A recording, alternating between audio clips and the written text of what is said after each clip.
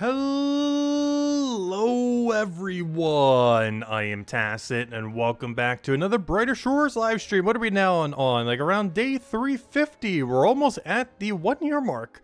I'm still not sure if we're going to be doing the kind of like a recap video thingy around the 1 year mark, but we're getting pretty close to it, that's for sure. But anyways, today main focus is the Halloween event for 2025, also aka the first Halloween event for the game, since the first event we ever got was the Christmas one, so that'll be the first time that one of those end up rotating around. And when making the thumbnail, and of course right here we could even see too, I ended up seeing a couple of them. I haven't actually seen what we have to do for the event itself, but I have seen of course some of the cosmetics, as we can see literally right here, and some of them look pretty nice. This helm's pretty solid. I really want the bird helm, and I think there's like one other. It's not actually shown here, but there's like one other like elf-like one that was pretty cool too. So we're gonna go unlock all these, probably all three on all three characters, as long as it doesn't take that long. Might as well. Hello Isabel, hello Renas, welcome. Hope you guys have been having a wonderful week. Also kind of funny, both the games we play right now had their Halloween event start today, pretty much at the exact same time. They both did their update within like an hour of each other, though of course I was sleeping then. But they both did it at like the middle of the night my time. That's noon right now. But anyways, let's get into this. So, 20th October 2025, Halloween event 2025. The Mask Maker has arrived in Hopeport. This mysterious character has opened a pop-up mask shop inside the abandoned shop where the Oracle used to be, that used to upgrade all of your stuff, but has now been moved to Chapter 3. Off of Old Street East. She will be, I wonder if she has the same outfit, just been in like a Halloween costume. If it's like the same person, but just dressed up for Halloween, that'd be funny. She'll be delighted to make your acquaintance, and maybe even some masks. The Mask Maker won't even charge you. You just need to bring the correct raw material, which makes me assume we're gonna have to kill some stuff, because most of these seem to be creatures. So for this, we'll probably have to kill the crow, for that would have to kill the slime, so on and so forth. So it seems like we're going to have to kill a creature or two, bring back the material, and then she'll make a mask for us. Although it's probably best not to ask what she does with the leftover pieces. The Halloween 2025 event will end this with the game update on Monday, 17th of November, so you have a long time, almost a whole month. After which you will not be able to collect these mask pieces or claim any reward. So it is a FOMO event, unfortunately. That's one of the things I have hated with the first year of this game. I'm not a big fan of stuff never, ever returning. Obviously for us, it doesn't really matter because we have it unlocked on all three accounts. But, you know, just the general practice of it, I'm not a big fan of. Or at least make it so you can reclaim them in the future, but, like, the original ones have, like, some kind of special effect. Like, you know, maybe they have some kind of glow or something to them to kind of make them unique. Like, you know, like, these were, like, the true original ones, and then everyone else still gets the cosmetics, but they're, like, you know, just normal. As with the previous seasonal events, we will never make these Halloween rewards available again, which I'm not a fan of. But we'll go claim them now, so it won't matter. So now is your only chance to get them. There's also some bug fixes of rotating some periwinkles, so it visually looks better, and removes the shadow from the ship in Pier 1, probably for the quest that's coming up there, as they are working on a bunch of quests for Chronopolis, which none of which have come into the game yet. It is the only chapter so far to have received 0 new quests of the original 4, so they're probably planning some pretty soon. Maybe they're adding the ship there was one of the quests, maybe they're adding the venture there, who knows, but I don't think it's currently being worked on. If we go check the current progress report, it seems like the two that are coming up next are the Hope Forest 3-star, which I would assume is the next one, or the 4-star for Mines of Matubin, which is where all those extra rooms were from the previous patch. Unfortunately, still no 7-star, first ever 7-star quest that is coming from Mines of Matubin, but it seems like these two are next. 3-star for Hope Forest, and 4-star for Mines of Matubin. Mines of Matubin is likely to add another teleporter to be able to get to Northeast. I'm not sure what the Hope Forest one would do. I assumed that originally it'd be like a Gatherer venture, or, you know, a Botanist venture, but ever since they added Botanist to the game, they added a Botanist venture. So that chapter now has a venture, so I'm not sure what they would do for a reward there. Hopefully something good. Those only get 3 stars, so probably not anything crazy. What I really have high expectations for is I'm really curious what the 7-star reward is going to be for Mines of Matubin. Also, if they're ever going to move up to 10 stars, it sure seems like it with the system. But yeah, the biggest update coming in near future is Milestone upgrade. Seems like they still have a lot of progress to make on it. However, this will be adding the level 50 divides with the prestige system almost kind of thing. It's a very similar, well, maybe not a similar system, but they have used this system before in past games.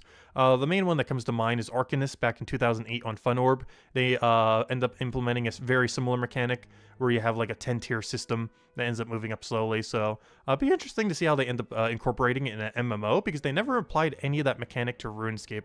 They only ever did it to like some of their side projects, with of course now their main project being Brighter Shores, or pretty much their only project I'm pretty sure, then working on their game engine. But yeah, it'll be interesting to see how they end up implementing it in a game like this, in an MMO rather than like a multiplayer PvP kind of game. So We'll just have to wait and see. Still seems like it has a ways to go. But anyways, let's get into the Halloween event. Anyways, hello everyone. Hello Isabel. Hello Ron. Hello yeah. Hello Blazendo. Hello everyone else. Hello the lurkers. Hello everyone watching after the fact. Welcome, welcome, welcome. Yeah, I've still been enjoying Brighter Shores. I have been doing more so bare minimum dailies a lot of times, as you can see by our inventory here. I was doing the, I was actually doing the, what's it's called, AFK, and I was actually mining this stuff as I go by. I ended up seeing Mightiest quite a few times when I was going by. He's been, I've seen him through his entire mining grind. It's kind of funny because I keep doing like AFK activities there, and I saw him doing the Adather ore, then moves to mines. Like he plays so much. Like every time I check my AFK, he's moved up like one set. I saw him at ore when I was doing the AFK for smithing. Then I saw him when I was doing the AFK for bone. Then I saw him doing flint when I was doing the AFK for bone. I didn't see him do deathstone though. I'm pretty sure he skipped deathstone. I saw him doing iron ore when I was doing, once again, the AFK for bone. And when I was doing it last night, when I was grabbing this 6 basalt, I saw him again when I was going to the bone AFK. Because I was doing a bunch of other AFKs like this one in between, which is why I still kept going for so long. But anyways, let's go put all this into a bank. They said it was in Hopeport. Let's go get all the stuff. I assume all we have to do is kill the thing that looks like them, and then we just give her the material, and then we go back. I was doing a little bit of AFK combat after doing the dailies this morning, in hopes that we can claim level 917 today, as I still want to get to level 1000, as it's basically 250 all. We still have the pseudo goal from like over half a year ago of getting 250 all. Still got a little ways to go, but we only have like 5 left. We have combat, which is technically level 1000 to have 250 all. So we have combat, forager, which is really good now that it has bones, cooking, which are pretty much there, botanist, woodcutting, and carpenter, which are also pretty much already there. Already only ones we have left remaining. But yeah, let's go unlock all these masks. I might even do it on all 3 accounts right now, or maybe we'll just do it on the main and do the other ones later. Well, honestly, might just do them all, might as well. And then go farm the main account a little bit after. I'm pretty sure I've paid off all my debt though. Yeah, we've paid off all of our debt, except for the 4 that we're probably going to have to do once we gain our combat level. As in one more combat level, we will have to do 4 points. So at least get that, if nothing else, in our grinds. So it should be over here in this abandoned shack thing. Unless they're talking about a different shop. Yep, we got our little Halloween skull things here.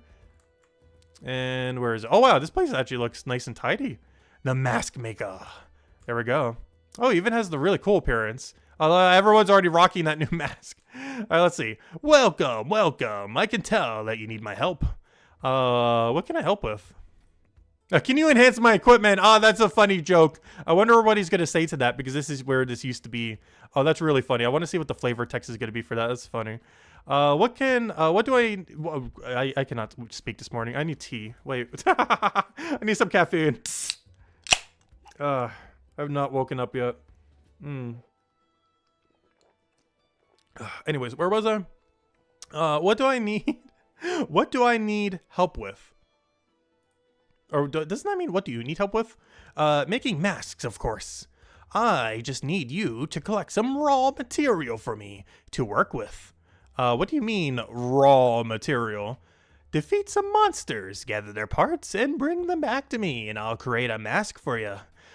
50 pieces from each monster. Don't tell me we have to kill 50 of you. Oh, no. Oh, no. Oh, no. Oh, no. Well, we're about to gain a lot of combat levels. Oh, no. Off you go, then. See you in a bit. Oh, no. I don't mind, though. Okay, let's see if we get 1 per kill. Because if we get 1 per kill... Oh, no. Cockroach Halloween mask. Let's go... Wait, where even are cockroaches? Isn't that an AFK? Where's the active place to kill a cockroach? I thought that was only an AFK. Wait. Isn't this an AFK activity? I'm pretty sure it is it not? Let me go double check over here. Oops. Okay, good, I got it. No! You tried doing a double skip on me and I didn't get it. Because his movement speed is slower than me, so we eventually moved for front of him and then he hit us. Wait, but did we just hit these? Because these are street louses. Do these count? I know, we're about to find out. Luckily, my alt accounts have these too. So do I get a creature part from this? Because I can't think of any other cockroach in this area for the cockroach one. Because I'll do them in order just so we don't end up missing one. Yeah, right, there we go. We got a piece. Is that 50 pieces? How many pieces do we have? Where can I see my piece progress? Info. 2 pieces. Okay, so every kill counts. So hopefully they're mostly on AFK activities, because these go way, way, way, way, way quicker. So each time we're just gonna get one piece then. But some of those other ones I'm pretty sure are overworld monsters, like Blob. The very next one of having to do Blob, I'm pretty sure is. Oh wait, are all these ones the ones that are AFK and all these ones are the ones that are active? Because Death Crow is active, Ghoul is active, Street Louse, oh no, Street Louse isn't though. Why is some of them marked with a gold icon then? What's the difference? I don't understand what the difference is between these two. But yeah, this event's gonna take a while. Okay, this might be a day-long stream then. Yeah, I might have to do the other two off stream then, that's fine. But we'll do all the ones for our main account on stream then. Oh yeah, aren't some of these in members areas? Oh, that's true. Because Cockroach, I guess, is in members. I'm trying to think of where you would kill the Cockroach then. What other chapter had a Cockroach? Blob is definitely members. That's Mines of Matubin. Oh yeah, I know where Cockroach is. That's in Mines of Matubin too. Sabertooth is in chapter 4. So this is chapter 3, chapter 3, chapter 4, chapter 4, chapter 4, and chapter 4. Okay, I see. So yeah, all the ones marked in gold are you need the membership for, which we already have, of course. We never stopped the subscription. And all the other ones are in free-to-play areas. Cool, so I can get the best mask in free-to-play then. Though, of course, our other accounts also have membership because it applies to all three, luckily. One membership applies to all three accounts, which is nice. You don't have to buy them separately. One thing I wish RuneScape would really change so I could play more than just the hardcore.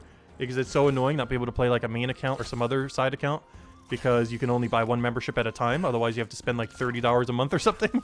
Whereas, luckily, I think it's like, what, $6 for Brighter Shores? And you get it for all three accounts, which is nice for all three classes. Which, of course, we've been utilizing to AFK a bunch of stuff on the other two accounts. But yeah, this is going to take way longer than expected. I thought you would have to kill one, then bring the piece back, and you'll be good to go.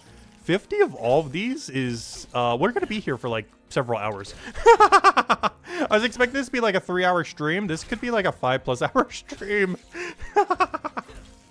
Because we're taking, like, what, almost 10 minutes? Like, 5-10 minutes? I think it's, like, 5-ish to kill these. And this is the AFK one. This is the one that dies quickly.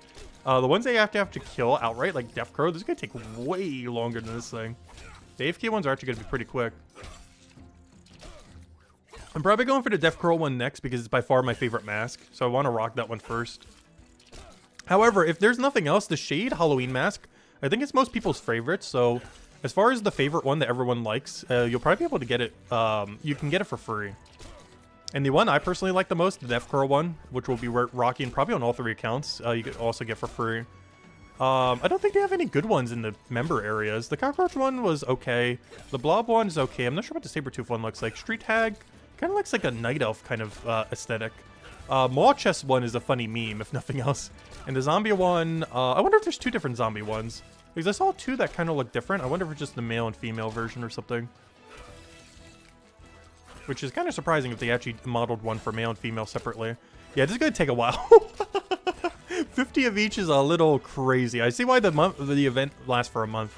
They all finished it all today. I do want to do Gems of War in like 8 hours from now, so hopefully we can finish in 7 hours. I think we can. Definitely going to take a lot longer than expected, but I don't mind. Gives us something to grind. This game's been needing something to grind for Unique, so I'll take it.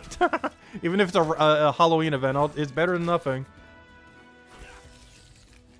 It's definitely going to be way longer than the Easter event. Easter event took like an hour. Like blind, it took an hour. So with a guide, I think it took like 15 minutes or something. Like 20 minutes or so. But yeah, this is a good several hour grind, but I'm fine with that. We've been needing a grind add to this game. Does it feel good to play Brighter Shores again? Honestly, I've been missing grinding out this game. It's still been a lot of fun. It just needs content, which I guess we have a little bit with the Halloween event today. But it just needs content to grind for actual progress. Because right now, the only thing you can do is just, you know, get EXP for pretty much EXP sake. There's still, like, mini goals that you could do within it. Like, you know, try to get your productions up so you can get cooler weapons or, you know, stronger weapon stuff. But we're still missing special attacks. We're still missing any amount of combat fleshing out. We're still missing any repeatable boss. Like, that one boss they did for the most recent quest is a huge, amazing. Like, the Blight of Spores thing, it was really easy. But, you know, making a harder version of that can actually be threatening. That would be such an amazing repeatable boss, regardless of what its loot is. It would be so much fun. But we don't have anything like that. You just fight them once. It's a cool boss, but, you know, you do it once and you never do it again. I guess we'll do it 2 more times when we do it on the alts, but they're still a good ways away from the botanist requirement. I think it's like 67. They're both at like 40-ish, so still got a ways to go. I'm hoping that the new botanist 3-star quest ends up giving them a decent amount of XP. I'm not sure what the requirements are, but I think they finally have all the requirements for it when it rolls around. So it'll be good to go. Also, we can actually tell when this is done because it will stop getting the pop-up there. How are we doing on the thing anyways? We are currently at 32. Come on, we're almost there. Get that 50. But it does mean half of these are paywalled then, right? 1, 2, 3, 4, 5, 6. 1, 2, 3, 4, 5, 6. Honestly, I don't mind that. I mind that these are never going to be available again, but honestly, I don't mind them paywalling some cosmetics. If anything, that's the thing you should be paywalling. You know, you shouldn't really be paywalling progression or anything, ideally. But if you're going to paywall something, cosmetics is, you know, the thing you generally should be paywalling in a free-to-play game over actual progression and everything. Whereas this game does do a little bit of both due to the chapter mechanics. Hey, how are we doing? Come on. Luckily, most of the other ones will be a lot more active. It looks like only like 2 or 3 of these are AFK. Because Death Crow is definitely not AFK. Ghoul. I try to forget what counts as a ghoul in this area. Street Louse is obviously AFK. Wendigo is not AFK. Shade is not AFK. Satyr, I think actually is AFK. So that's 2 AFKs. Not AFK, not AFK, not AFK, not AFK, not AFK, and not AFK. Interesting. Member area has 0 AFKs, but free-to-play has 2 different AFKs. Interesting. Because I'm pretty sure Satyr is a AFK in the next zone. They should be right over here. Actually, I know exactly where they are if I go to the map real quick. They are right over here. With the where it says Satyr. Satire, however you say those. But, yeah, so there's 2 AFKs in free-to-play, but 0 in members, it seems like, from what I could tell. Because I'm pretty sure none of these 6 are AFK ones. Whereas both the Street Louse and the Satyr right over there are both AFK for free-to-play then. Why do we stream on YouTube and not Twitch? Oh no, we just always kind of did it on YouTube. We tried Twitch for like the first month that we ever bothered doing streaming for, and then we just kind of went all in on YouTube thereafter. I don't know, Twitch isn't really good to stream on unless you're already like a gigantic streamer. Like, exposure on Twitch is pretty bad, unless you're, like, gigantic already. Whereas YouTube's actually quite a bit better for finding smaller streams.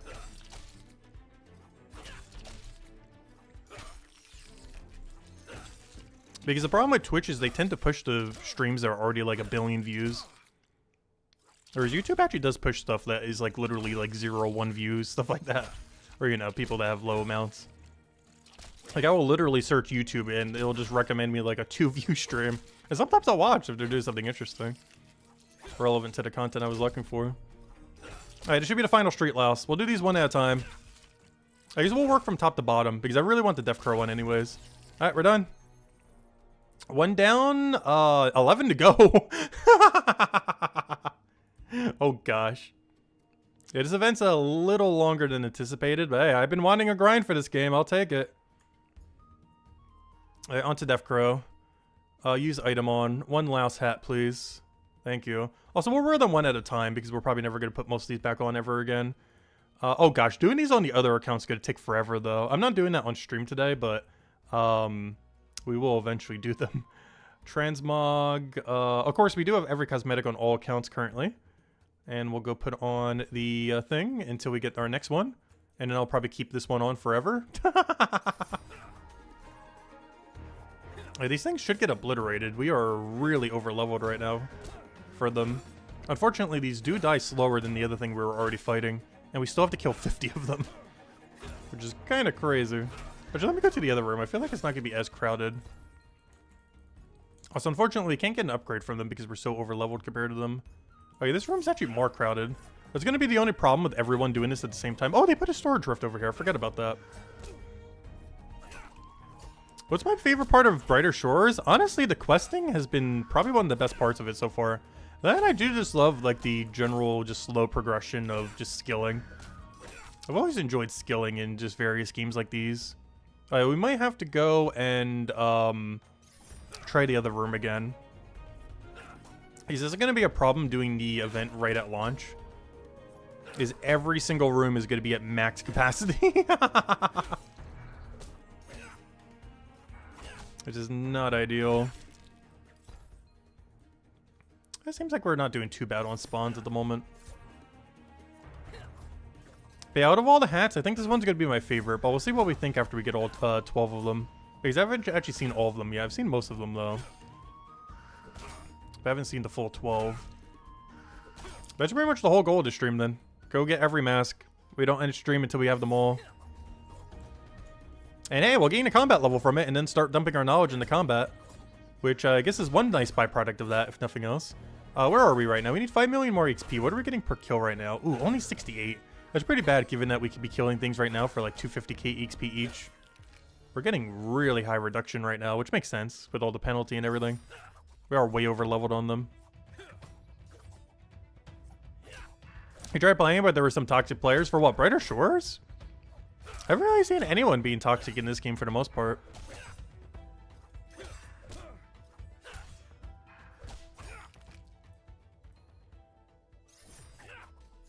Because the community for Brighter Shores has been pretty chill. But it's because there's so few left.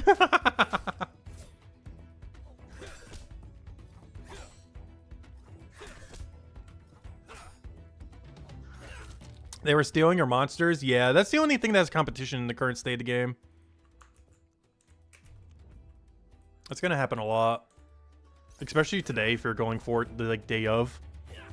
Like doing this in a week or two, which I'll probably do on the old accounts or something, is gonna be way easier than trying to do it now. Because pretty much everyone's gonna be trying to do it now, and every single room's gonna be at max capacity. Luckily there is a cap. I think this room only has like a 3 or 4 person cap. But you're still gonna have to deal with the full cap, if nothing else. Also, I might have to dump this knowledge point into something else. I was hoping to be able to put it directly into combat, which is why I was AFKing it earlier. In case we did have to do a ton of combat. I didn't realize we'd have to do 50 of each. I was thinking like maybe 1 kill of each, or 5 or 10. I was not expecting a 50. They really want to show off their non-existent combat system.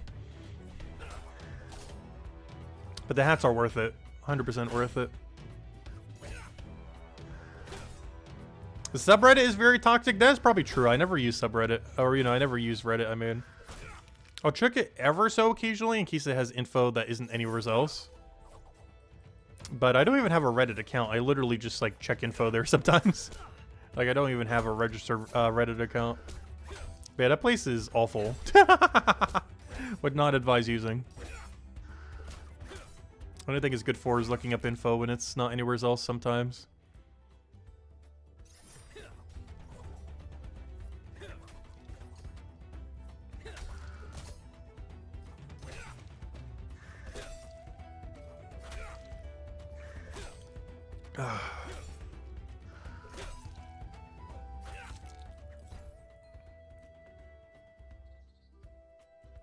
Also, I just realized this added more cosmetics than Easter, didn't it? Because Easter only added 8 cosmetics. Whereas this added 12 different masks, which is pretty nice. Less than the Christmas event, but technically more than the Christmas event. Since most of them were just recolors. Because in theory, the Christmas event only added 1, 2, 3, 4, 4. Right? Yeah, Christmas event technically only added 4 hats. In a sense. Because everything else was just recolors. But this one added 12 unique hats, which is pretty cool. All very different based on various creatures in the game. That you have to, of course, kill to end up getting of them. Now, these are kind of things I wish it was just naturally in the game. Like, imagine if there was a boss and you just got a cosmetic from it, like a 1 in 1,000 chance. And it, like, overrides, like, a weapon or armor or something that you got from the boss. Because those are some of my favorite types of cosmetics. Especially if they're guaranteed after X amount of kills. Hey, bonus here. Like cosmetics for gear that you get from a boss that requires killing the boss like a ton of times. That ideally has a guaranteed drop after X amount so you don't go dry on it. But requires like an obscene amount of kills on the boss. I love stuff like that. Where like you might get the weapon from the boss at like 100 kills, but you need to kill it like 10, 20, 30 times more times to get the cosmetic from it.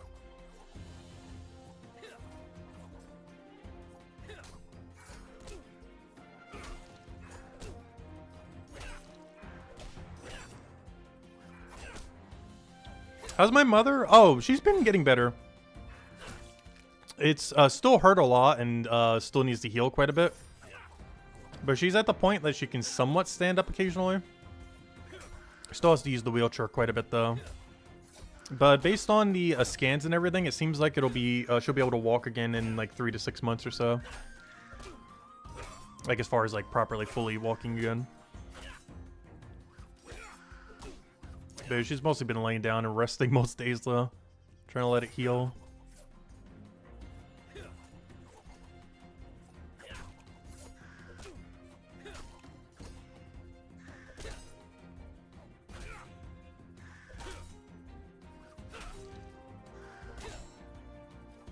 But I'm trying to remember, where on earth is Ghoul in Chapter 1? But there's... Oh, I know what the Ghoul is. That's that one that where all the artifact thingies are. I know where a Ghoul is. I don't normally think of this thing as a Ghoul. But yeah, those guys. But this room being the better room, because the safe spots for that room isn't as good. Are they weak to yellow? I can't remember what they're weak to. I think they're immune to Necromay. I forget what they're weak to, though. I could have sworn it was yellow. I gotta double check real quick.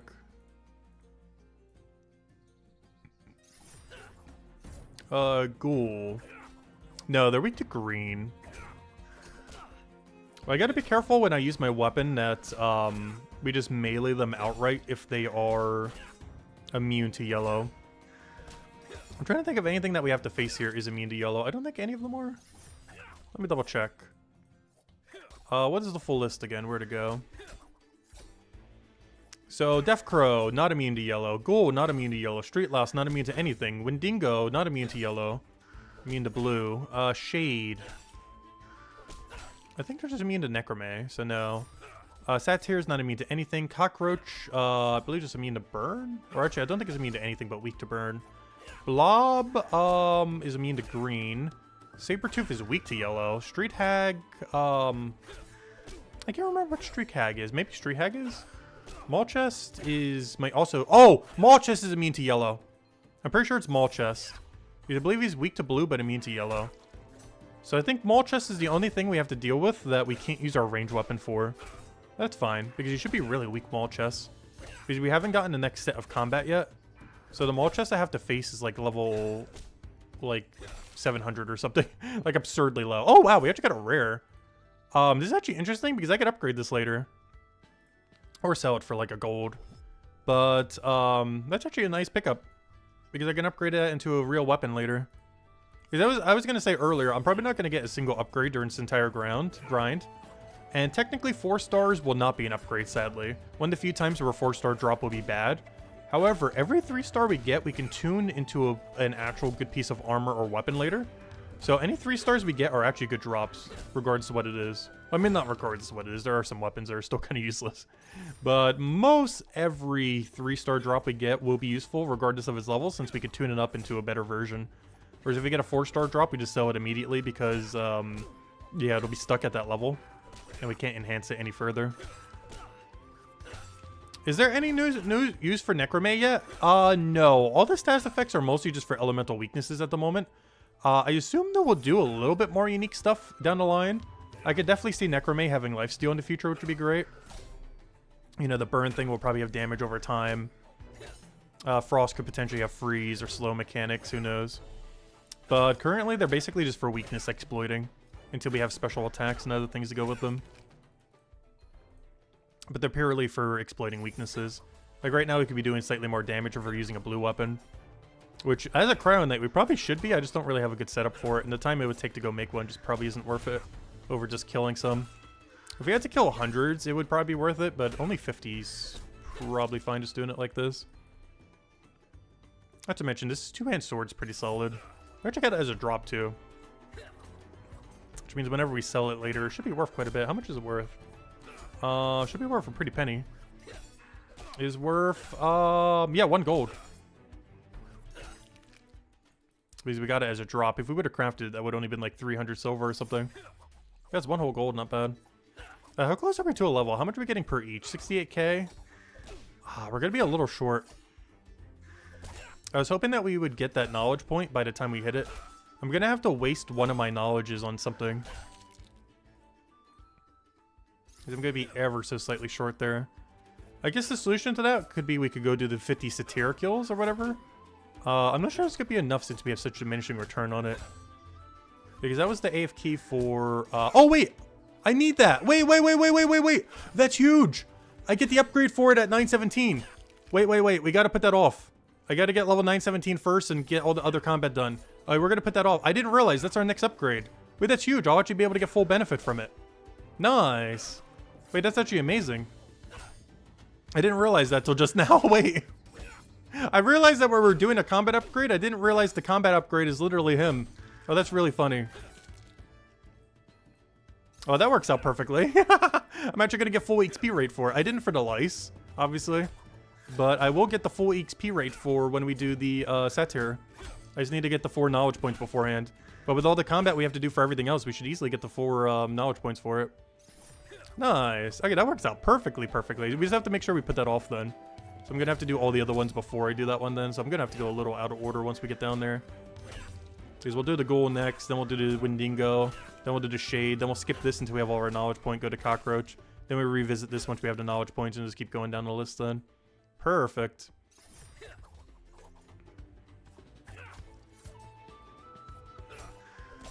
Also, I wonder if this game will eventually have component breakdowns.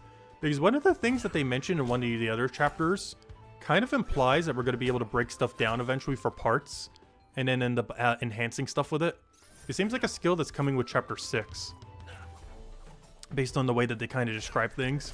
Like the way that you'll enhance stuff further. As far as giving them perks and other similar things. But it seems like you'll eventually be able to break stuff down. And seeing the icons like this really makes me think you'll be able to break things down for components. As these icons literally imply such. But it'll be interesting to see how exactly that ends up panning out when they do end up doing such a mechanic. He somewhat did the same with summoning back in the day.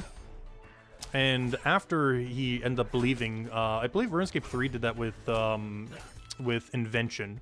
That was past his time, but of course he has used stuff from both old school RuneScape and RuneScape 3.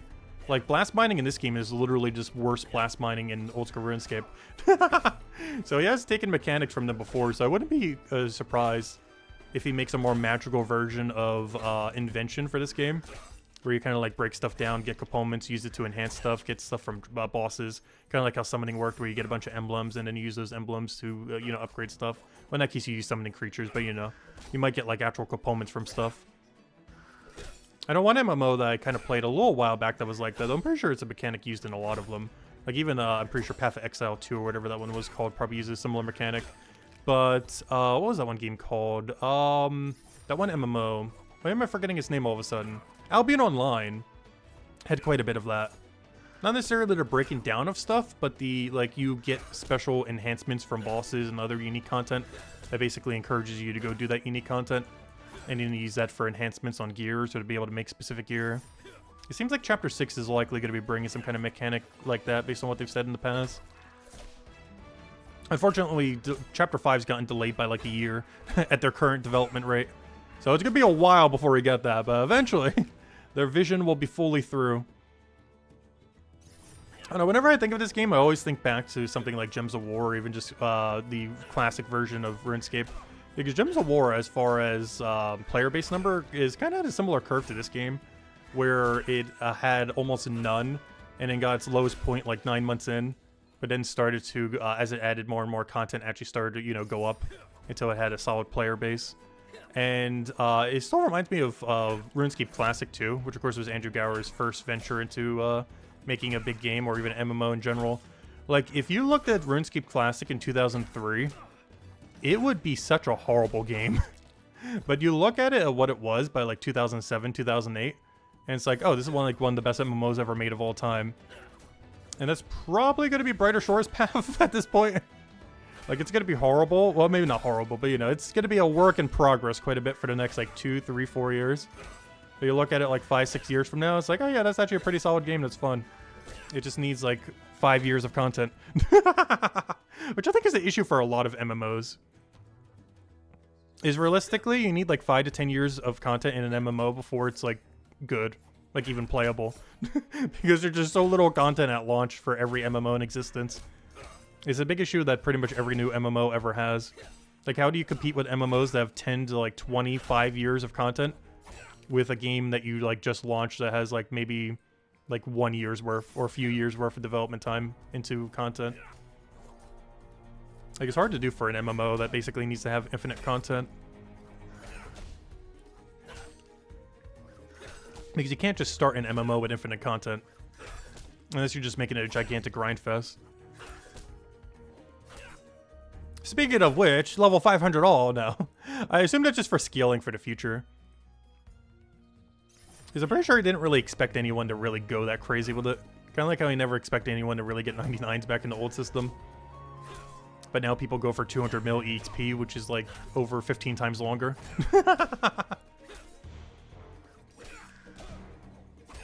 What do you think they are slow with updating? Repeatable content that you can farm. As far as quality of life and everything else in quest speed, they've been pretty good at all that. There's just a very big lack of permanent content that is infinitely grindable that actually gives progression. Like, there's basically no uniques other than holiday events like right now that we're getting uniques from. There's nothing that you can grind for overall progression other than just level go up. Which is still good progression, but you know, you need more than just level go up. The closest thing this game has to progression is leveling woodcutting, carpenter, forager, mining, bonewright, blacksmith, stonemason, merchant, and leatherworker in order to make best in slot weapons and shields. That's like the only progression in the game at the moment. He's using like 2/3 the skills in the game in order to go make the best weapons and armor you can. Or best weapon and shield you can. You can't make armor until chapter 5. Which they'll release in like a year or two from now. At current development rate. Because they did end up delaying chapter 5 for the Milestone update and some mini games, which I am glad they are adding mini games. Something I wish this game would have launched with, which I guess it still technically is as far as 1.0 is concerned. But I was really hoping this game would have had a ton of mini games. Because Andrew Gower and the team, they do love making games. Like, I look back at Fun Orb, and they definitely had a lot of fun with that, that's for sure. A lot of great ideas for it. Not all of it worked out, but, you know, they just kind of just tried a bunch of stuff. But they've had a lot of really good minigames over the years. Like in early days of RuneScape and everything else. Where's this crow? He stopped flying. He's hiding from me. Look, he ducked for cover. I couldn't find him because he was hiding behind the thing. Because normally he's flying, but then he went onto the ground and tried hiding behind the bush. They're getting smarter. Alright, how many more crows do we need for the best in slot mask of this event? We are at wait, where is the number? I guess I could check this. Oh wait! Oh no, that's the other one. Where's the other one? Oh wait, I already have all 50 pieces. Oh, have we already been at 50? Whoops. How long have we been at 54? I don't think it's been that long. It couldn't have been that long. Alright, there we go. Alright, we're done. Nice. Alright, we're wearing this probably for the rest of the day. I will switch to the other ones once we get them just to see what they look like. But this is like the only mask I wanted. Oh yeah, let me go see what he says about the enhancement thing. This is going to be some kind of Easter egg joke. Because this is where the Enchantress used to be, but then got moved to chapter 3. Can you help enchant my profession equipment? No. Okay. I was hoping you'd do a little more than that. At least the flavor text was still there. Alright, feathers can be very hard to work with. Luckily, I've had a lot of practice. Okay, best in slot helm. What does this look like? I haven't seen it in game yet. Alright, where's the thing to switch it out for? There we go. Ooh, I do like a lot. I wish Peak was a little thicker though. Like, horizontally. I mean vertically. Oh no, this way. Like, it has good length, but it needs a little more thickness there. I still like it though. We're rocking it. Anyways, in other news, what's next? Next goal is kill ghoul. Alright, that would be top left teleport. Luckily we have a quest for that now. Hope Force, or Hope, no, not Hope Force. I mean, teleport to Hope Port Coastal. It should bring us one room away from where we need to go. Up, the army of people going for the Halloween event. Go, go, go.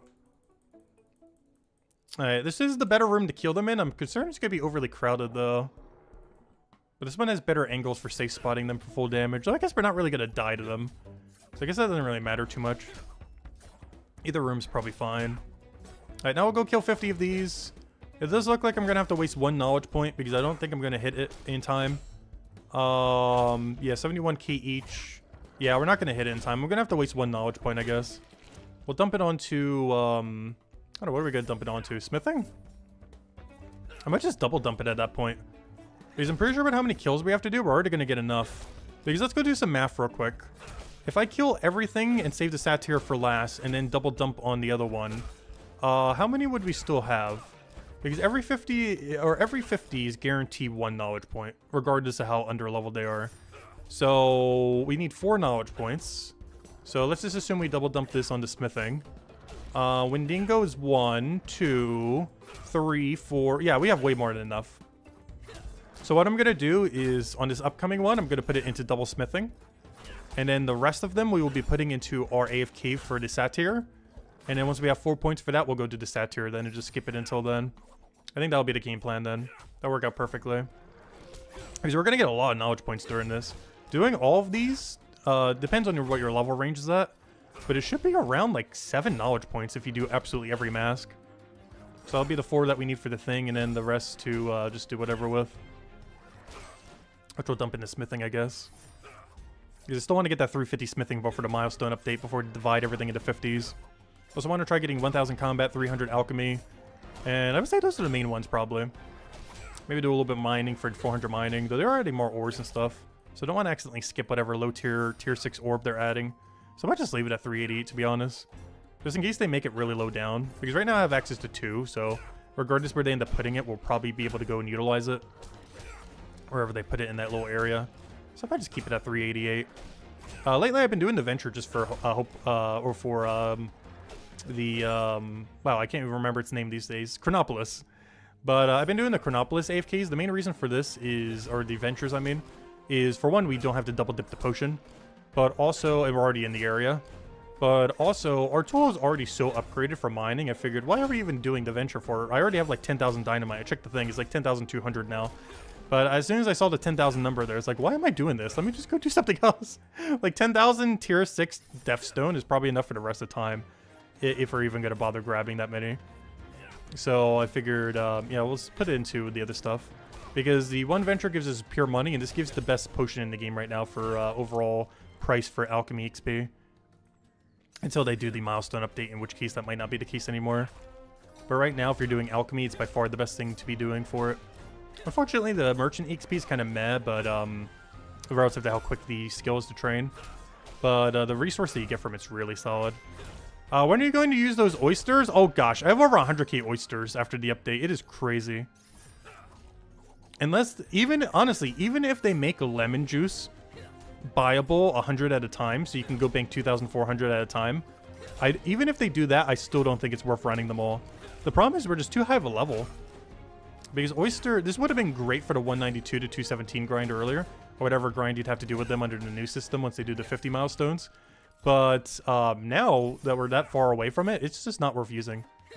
Even if we already had everything banked, it just wouldn't be worth making. Alright, let me go drink our EXP potion, and then we're going to go and double put it into smithing then. If I can get to my potion, should be this one right here. Drink. Drink, drink, drink, drink, drink. Go, go, go, go, go. Oh, hello, easy breezy. Welcome, welcome, welcome. Hope all's been well. As Ron and Isabel mentioned, if we feel free to leave a like on the stream. Greatly, greatly appreciated. Helps people find the channel. But yeah, I really hope they add some more adventures soon. I really want to start getting the brick and tiles going for Chapter 5. The second they start them, honestly, I think I'm going to spam them like crazy. Just to make sure we're good to go for when Chapter 5 eventually does release. The only problem is I have a feeling they're not doing it until Chapter 5 is going to be getting close. Especially since none of the Chronopolis quests are even close to being done compared to some of the other chapters. But at least they removed the shadow of one of them today. So that means they are thinking of Chronopolis still. They haven't forgotten about the chapter. Even though it's the only one that hasn't really gotten more content since they've been working on, you know, all the quests and everything. Because one of those quests will be unlocking the venture of bricks and tiles. It's a venture that is currently impossible to do at the current state of the game because it's likely quest locked. But yeah, we'll eventually get them. And that's material for Chapter 5. Which means you'll be able to start stacking that beforehand. What tier is this eel? Ooh, you know what? I will keep these. These are for eels I can't currently fish. This is currently for level 293 fishing, though it might change with the 50 milestone. But regardless where it changes to, I'm probably going to need this eel, so I'm going to hold on to these. Because these are some high tier eels we currently don't have access to otherwise. In case we start going up on cooking higher than fishing. But in all fairness, I think we're fine on that. And not to mention, we can start getting that eel very soon. I get that eel at 323 in the current state of the game. So it shouldn't take that long to actually get to that eel. But still, I can't currently fish them, so better than nothing. He just got home at 3:38 a.m. Oh, gosh. But yeah, overall, the Halloween event seems nice. They finally added something to go grind, albeit temporary and not permanent content. And you get a ton of really cool cosmetics, with my favorite one so far definitely being the bird mask. I'm probably wearing this for almost the rest of the time. It reminds me of the armadillo mask that they added back in 2008 for normal RuneScape. Back in the day. Because that was always one of my absolute favorite things in the game.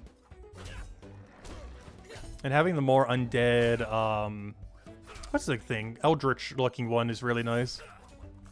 I just wish we had a whole outfit to go with it. The bunny costume somewhat works if you ignore the tail that's sticking out from our cape. I wish they would fix visually.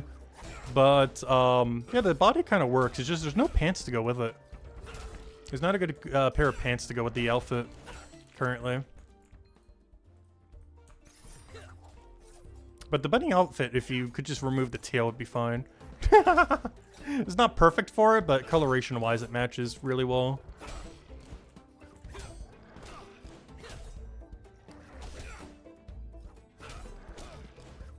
Yeah, I might need to mess around with the pants at some point later. But I think when I was messing around last time, this was about the closest you can really get. I don't think there was like a shade that was like exactly this. I don't know, I need to go double check. And of course, none of the Cryo Knight legs match it. Unless we want to really mix match and just go with some kind of weird Cryo legs with it. Which would be fine. How many more of these things do we need to go kill before we move on to the next one? We are currently at 20, so we got 30 more to go. Then we'll go sell everything, put away our fish and everything else. And then we'll go and head over to, I think to get the one that everyone likes the most, which is that one with the red eyes. No, it would be Wendigo next. The shade is the one I think people like the most. It's the same one that the guy that sells the mask uses as well. It's like a really dark hood with like those red glowy eyes. I wonder if it's animated. I haven't actually seen it yet in game. Oh, that guy's doing the blob one. But if the eyes are animated, that'd be pretty cool. Where's my enemy? Where are all of them? Too many people. At least there's a player cap to how many people can be in here. What would have been awful is if they would have done the ones that don't have as good of a cap. Like if they did it in this room where you had to kill these plants. Because even though there's only enough plants in there for like 4 people to kill them, I think the room limit for that room is like 10 people or something. It's one of the few that is kind of weird ratio for some reason that they've never actually fixed. Whereas most other rooms are capped to like 3 or 4 people as far as combat rooms. But resource rooms tend to have a higher cap. But that room is a weird mix where it's like a big resource room and a, what's it called room? A combat room. So it doesn't have the standard like 3 or 4 player cap that a normal combat room would have. Luckily, I think everything on this list does have a proper 3 to 4 player cap on it. So we shouldn't have to compete too much for combat kills. We're still gonna have to compete some, but not like a huge amount. Nice, we got 917. That's the upgrade we need for our set tier thingy. And then we just need to get 4 knowledge points, but luckily we'll get that for free automatically. Because we have so many kill count we need to go do that we'll easily get it by the time we go back to it. And we're going to have to skip over it because doing gold, Wendigo, and Shade's not going to be enough. But when we go and double back for it, after doing Cockroach probably, we'll be good to go then. And then we'll go and do that one and then start working back down the rest of the line. Okay, how long have we been going so far? We've been going for 50 minutes. And we would have completed by the first hour 3 hats. So if we were to assume all of them are going to be at that rate, that would end up being what? Though the other one will be slightly longer because of the non-AFK. But that means it'll take about 5 hours total. Or about an hour in almost, once we finish out this one. But yeah, it looks like it'll take about 5 hours to 100% the Halloween event. Honestly, that's not bad. Because I got a little bit bad RNG during the Christmas event, and the Christmas event actually took me longer. I think on average, the Christmas event, especially if you would have traded and everything, would have been slightly shorter. Because I think my alt accounts got it done like 2 or 3 hours because of trading and everything. Whereas I didn't bother doing that on the main account. But yeah, our RNG made it so it took like almost 8 hours, I think. So this is technically going to be quicker than the Christmas event.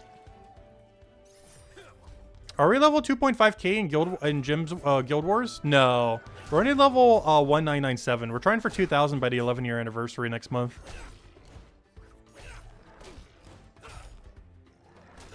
But yeah, I still haven't even cracked the 2,000 milestone.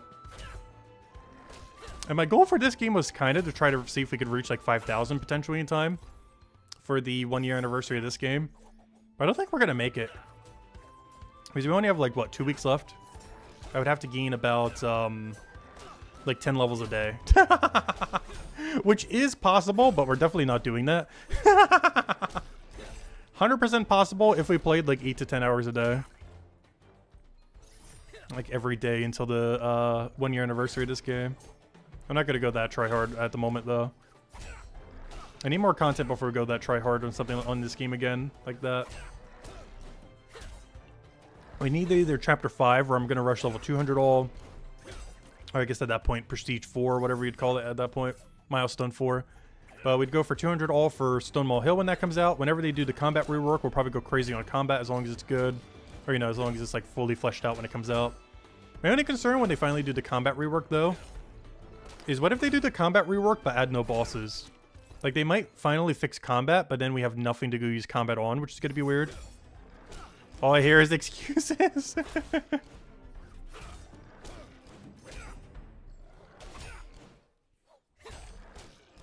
don't know, I'm not sure if I'm going to have that much free time.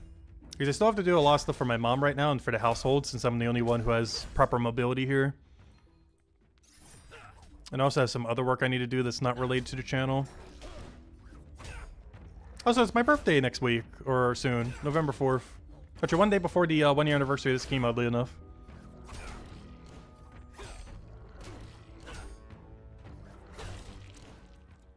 I'm not sure if I'm going to be streaming on the day of my birthday or not. Still not sure what my schedule's looking like that day.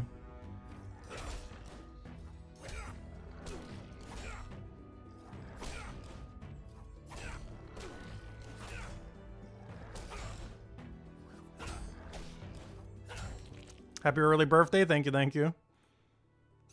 How many more of these things do we have to go kill? We are at 36. 14 to go. But it looks like we would have finished 3 within an hour. And since one of them was the AFK thing that's slightly quicker, yeah, it does look like it's going to take 5 hours total to complete out the Halloween event, roughly. Making it the second longest event, or technically longest, depending on how you go about it, compared to any other event so far. No! Gosh, he keeps shimmying around. That's not what I want. If it was way out leveled on us, I would want to do that. But what's going on here?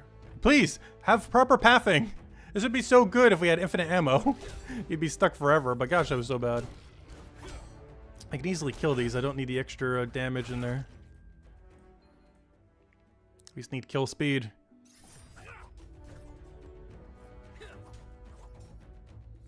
Yours was last month. Nice. Happy birthday.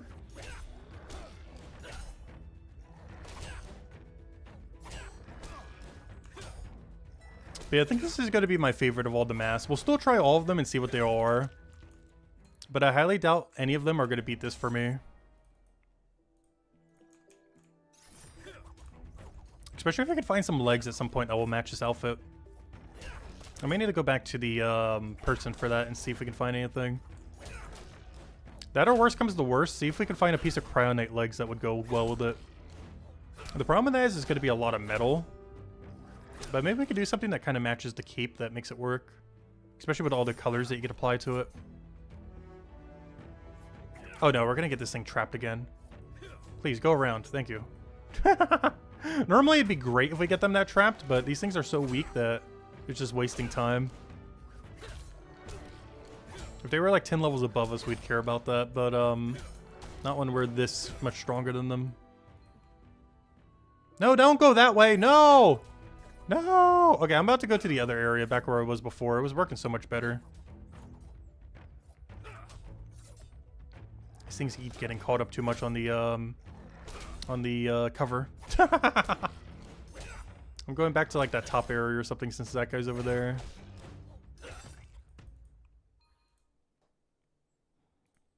Hope he just took the thing. No!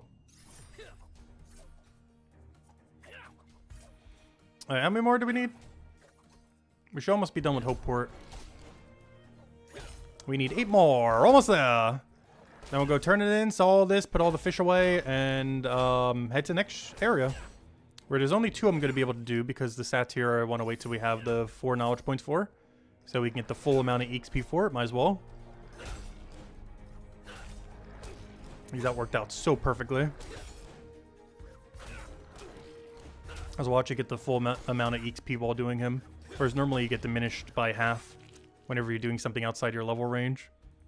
But that's actually in our level range. Which you can only ever do for 1. So if you have perfect alignment on like lice or that, it would work out perfectly. That's so unlikely to happen though. Like I don't even have lice at this area. You would have to have been at like the other threshold. But luckily we have it for the satyr. Where would the previous satyr have been? So the one we're doing is at 917. To have had access to the previous one, you would have to be at 677. Like within that range right there.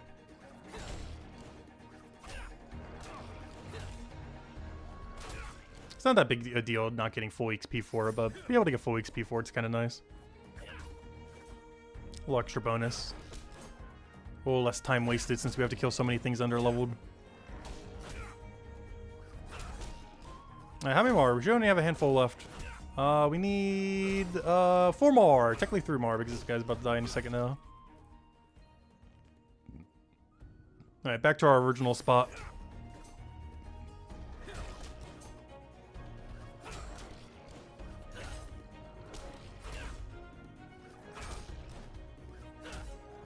But after goal, we'll go to Wendigo. Wendigo should actually be some pretty good XP.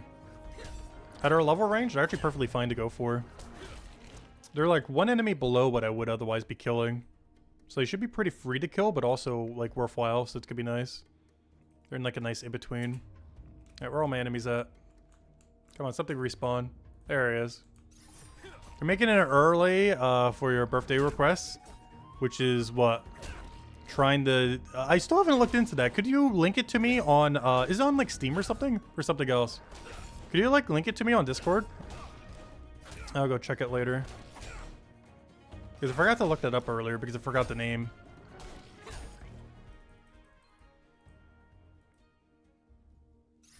I could definitely try it out. I'm not sure if I'd play it long term, but I'll definitely look into it. Alright, it should be the last ghoul kill we need.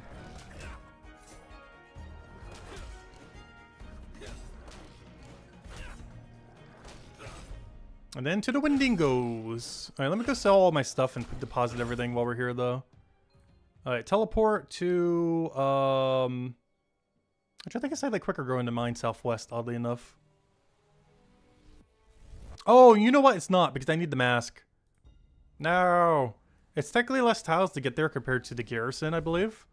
However, I need to go here anyways because I need to get to the mask. So that we can go get the mask of the ghoul. So we'll put it on and then we'll put back the other one on. Because I'm probably rocking the bird the whole time. But I will try on every mask that we get just to see what they look like. Alright, the eels I'm just going to keep on me. Oh, you know what? We'll deposit them. Let's get a nice fresh inventory. I'm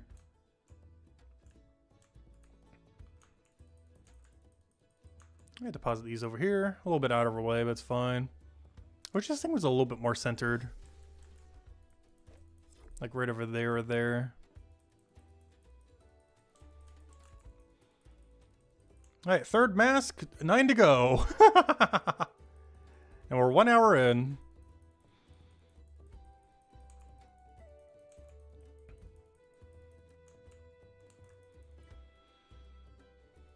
Alright, use item on, give him this.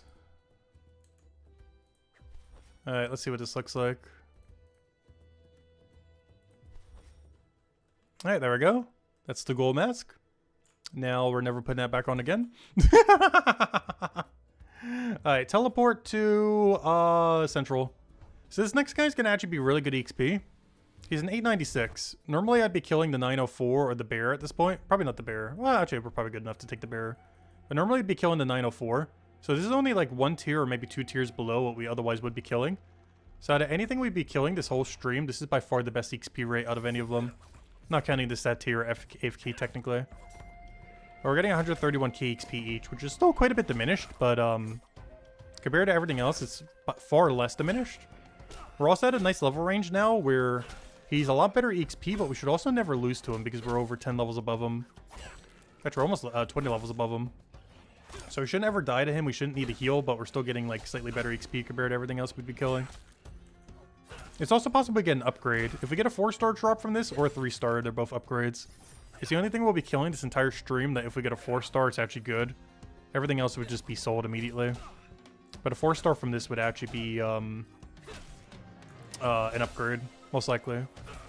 And by most likely, I mean definitely. I don't think there's a single thing that wouldn't be other than weapon, potentially. Because then it would depend on the enemy's weakness since we already have an 880. Though an 896 would still be 16 levels higher. I guess it really just depends what it is. Because obviously what we're killing is immune to whatever that damage type is, then it wouldn't be good. Whereas the one we're using now is nice and standard for everything, so we don't really have to worry about it.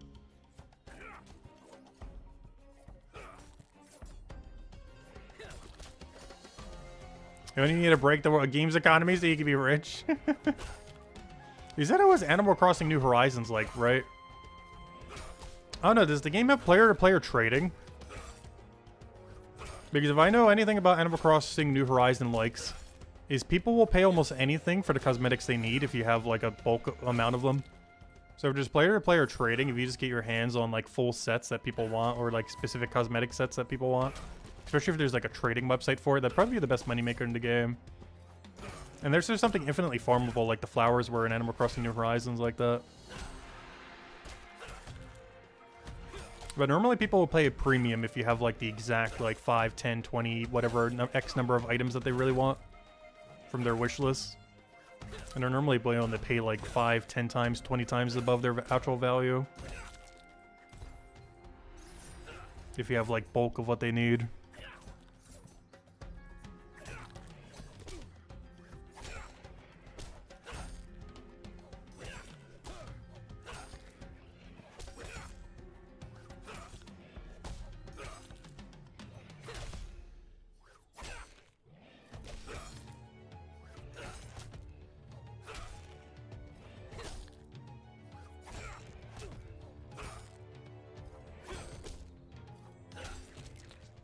Periwinkle. These are for, I believe, the highest tier Necromay potion.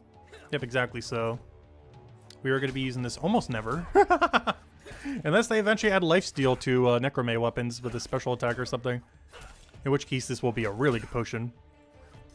But until that day, this is a pretty useless resource. Not to mention, I can't even use it till like 400 something alchemy. Even under the new system, that's probably still going to be 400 something alchemy. Even when they do the 50 divides. I guess good to get some early. Because we're not getting botanists that high anytime soon, that's for sure.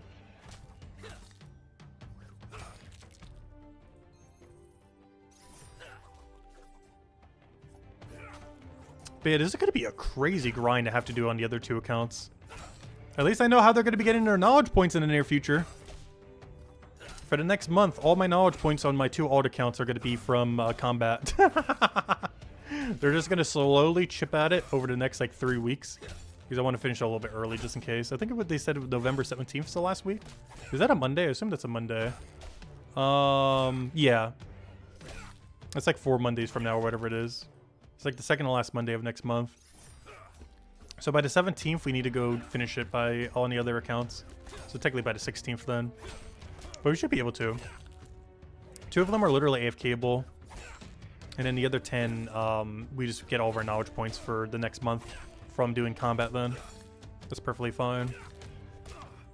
We're off to lunch. Get you later, Ron. Have a good day. Yeah, this is something I haven't done yet. I haven't ate yet. We ended up ordering pizza for the house the other day, though. So I'm probably just going to have leftover pizza. We actually ordered so many that we have like 3 days worth. Just because we got one of those bundle deal things. So it's like, I might as well just eat pizza for like 2 or 3 days. We're on like the 3rd day now. We're going to run out today, though. Yeah, that's something that gets reheated pretty well. So we didn't have to cook for the last few days.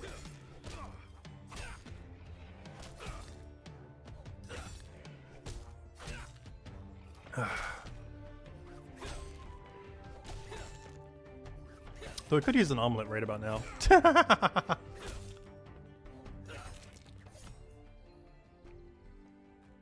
Gotta go for breakfast for dinner today.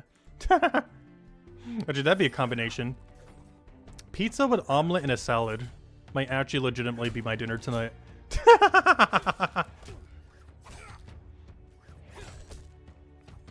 What a combination.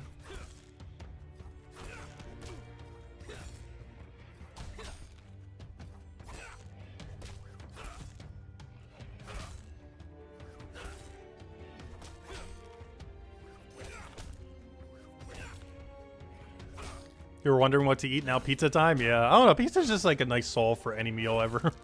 If you just don't know what to go for, it's like, pizza. Everyone loves pizza. Hey, we ended up going for pepperoni for one and pineapples for the others. We ordered like 6 mediums or something. Half and half. Or, you know, half of them were pineapple, the other half were pepperoni. But yes, I'm one of those people that likes pineapple.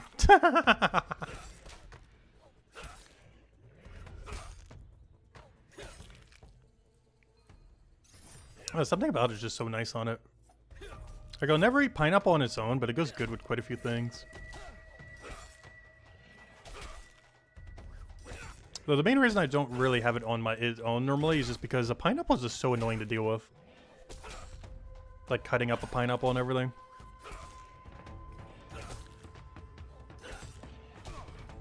These fresh pineapple is really good, but I would never eat pineapple on its own unless it's like fresh straight from a pineapple. Like the canned stuff just isn't as good. Like the canned stuff, if you're cooking it into something, it's fine. But if you're just eating it plain, like you gotta get fresh cut pineapple for it. Which is so annoying to deal with. So I normally don't bother.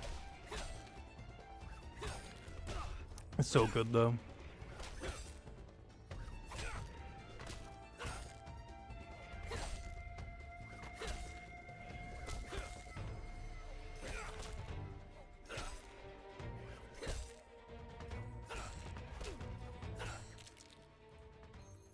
Also, it's going to be really easy to tell whenever we're doing this if we're accidentally killing the wrong thing. Aside from there being no pop-up, we should easily be able to tell because there'll be like a billion people trying to farm whatever room we're doing. So it'll always be easy to tell. It's like, oh yeah, that's the right one. So hello, Giorgio, welcome, welcome. Do you guys think the game will ever have rising player numbers? Yes. It's kind of hard for it to go down further. So at some point, statistically, it should go up. But, yeah, it'll take time. It still has a good, like, few years, honestly, before it's, like, amazing. Has a solid few years before it really gets to that point. Biggest issue is just really lacking things to grind for. At least the Halloween event has something a little to go for, but it's only temporary. But, it's just lacking permanent, good, repeatable content that's, like, actually worth doing. Beyond just, like, skilling and skilling. Which I still enjoy, but, you know, you need more content than just that in the game. Which they're working on. They've been doing a lot of quests. They've been working on other milestone stuff for the game. With, I think, the biggest ones being 2 quests at the moment, as well as the level 50 divides for all skills. Which should make it about 10 to 20% quicker to reach level 500, or whatever level goal you have. Not because the XP curve is necessarily going to be better for anything, but because you're going to get to better XP rate activities more often. Because you're going to be filling out everything else a little bit more heavily. So you're going to constantly keep changing from activity to activity to activity at a lot higher frequency. So you're not going to be stuck with like a really slow training method. Like right now for cooking, I have to go all the way from like 217 to 251, doing basically just vegetable stew. But under the new system, there'd probably be like 2 other things that are like really viable in between there. So I wouldn't have to do just vegetable stew the whole time and similar things like that. I know Chef, one of the most notorious ones it has is Bacon Mountain, where you have to do bacon pretty much all the way. Oh, they changed the icon for the thing. I didn't even notice that. For the puffer sashimi, they changed the icon for that. That's pretty cool. When did they do that? What update did that? But it's pretty notorious if you skip fishing entirely. That you basically have to make bacon sandwich all the way from 3:45 to 4:38. But under the new 50 milestone system, you probably don't have to do that. They'll probably still have to do this from like 350 to like maybe 380, but there'll probably be something else there that's like equally as viable that you'll be able to do in between. And stuff like that will help fill it out when they end up doing that. So even though nothing's necessarily a higher XP rate, you'll be getting to better XP rate activities more often. So even though the XP curve is going to be similar, you're going to be getting those better rates quicker. So it should be about 10 to 20% quicker, just because you're not stuck with a really bad training method for a very long period of time like you are now in the current state of the game. Because for the most part, after the Milestone update, I assume every 10 or 20 levels, at most, you'll probably be able to go to a new activity that's useful. Maybe not always for all skills, but for most of them, it should be like that if they're not already set up like that, like Leatherworker. The Leatherworker should be even more condensed, too, because they're adding, I believe, 1 new leather. And since there's 6 tiers, that should make everything a little bit more condensed. But Leatherworker's already a good example of this, even without that update. Like, every, like, about 20-ish levels, it has a new activity. Sometimes even less than that. But every like 10-ish or 20-ish levels, it gets a new activity that's really good that you would then switch to. So that the XP curve isn't as bad. And a lot more skills are going to be like that after the change. Where you're never really going to go more than about a dozen levels or so before you get another good activity that's actually worth doing. So you don't have to keep camping the weaker activity. The only skills that might not be like that is cooking and alchemy still. Even with more things in between, there's still some potions you would always want to prioritize. For example, this Chronopolis potion is just so insanely good. In the current state of the game, you'd make it all the way till like 437 or 419, which is kind of crazy. But I'm not sure if they're going to shimmy those up enough to really justify it. We'll have to wait and see. Who knows, maybe they'll make it even better XP.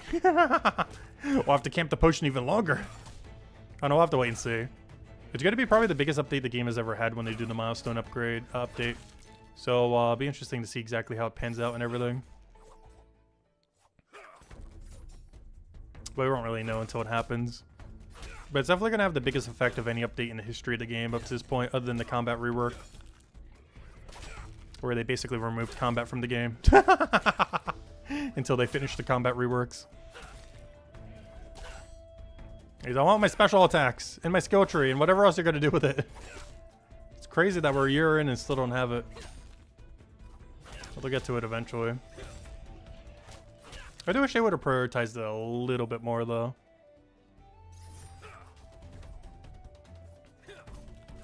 Is the fact that they had the special attack meter since day 1 and we still don't have it after year 1. It's kind of unfortunate. Like, you think special attack being there would be like, oh, in a few months they'll have it. Nope. Maybe a few years. That's not going to be that long. I assume within the next half a year they'd probably have it. If we're here by the 2-year mark and it's still not here, that's concerning. I was sure hoping the next half a year they would get that fleshed out.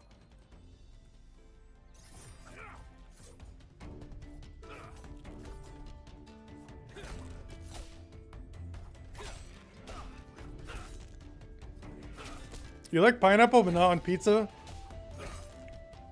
I know, I like it both ways. I don't know, I eat almost anything on a pizza. There's almost no wrong topping, other than maybe like fish. Like, it has to be a vegetable or a fruit.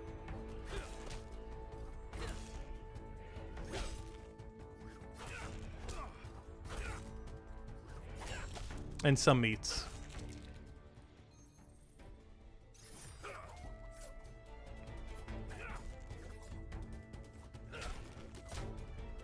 Because even though I like most fish, I don't like any fish on pizza.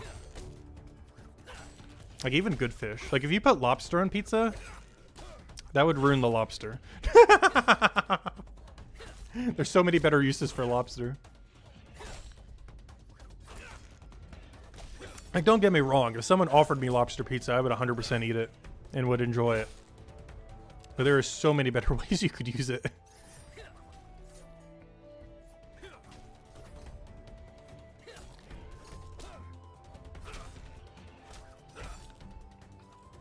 Also, have we already hit 50 kills and I haven't realized it yet? No, we're at 20. We're not even halfway. It's gonna be a while. I was expecting this to be like an in and out, like, oh, we'll finish the Halloween event in like an hour or 2 or 3. This is a 5-hour completion. It does seem like it's about a 5-hour completion, roughly.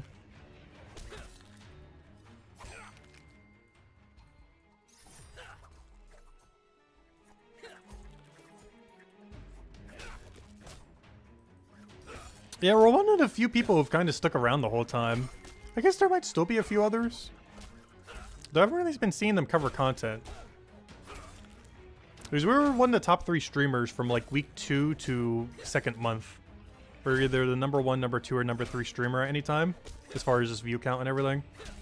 But Jimmy is a bot I don't believe plays anymore. I don't even think he plays in the background anymore. And that Tell Roy guy, or whatever his name was, the one frog guy. You know who I mean if you know Brighter Shores. But the one frog guy, does he play anymore? I'm not sure if he does. He hasn't streamed or covered a video on the game in like months. Actually, I don't even think he did anything on his YouTube in like over a month. And for Brighter Shores, I think it's been like 3-4 months or something. I would say probably one of the biggest people right now in that regard is probably V. Since I'm pretty sure she has the biggest clan in the game. She didn't technically start at the beginning, though. At least not covering content. I guess she's been playing since the start, though. But Valerie, or whatever her name was, normally just going by V. Because I'm pretty sure she has the biggest clan in the game, and I'm pretty sure she's been playing since day 1, even though she hasn't been covering content since day 1. But she does kind of what I do for Gems of War, where she covers like the recap video every single week or 2. I guess 2 now that it's not every single week. Well, we do the same thing, though, for Gems of War. But she does that for Brighter Shores. She does it really well edited, too. I'm sure she got some tools from the devs to do that, or she made them all herself, or data mined it from someone. Or data mined it herself. She has a lot of those assets that she uses and animates into the thing. It's actually really well edited.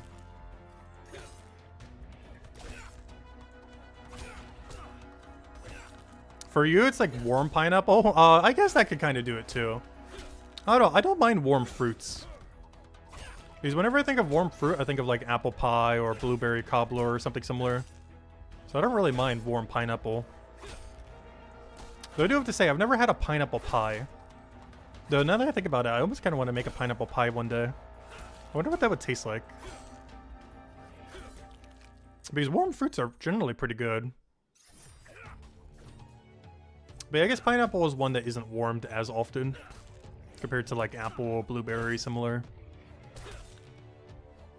Because the apple cinnamon pie is so good. Honestly, I almost want to do that. What would a pineapple cinnamon pie taste like? Has anyone ever had one before? Like instead of apple or blueberry or something, you do it with pineapple and cinnamon. Because honestly, that must taste amazing. I'm just not sure if they would dry out too much is the only problem.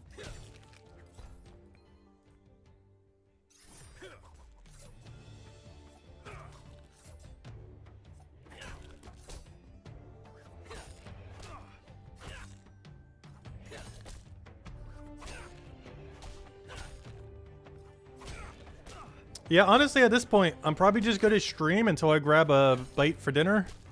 And then we'll do the Gems of War stream as we always do on Monday nights. Which is kind of funny because we also got the Halloween event on Gems of War today too. Though the Halloween for that game takes like literal minutes. You have to do it as a daily for 14 days, but each day you only have to do it for like 3 minutes. So over the course of the entire event, it's only like hour max, not even. Yeah, this one's actually really long. I was not expecting it to be 5 hours long. But hey, we've been the community has been asking for grindable content. They delivered. I would honestly wouldn't even say they went overboard. 5 hours is like nothing for an MMO.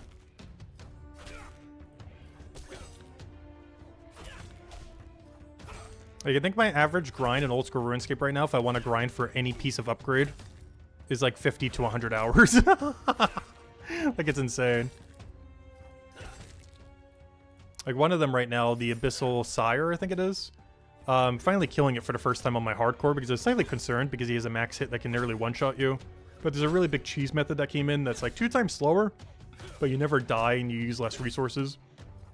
But I started doing that the other night before I went to bed while making all the teams for the Gems of War video thing. And the average time, I did the calculation on it. I would have to kill it for about 25 hours to get one weapon that is like a 5% upgrade. It's insane. And that's generally considered a quicker grind too. It's like 25 hours for a 5% upgrade for a crush weapon. For things that are weak to crush.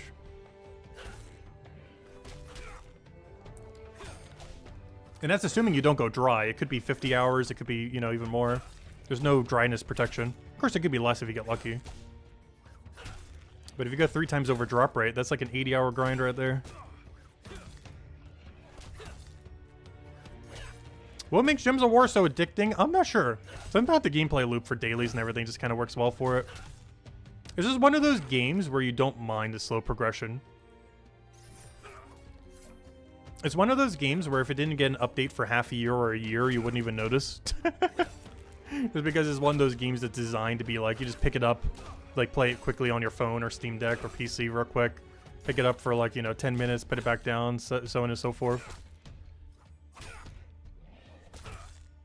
And normally dailies can be kind of a drag for a lot of games, but dailies in that game is pretty quick.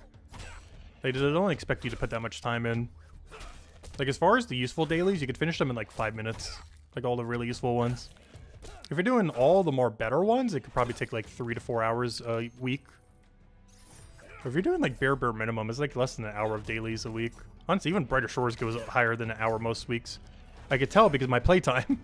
If we go check our playtime right now, it's showing 16.9. So it's almost like an hour of per day, though it is across 3 accounts. So I guess I'm doing 3 dailies in a day. So I guess it's closer to 20 to what, 30 minutes a day? Because I'm doing it across 3 accounts, which of course makes it take longer. Because I'm doing it for all 3 profiles. But if you are doing it for all 3 profiles, the dailies for Brighter Shores takes about an hour. The main thing that makes it drag on is once you get to 200 level plus, you start to need 4 knowledge points for everything. And that's what starts to make it take like the hour per day. Because just going and claiming your 2 things and then, you know, resetting your other thing doesn't take that long. But it's the knowledge points that you have to get that makes it take a lot longer. Prior to 200, you only need 1 knowledge point, but 200 plus, you start to need 4 knowledge points. And to be able to even claim 4 knowledge points, you have to play for a little over an hour unless you're doing like an absurdly good method like Merchant or something. Well, on average, you have to play slightly over an hour to be able to get 4 knowledge points. And that's just to reset 1 account. And you'd have to do that for all 3 of them once a week. So that alone is 6 hours right there. I mean, 3 hours right there, I mean. Not even counting the time to do the dailies and everything. Just resetting your knowledge points is a little over 3 hours a week. Assuming all of them are doing a post-200 activity. Not sure if that's going to be tweaked some with the new Milestone update or how they're going to be changing that or keeping it the same. There's a lot we don't know about it until it happens. There's a lot they probably don't even know about it yet until, you know, they figure it out. It still seems like it could be a couple months away before they've really fleshed it out because there's just so much they have to deal with it. Alright, how are we doing on the masks? Are we almost there? We need 12 more! Almost there. So these are by far the tankiest thing we're going to have to kill this entire time. This is by far going to be the slowest. Everything else should be a lot quicker. These were at a level range where we're going to absolutely demolish it. Whereas this is by far the highest level creature we have to defeat during all this based on our level range. It's different for everyone. I guess our Shade will be slightly slow too. I don't know. What level is our Shade? I don't think we got re-upgraded, so never mind. My Shade should actually be pretty low level. Because even though we just went through Forest, I don't think we got an upgrade on our Shade. Which means it's still like level 500 or 600 or something. Because if that's the case, it should be the level of the previous Shade we've seen. Which means it should be level 651 if that's the case. And if that is the case, then that's going to be absolutely obliterated in seconds. The 651 is very low compared to 896. So it should be really, really, really weak.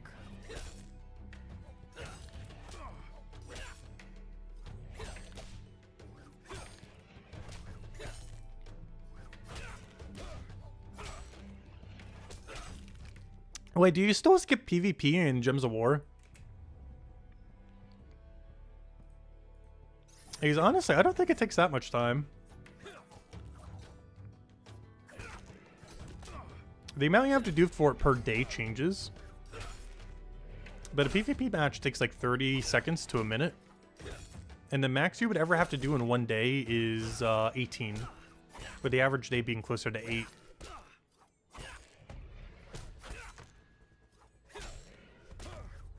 But 18 is not that bad. Like, it's like 10 minutes.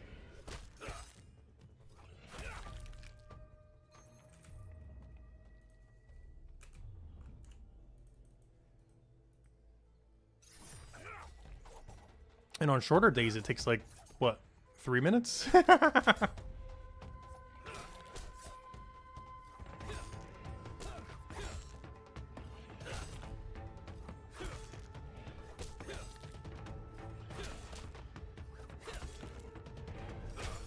So I can't wait till we see all these hats filled out. I still want to see what a couple of the other ones look like. There's still a handful of them I haven't seen yet.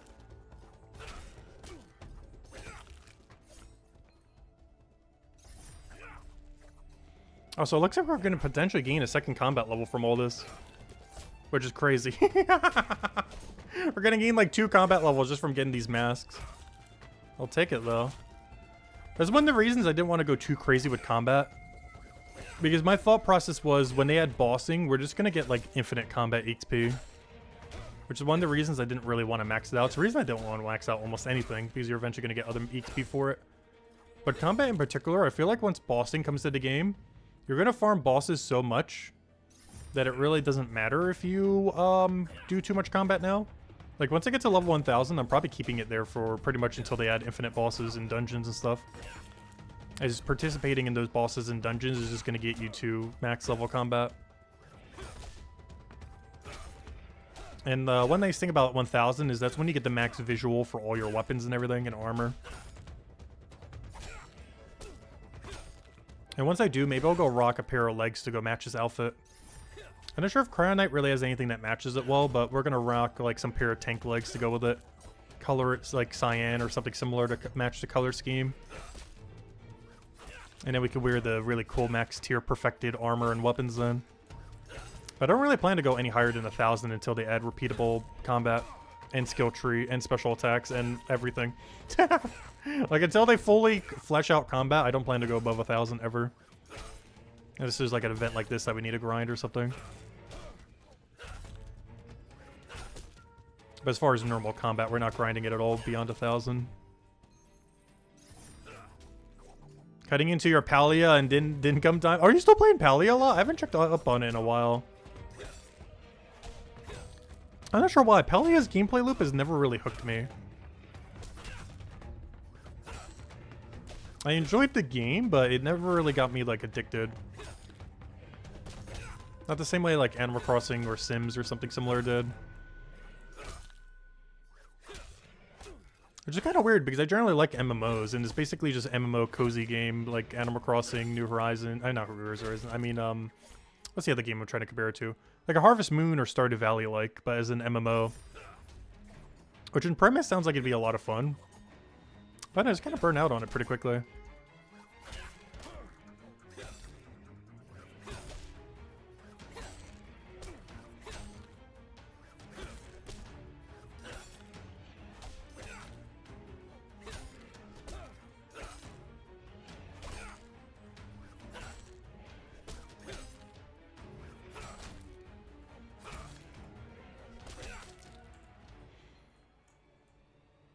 Also, the most recent Pokemon game, I was looking into it some. Gosh, it seems bad. You don't know one thing I would love to see, though? Though I know for sure they would do it horribly. I would love to see a Pokemon MMO that has enough anti-cheat that you can't hack it at all. But also somehow isn't pay to win, which are definitely going to make it pay to win if they ever made such a thing. But I would want a good Pokemon MMO so badly. There is zero chance the current Pokemon company could ever do that, though. Maybe in like 5 or 10 years from now.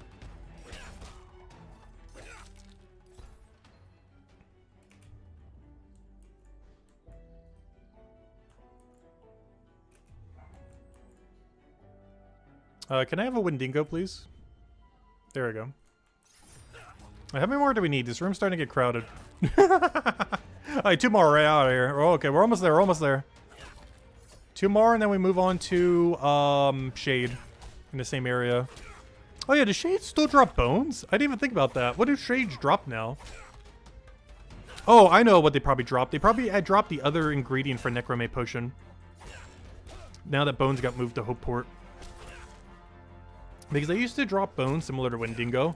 But the Wendigos are dropping a Necromate thing now, so I assume the Shade also drops a Necromate thingy now. Would make sense. So that's probably what their drop is now. Oh no, as far as games I've been putting most of my extra time into, it's mostly been this game and RuneScape lately. Particularly old school RuneScape, I've kind of gotten back into the last half a year. We finished out the Gridmaster in like almost a day. I finished the rest of it off stream. I almost think I want to complete it on more accounts too. It was actually a lot of fun. Just off stream, not on stream though. Some people already have like 12-hour speedrun routes. So I could complete 2 accounts in the time it took me to complete my 1. But beyond that, yeah, mostly just been grinding that game. We still have the hardcore that hasn't died yet, the max hardcore. We're getting really close to top 100 in the whole game. I think we're top 14 for completionist percent. Because I really like completionist-like games. And we're actually ranked 14 overall for it, as far as hardcores, assuming we don't die at some point. If we don't die by sailing, I'm pretty sure I'm going for 200 mil EXP, which will be the first time I ever like truly max a skill. Normally I never bother for the same reason I don't get a 500 in Brighter Shores. I just hate not getting EXP. But I'm considering doing it if I'm still have hardcore status by then. Which is not a guaranteed. But if we still do, we probably will. Otherwise I'll just go for 99 rush. Kind of like what we would do for if Brighter Shores got new skills. We'd go for 200 rush, but not really go for 500.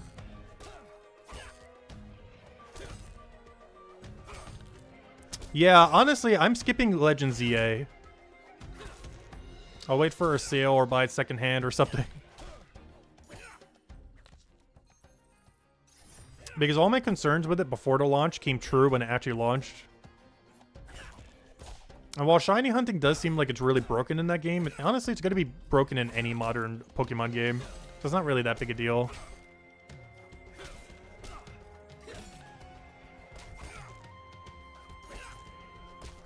It also seems like it would get so bland shiny hunting in like a city over and over again. That's my other concern with it. Like one thing that made Legends Arceus fun is you had so many different biomes. So if you wanted like a different scenery, plus it had so much movement system that you could end up utilizing. So there was a lot of, you know, extra mechanics to it. But just like spam walking around a city, or I think there's literally an AFK method for that game. I'm pretty sure optimal shiny hunting in that game is literally just AFK and let the shiny come to you. Like there's no like exploration to it or anything like that. Because one thing Legends Arceus did well is you had to go to a bunch of nodes because they had certain locations where they would spawn. So you'd have to go all the way around to go to all those locations and, you know, hit all the spawns so you could see them to see if they're shiny or not. So there was actually like a pathing system, there was a movement system, there was strategy for how you would, you know, path through it all and everything. But I'm pretty sure in Legends EA, you literally just AFK. You literally just let the console run in the background and you just generate free shinies or something. It's absurd. Like, I'm not against a method like that existing, but, it's not fun. You're literally just AFK simulatoring it. Which I guess for a background game is good, but, you know, RuneScape or Brighter Shores is already good for a background game. I don't need, like, a third background game. We have enough background games.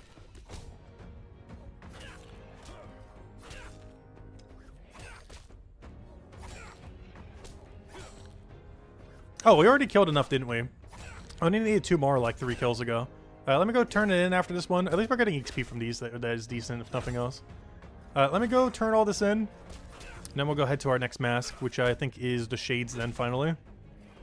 The one that I'm pretty sure is the one that people like the most. But let's go turn all this in. And move on to the next one.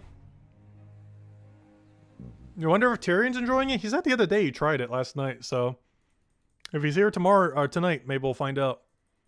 Unless he shows up during this stream. But we'll probably see him tonight during the other Gems of War stream thingy. So I'll ask him then and say. But from what I've seen from it, both before and after launch, it just looks really meh. Like they did like the bare minimum to produce a game. Which is crazy from like one of the most profitable IPs of all time.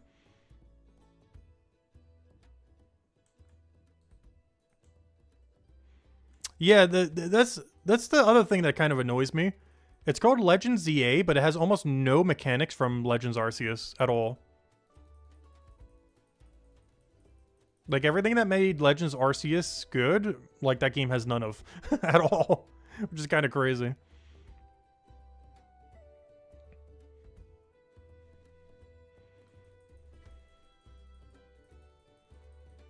Alright, let's go turn this in, use item on, here you go. Let's see what this looks like. Oh, I think that one guy over there is wearing it. Or is that a different one? Where is it? Boom. Honestly, not bad. It's nowhere near as good as this one, but it's not bad. Out of anyone that isn't this one's the better one so far. But this one's still mine. We're in this forever. Alright, let's see. What are we doing now? Shade, then I'm skipping this one unless we get all the knowledge points by then. Then we go to Cockroach, then we backtrack to Satyr, and then we keep going. Alright, so we're doing Shade next. Let's go over to Hope Forest North. I'm going to use the northwest one in case a lot of people don't have the teleport. As this one might actually be less crowded even though we can get there quicker. As this one's only closer if you have access to the teleport.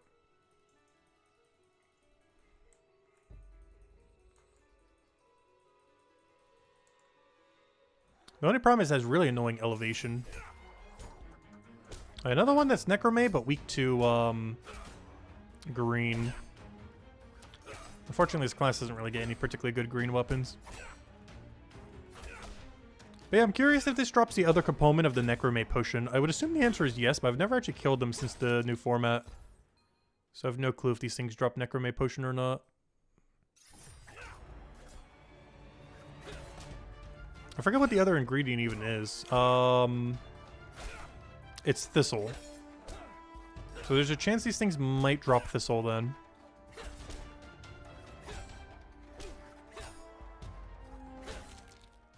I don't know, find out if we get one within 50 kills. We should be able to see the drop at least a couple times. I know he's using a Necromay weapon. Oh no. He hasn't switched to something else yet. Come on, he had to have gotten some kind of drop that isn't a Necromay weapon by now.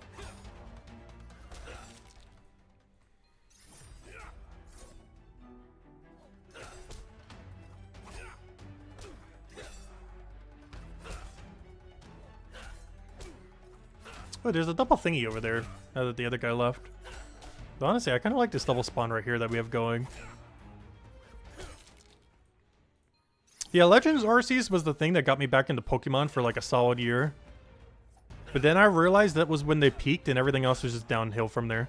I didn't realize at the time that was the best thing they ever produced up to that point. And then everything else was just increasingly more disappointment from there.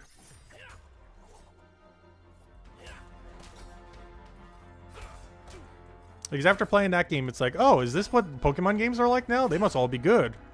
And then they were horrible, horrible, horrible, and now Legends EA is like the worst thing they ever produced, almost. It's crazy. And Scarlet and Violet was not ideal either. Like, Sword and Shield got a lot of flack for several things. But there is so much it did better. Both from a replayability standpoint, even had a roguelike mode in the DLC. And the visuals, despite how much critique it got, were better than Scarlet and Violet, oddly enough. Even after the switch to upgrade.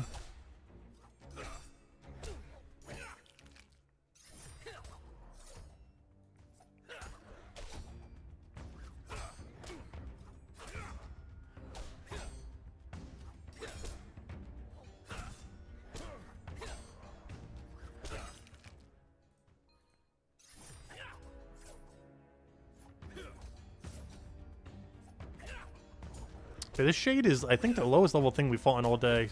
651. It's because it didn't get upgraded when we went through the most recent Hope Forest section. So it's still really underleveled. But it allows us to kill a little quicker, so that's nice. And the next one after this that we're going to need to go for, I guess, is Cockroach in the next chapter. And then we'll backtrack for the Satyr thing. Because I want to make sure we have the 8th activity for it so we get the better XP rate. Otherwise we'd be getting almost no XP for it. Or if we wait a little bit, we'll be getting best in slot XP. It'll be passive, but at least it'll be a good bathroom break time. I think this one we'll do our bathroom break run.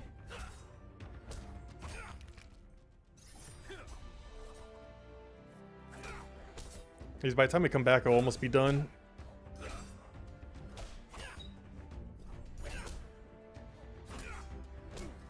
And then after that, how many hats would we have? After we finish Shade, Cockroach, and... Oh no, that's... Okay, interesting. These also do Bitter Fruit. So neither of them did Thistle. They both did Bitterfruit. That's weird. What if there's another thing in this area you kill for Thistle? Or if just Bitterfruit's just going to be way more common, I guess, and you just have to farm the Thistle. That's weird. But anyways. I was about to go on about something and I already forgot what it was. Oh, yeah. How many hats would we have after doing those 3? Let's see. 1, 2, 3, 4 is how many we have now. And we'd have 7 after doing those, so it'd be slightly more than halfway there then. Are any of these going to be really annoying? I don't think so, based on our level range. The only thing that's slightly concerning is Malt Chest has immune to my weapon. But I should have a replacement weapon I could just switch to real quick. I think I saved one or something. Because it doesn't matter if we're using a lower tier weapon. I might even just get one as a drop, honestly. I just save one of those. Honestly, I should have done that when we did Wendigo. Maybe I go buy one back if I don't already have one stored. Because I want like a 3 ammo weapon that isn't yellow. I just use that on the mall chest. I'll try to remember when we go and turn in this helmet. Or turn in this, or you know, go to get this next helmet. Because I should be able to buy back everything we did from Wendigo. And if I don't already have a weapon stored, we should have gotten something when we sold everything from Wendigo that we could buy back for its standard value. That we can go use for the mall chest grind. Not going to need it immediately, but I want to have it just so I don't overwrite it with other junk like what we're about to sell now. Because if I sell everything I have now, it'll overwrite the other thing I have in there, so I need to go rebuy it back before I sell everything. So we'll do that when we go do our next trip then. Let me actually check now. I know of a green weapon I can upgrade, but that's not what I want to run here because I want a 3 ammo if we can. Yeah, worst comes to worst, I can just use this throwy blade. Perfect. Alright, I'm just going to run that, I think. I'm just going to run the 899. I actually did that earlier, knowing exactly that I would need it. I think that was from the goblins when I was doing the AFK grind while we were doing the RuneScape thing. I saved one of them because it was like, I'm going to need one of these later. And I need one of them later. I need it for the mall chest. I knew, I had the foresight, like, I'm 100% going to need this later. And hey, we did end up needing it. We need it to kill 50 mall chests. At least we're getting some value from it. But I saved it for that exact instance because I knew we'd find something that would have immune to our current weapon. And yep, there it is. Oh no, this room's starting to get too crowded. Why is there 4 people in here? Oh no. We got competition. Okay, I'm gonna go on the 3 hotkey. I'm ready, I'm ready, I'm ready. Got it. I normally don't hotkey attacks, but... Alright, good. That guy took 1 and then came back. Oh, nope, he's going for the other one. Never mind. Alright, hopefully this guy leaves, because it looks like he's lost all his spawns, and now I can go for this one now that it respawns any second now. Oh, I can also go for the other one. No, let's go for this one. I'll force the other guy to go crash the other one. It is my spot. But yeah, we got to be quick on the 3 button. I normally don't bother hotkeying it ever since they added it, but we're definitely going to need to for this. I do on Steam Deck, but I normally don't bother on PC. Just because so few things need keyboard for this game. But it allows you to snipe from people a little quicker. Which is a little relevant since there's a lot of competition right now. Yeah, that's been in the game for a little over half a year now.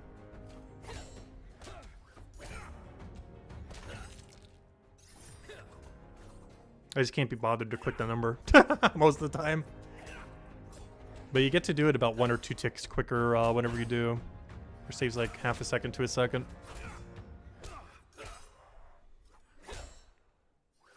Compared to like manually clicking on it.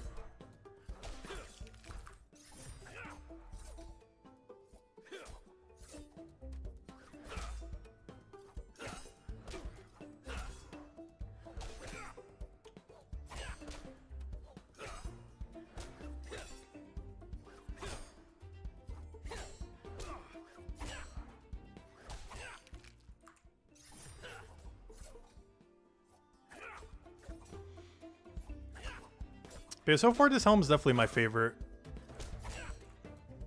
But this shade one, I think, is a lot of other people's favorites. So much so that the mascot of the event is literally using it as well. They know. Okay, this is so underleveled. We got a 2-star armor, but it is such a downgrade. Because these things are like one of the weakest things we could even fight right now. Since they didn't get an upgrade in the most recent set. Which is kind of weird. I wonder if they're going to change that with the milestone updates. Because you don't even cycle through every single thing in the chapter.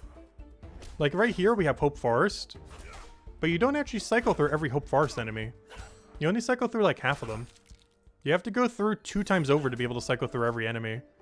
Which is probably most annoying in Chapter 3 because of how the potions work in Chapter 3. I'm not sure why they did it that way. It's one of the things when they combined all combat that just seemed really, really, really strange. I'm curious if they're going to tweak when they do the milestone update.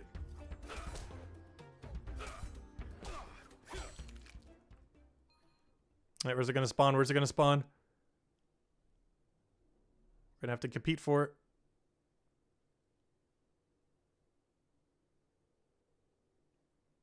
Did they both die at the same time or something? That should took forever. And then I should be able to get the spawn over there. Because that guy should go over there. That guy hopefully won't see it. Hopefully I can kill before him because these things are so low relative to our level. I was like, hey, gosh, that guy's combat is low. He's fighting at level 34. Alright, the next one should spawn right over here. Because that one was the south spawn. This one should be the east spawn over here. It's the only problem with not having a billion plugins. I can't mark the tiles where their spawn location is relative to each one. Yep, but yeah, it's right there. This one's tied to there. That one's tied to there. Oh, he got that one. Which means our next spawn, honestly, should just be that one then. Because those are those 2 spawns. I can't tell which one just died because they were on the same tile, though. But I assume it's the south one since that one started earlier. So that means this will be our next target location then. That tile right there. Because that's where the south spawn was. Yep, right there. There it is. Oh yeah, that means our next target will be on north spawn then. Right there. Unless he doesn't go for it.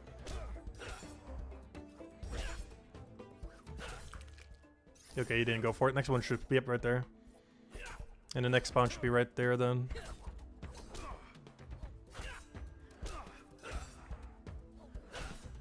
But his triple spot's pretty nice. Because by the time we finish ours, there's almost always one of these 3 that should be up.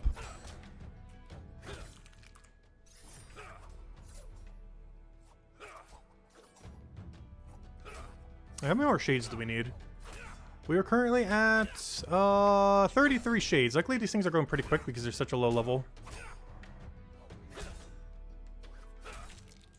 Oh, I clicked the wrong key. That's not the 3 key.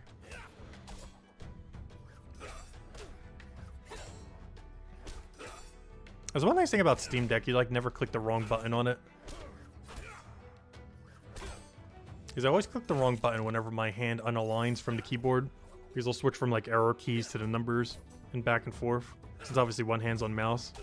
But Steam Deck that doesn't really happen. Since both hands are on controller. You have way less hotkeys on Steam Deck though. Compared to a keyboard obviously. But the ones you do have, you don't really need to change as often. Like your finger is always on the button.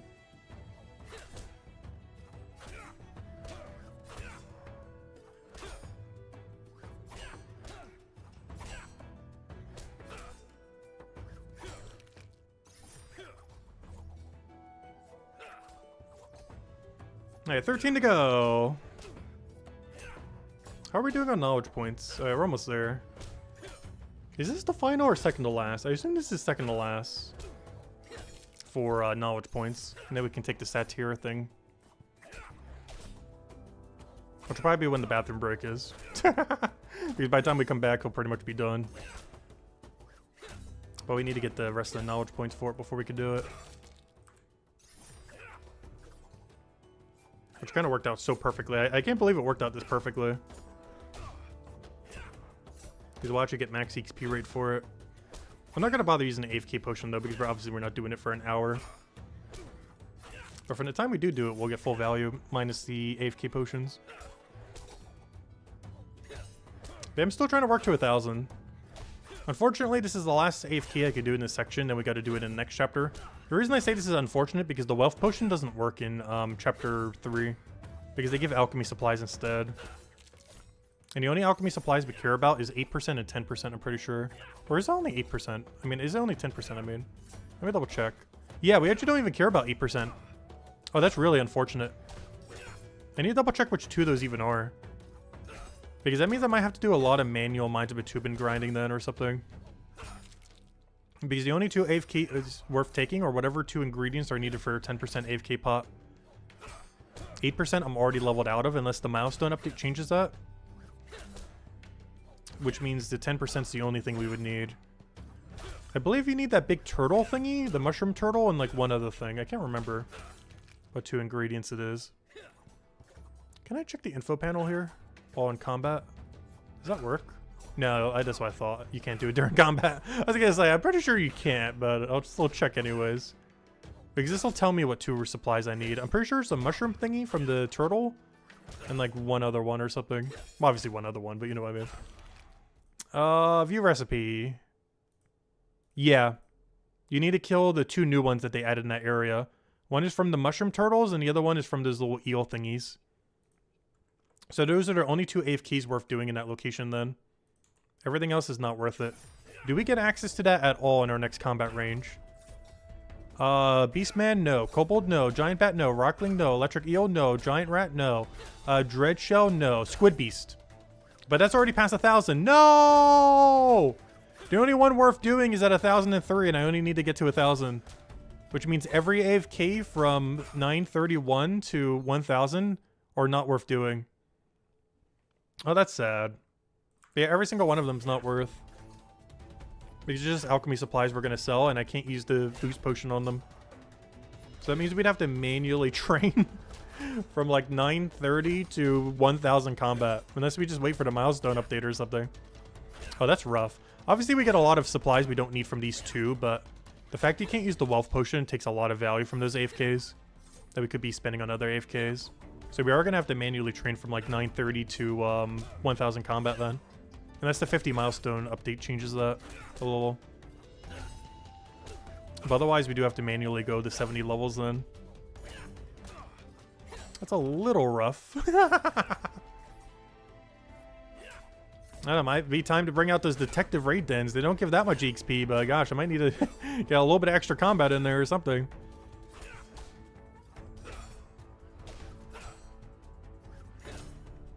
Let's see, do we get any good alchemy supplies? Because the 8% alchemy potions are still worth. Well, the 8% AFK isn't, the 8% active still is. I forget what gives 8% active. I know the Wraith is for the 10%. I want to say Cockroach and Stormworm are the 8%. I know Stormworm is. I can't remember what the second one is for Stormworm. Okay, I need one more knowledge point, and then we can do the Satyr AFK for the other mask. This one should be the next spawn, unfortunately. Looks like we're doing one per person at this point. Quick, someone take the other shade. Get distracted by it. Stop taking my area.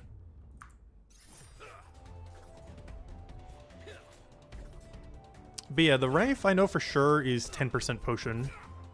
The Stoneworm I know for sure is 8% potion. I'm not sure what the other 8% is. It's either Metalith, Cockroach, or something else.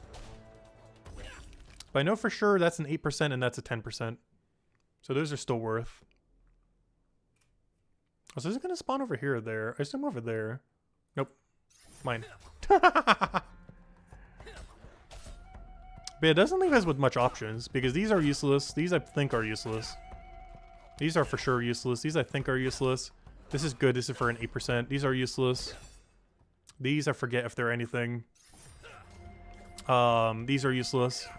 These are the best potion. But we'd already be at 1,000 by then, so the Cockroach would be the final thing. So between here and here, I think the only good one is Stormworm then.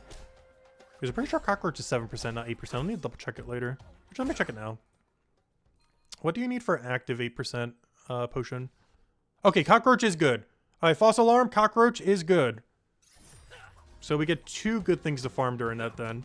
So useless, useless, useless, useless, good, useless, good. So near the end of the grind, we get some good stuff. So maybe we do some AFK raid dens or something in between. They're horrible XP, right? But they're better than nothing. Yeah, that 976 until 996. Because I could just camp the stormworm from like 975 till like 995 or so, then start taking cockroach all the way to 1,000 then. We should be good. Because 8% aren't the greatest EXP for alchemy, but 8% is still 8%. That's still a really good boost for chapter 3. Actually, I don't even have any 8% boost at the moment. And they deleted like my 20,000 5%, which I'm still kind of salty about. Because I don't even think we got the value of them back. They just like deleted it. Delete button the 20,000 5% Mind of a Tubin stack. If anything, it's been forcing me to use the better potions. So in some sense, it's been giving me better XP rate. Because I did make quite a bit of the 6 and 7%. I still don't have a single 8% though. But after we do the Mind of a Tubin grind, we'll get a good handful of them, luckily. The only problem is the ratio is going to be off. I'm going to have way more stormworm things than cockroach things. Luckily, the cockroaches are easy to kill, so maybe I'll start killing them a little earlier. Just to make sure the ratio is a little bit more even. Hey, how are we doing on kills? Do we have all 50 yet? Yep, we got all 50. Alright, we already had it for probably a little bit then. I keep losing track. I think some kind of ding or something will end up coming up, but nothing actually happens. I keep thinking once we hit 50, it'll be like, boom, you've got it. But nope. Alright, let's see if I can remember real quick. I said I was going to buy back an item. Though I already checked earlier. We already had a good one, so I guess we don't need to bother with that now, do we? Because originally I was going to check the shop to see if we had a weapon from the Wendigo that we would need for the other thing. But we already got one. Unless we had a 2-star weapon, which I don't think we did. Because the 1-star that we saved from goblins earlier is going to be fine. I'll still check just in case, though. I'm pretty sure nothing that can be rebought here is worth it at the moment. I guess the other thing I could do is I can go check the shop in Chronopolis as well. If I want to go check that real quick. Buyback. Range weapons, range weapons, range weapons. There's not even a range weapon here. Alright, sell all, sell all, sell all.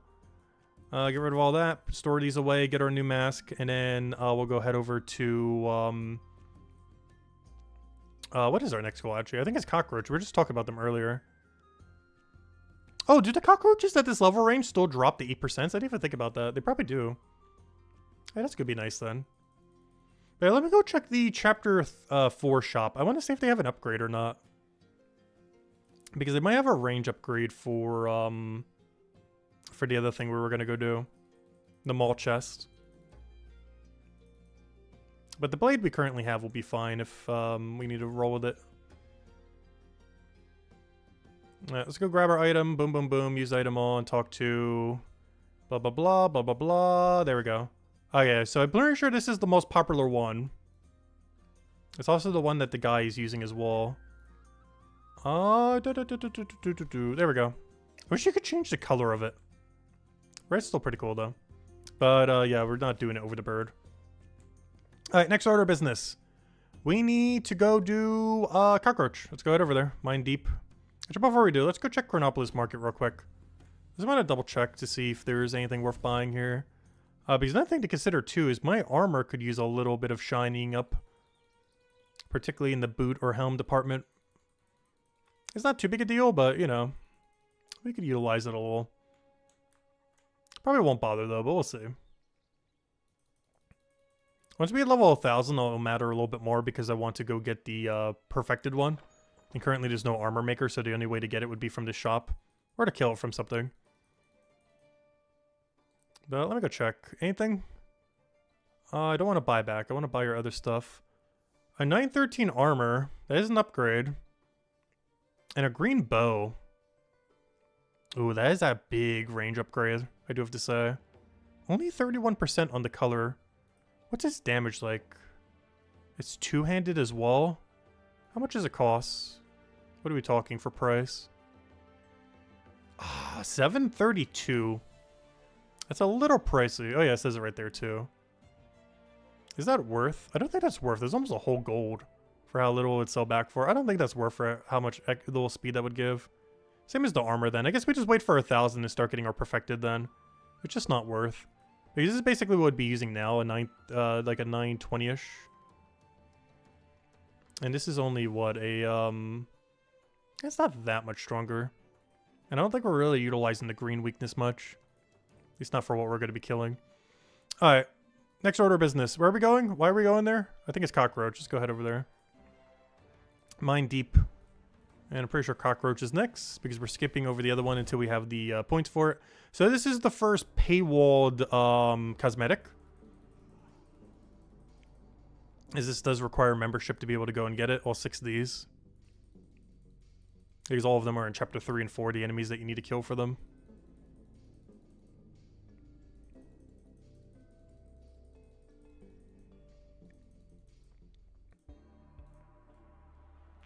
But yeah, the thing that we're about to kill now, I believe, drops the 8% Minds of Matubin potion. Which is great, because I haven't actually made any of the Minds of Matubin potions yet. Or at least not the 8% variety. So that'd be a nice little buff for whenever we're claiming, like, the one-time XPs for level ups and stuff. Because that's primarily what we'd be using them for. Hello, cockroaches. I've come to crash you. And you're not immune to anything, but you're weak to fire. Wow, these things die so easily. What level are you? 705. It's decently weak. I'm pretty sure these things still drop to 8% though. How frequently is within question. But they should drop the alchemy supply decently commonly. Which means I might go make some 8% today and just buy the other supply then. Since I don't have to kill the other guy. I might just buy however many we get. So let's say we get like 50 of these. I might just go buy 50 of the other component, regardless how much it is, just so we have some 8% to use for level up. There's only 1% extra over what we're using now, but you know, that starts adding up over time. 1% extra every time you claim a double knowledge point, like we were earlier for Minds of Matubin. Because right now I'm only using a 7%.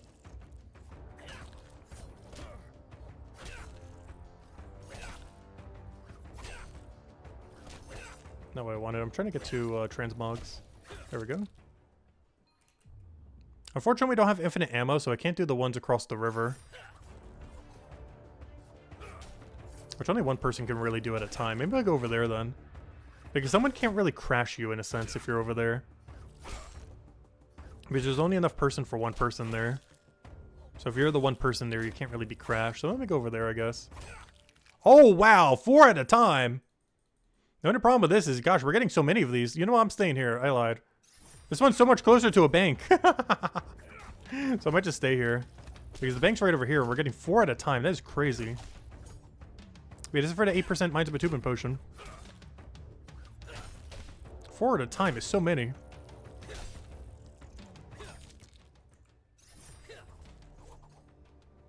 Yeah, we're gonna be leaving with a ton of these then. How many of these do we need to kill? Well, obviously I know, but you know, I mean, I know we have to kill 50, but I mean, how many do we still have to kill? Okay, there we go. Yeah, that means we're gonna get about 2 full inventories, if not 3 full inventories, these things. Depending on the frequency of that drop. Oh no, I took my kill. Alright, maybe we go on the other side of the river. Oh no. We must have to compete with this guy. We'll see. Is there 2 guys under us or just 1? Seems like 1. Only problem is I think there's only 3 spawns over here instead of 4. There's like 1 less spawn than how many need to be here.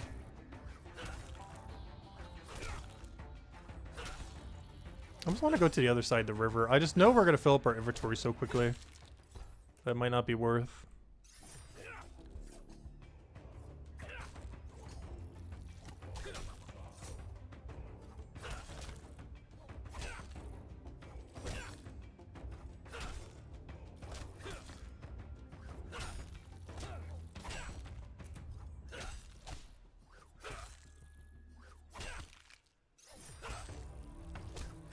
Gotta secure this kill before the other one respawns. Because this should put us at a really nice cycle for next one. Because I'll kill this, pick up that, and then it should be spawned. And he'll take the one over to the left over there. That one. He missed though. Mine. Brutal. We're crashing them so hard right now. Because they only put 3 spawns here instead of 4.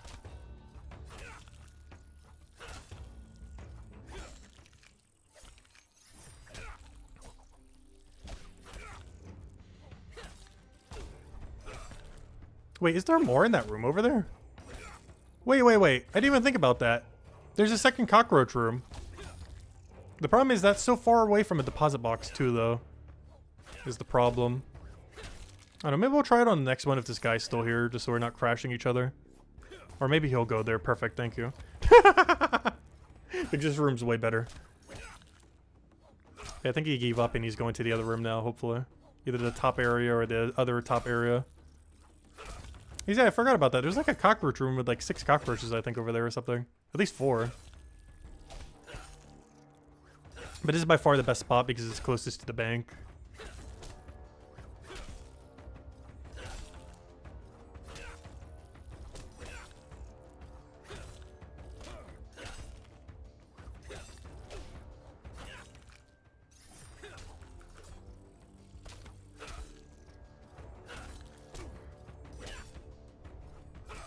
And then we'll have a handful of 8% out of this, which is nice. I think we still have to pay like 10 or 15 silver each for them. And the XP rate that we're going to be getting from them is worse than what we'd be getting from the other thing. But the upside is, whenever we claim Mines of Batubin double knowledge points, we'll get 1% extra bonus. Which is not a lot, but it'll add up over time. Like, that's thousands of XP.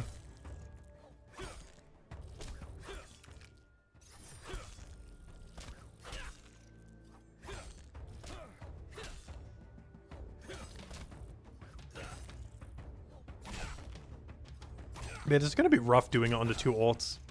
Literally, all their knowledge points for the next 3 weeks is going to be nothing but combat.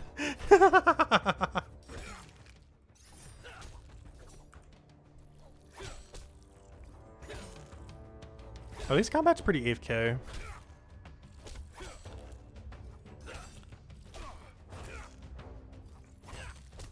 As long as you're not fighting something like way higher than you.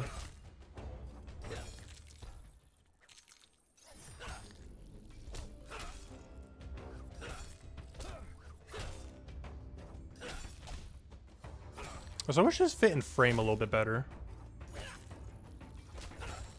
He needs to be like slightly tilted over. Oh no, I guess it's kind of fitting pretty well now that I look at it. Because it's not particularly wide, so yeah, I guess it is actually fitting into frame pretty well. So why is there 3 people on the side? Please. There's a whole room and a whole side with no one taking the other double spawn.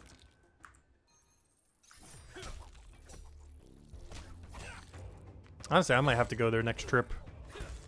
It's not that much further from a bank taking that double spawn over there. It's closer than having to do the other room, even though the other room's probably the emptiest one. Yeah, there probably has the least competition in it.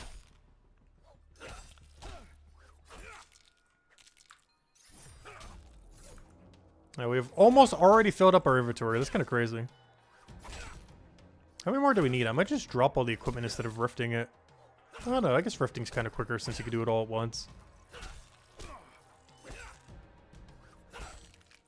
I can also keep it on the ground. It's going to last for like 10 minutes. Because that's always an angle too.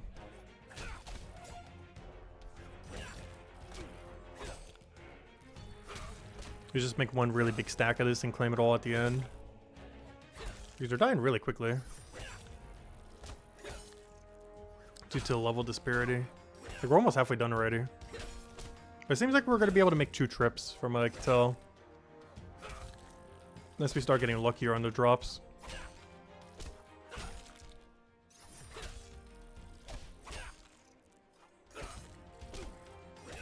Hey, how's our knowledge points looking?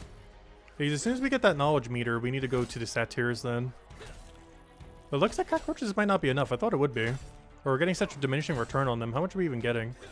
We're only getting like 2%. Oh no, isn't that still enough? We gotta do like 25 more. As long as we're getting 2% every time and not like 1 point something, we should be okay. Let's say, if this goes to 57%, we should be fine.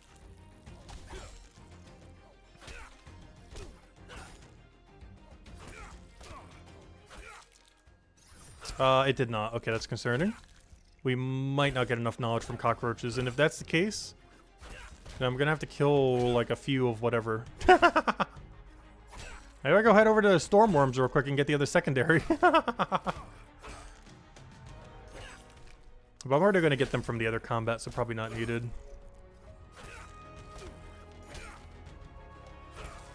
It's just we don't hit that other combat for a while though. We don't hit it till level 976. That's like 60 levels away, technically 59. Which is a little ways away.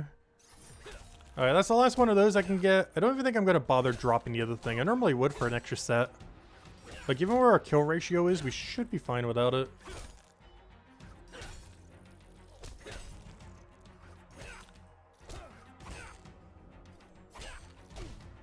I don't know. It depends if this one drops it or not. It did not. Okay, we're just going to roll with this. Then we'll come back and go kill them again for another set. And then from there, we should have a perfectly filled inventory. Oh, there's the new chapter. Or not the new chapter, the new quest soon. The 4-star from Mines of Matubin some point. It should be in the next few weeks as well. Next quest is either that quest or the 3-star in Hope Forest. We currently don't know which one's coming in first, but we do know those are the next 2 quests, if nothing else. Also, I wish you could move things around in your inventory without stalling your character. If I try to move this, our character will stop moving. It's something I hope they fix in the future. Like, still be able to move your stuff while you're moving around. Because currently it stalls your movement, it stalls all your action, it stalls everything.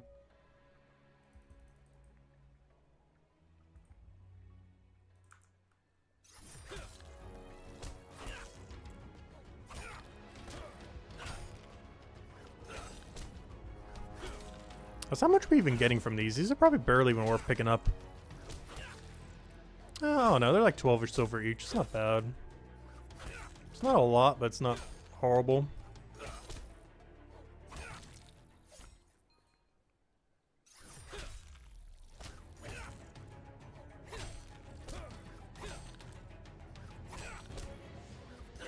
Yeah, how's our knowledge points doing? We gotta kill like 20-ish more. Yeah, it's not gonna be enough. It's gonna be ever so slightly short.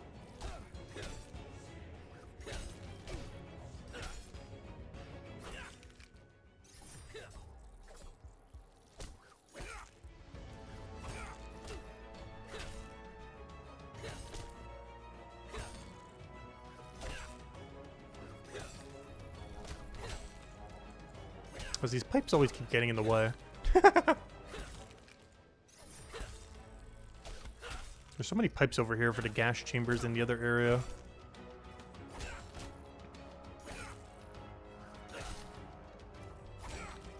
How many more do we need for this set? 18 to go.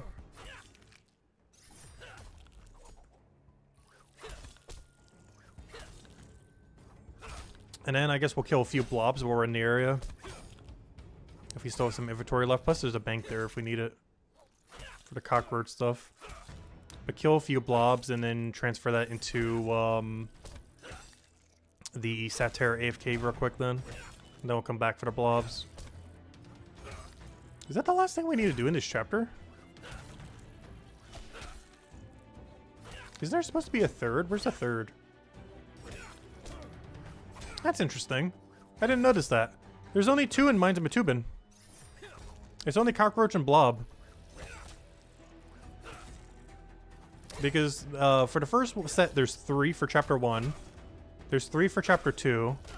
There's 2 for Chapter 3, and then 4 for Chapter 4. That's weird. I didn't notice that till just now. Only Cockroach and Blob exist for Chapter 3. They got the least of any chapter. And of course, Chapter 4 got the most then. Because Sabertooth is, I'm pretty sure those are those little lion thingies all the way to the west of Chronopolis. I don't think that's anything in Chapter 3. There's something called a Sabertooth here that I'm forgetting of. But I would assume the Sabertooths are these thingies. Wherever they are. You know, the thing called Sabertooth Tiger. Now, is there something in this place just called Sabertooth? But I'm pretty sure there isn't. Pretty sure it's referring to Sabertooth Tiger. Also, why did someone just hit it from the other side? He should be a high enough level to not be that bad. Why would you do that? Infinite ammo doesn't exist in the game yet. The other guy's doing it too.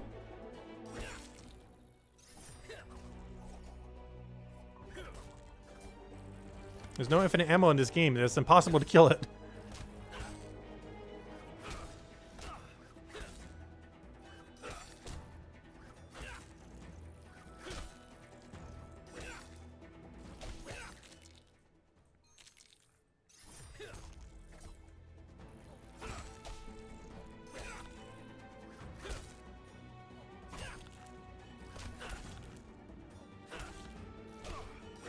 Alright, 11 to go after this one. Sad face. Yeah, no infinite ammo yet. Well, this does seem like something they're going to be adding. Maybe not literally infinite, but theoretically infinite.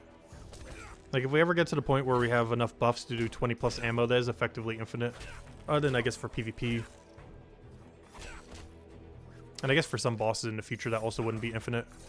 But for, like, basic enemies like this, like, 15 ammo is already infinite.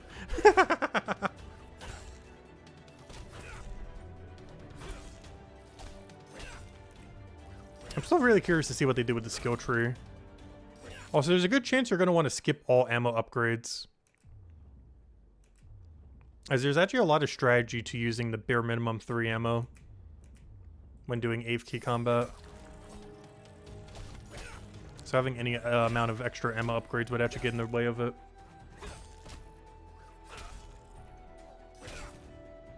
Alright, why are there 3 people on this side now? What's happening? In all fairness, I can teleport out after this, so I think I'm going to this spot, even though it's slightly further away. Oh wait, there's a storage rift right over there? Wait, I forgot they added that. Wait. This spot is fine then. I completely forgot. They added a storage rift right there. When did they do that? I know when they did that, but I forgot about it. That was back when they did the gather thing and had like a billion rifts for everywhere. Which is really nice. Like, it basically doubled the amount of rifts in the entire game. So you're pretty much always close to an option. Hey, I completely forgot that was there. They added that like what, a month or 2 ago? I've never actually killed these things since that's been put there. Which is kind of funny because I used it for the mining AFK, like right over there in that same room. Yeah, I never bothered using it for this. Alright, how many more kills do we need of this guy? 4 more, almost there.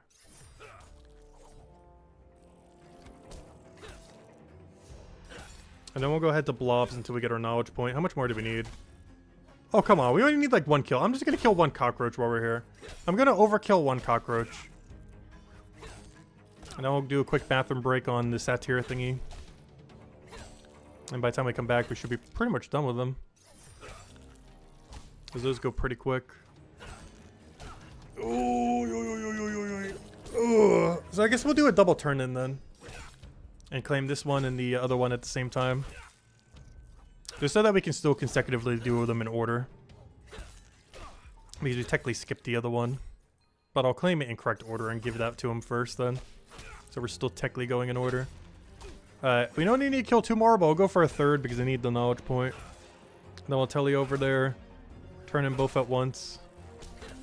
And then we'll finish the other one for Mines of Batubin then. Nice, a little more reagents for the 8%. Love to see it. We might need more than 1 extra kill. I might need 2 extra kills actually. These things are giving so little. Hey, it's a Jeep.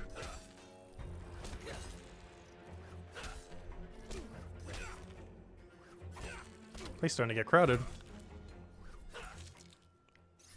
I wonder if this is what it could be like when they finally add skill tree and special attacks and everything.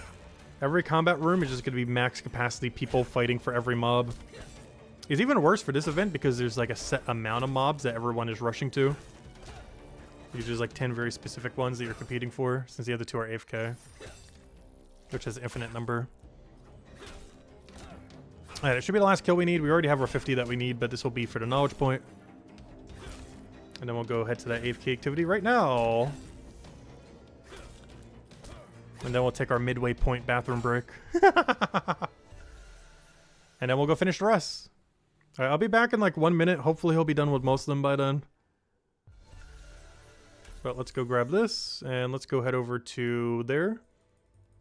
And I'll be back in like a minute or 2. And hopefully he'll finish most of his 50 kills by then. I'll leave the tracker on so we can see. Should be right there. Let's wait for the first one so we can get the EXP claim. See that it is ticking up correctly, and then we'll be back in a moment. Well, let's actually get it rolling first. I was gonna say, is there anyone else here? Yep, there's someone telling out. Another guy doing it. There's like a stack of like 4 to 10 people here probably. Wonder what the room limit is for this room.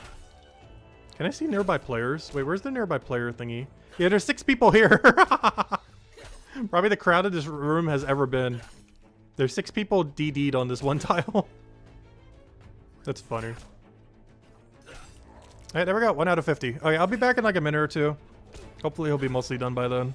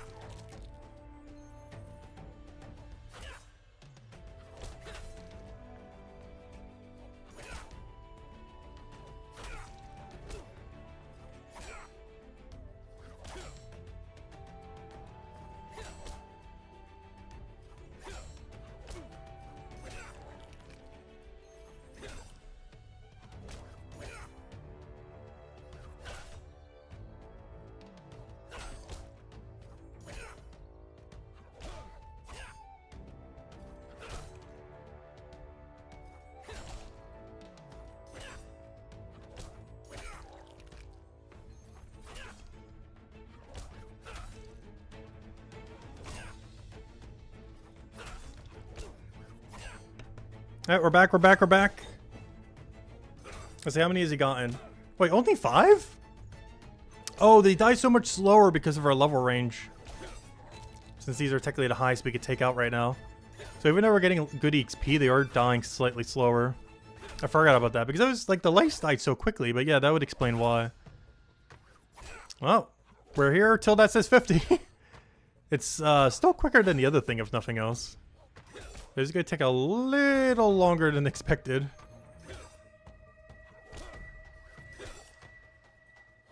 I wonder if this actually ticks up if you go log out. Because we could technically do a little bit on one of the other accounts or something while we're waiting. If it does tick up. I'm not sure though.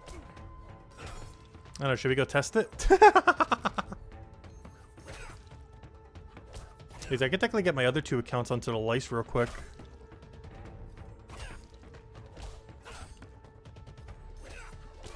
And they should finish their lice by the time this guy finishes his thing. You know what? I'm going to try it and see if it works, just so I know for the other accounts. Okay, it's currently at 9. Or is that number going to be higher than 9? So I'm going to go on this account. I'm going to have him stop doing that for a second. I'm going to have him move on to lice. Oh, I probably need to talk to the guy first to start the quest. I'm not sure if I actually have to talk to him or not. We're going to go test this real quick. I would assume the answer is yes, it would tick up, but we're about to find out. We're going to bring this guy over, bring the other guy over. Get all of them to the AFK. Since it's right next to the place anyways. The only problem is I am going to have to bring these guys back to their real AFK method though. Which is doing the wood that they were both working on. Trying to get that wood cutting level up so we could do the forgotten things. Because they actually increased the level requirement for it. I forget what it is now. I think it's like 50 something.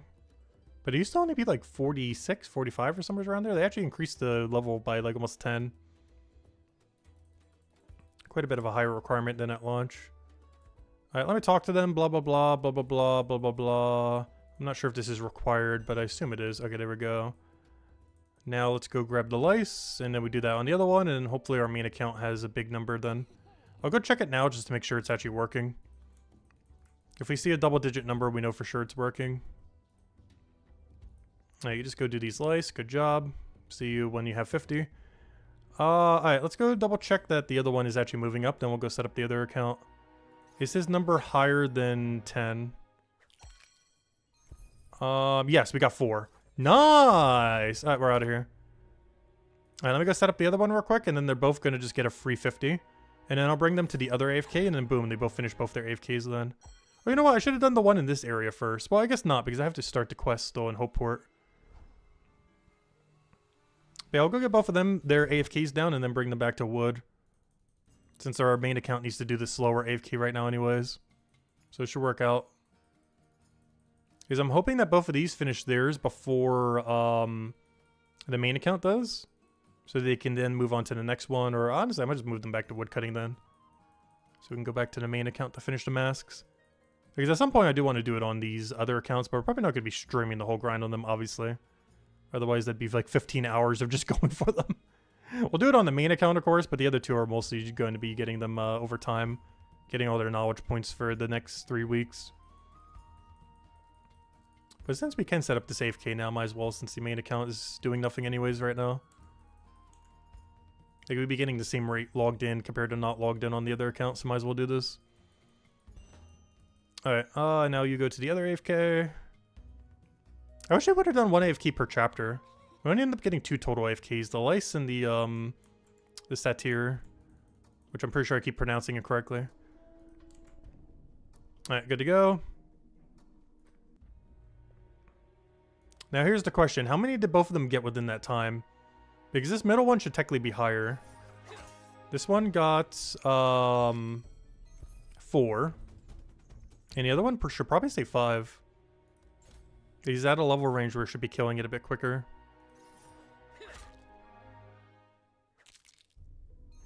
Six, yeah, exactly so. So I think the game plan at this point is wait till this guy is done and has all of his components that he needs. Then we go back, bring him back to woodcutting. Then we do the same on the other account, bring it back to woodcutting. And by the time we do that, the main account should be done with all of its kill count then.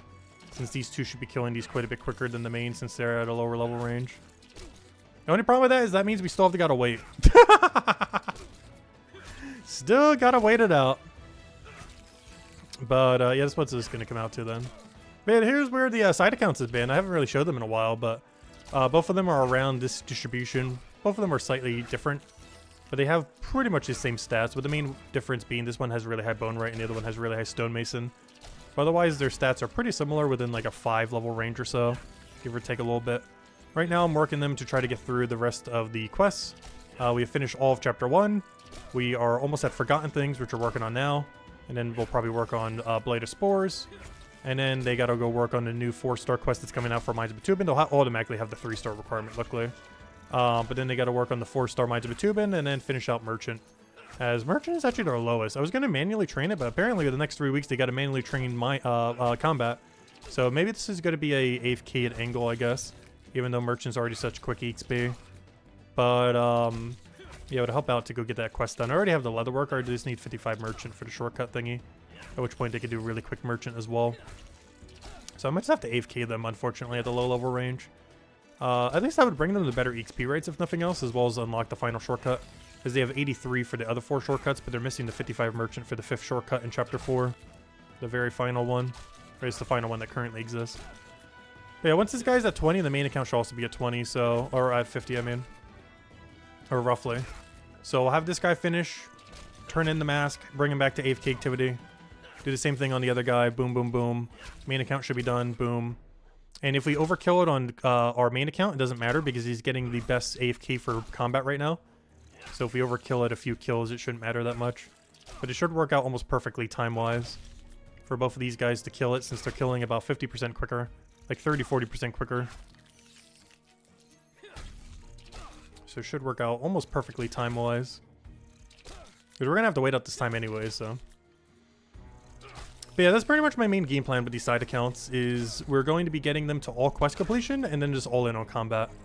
And I got their production skills so that they can still maintain their combat as well if they need to produce some stuff. And the only way we'll diverge from that is if dungeons require us to get a bunch of other stuff. Also, I haven't committed these accounts yet to trading or not trading, but assumably I will make both of these trading enabled. That or I'll make the middle one Iron Man and then the other one trading, in case we ever want to have a second Iron Man, which might also be the play. I'm not sure yet.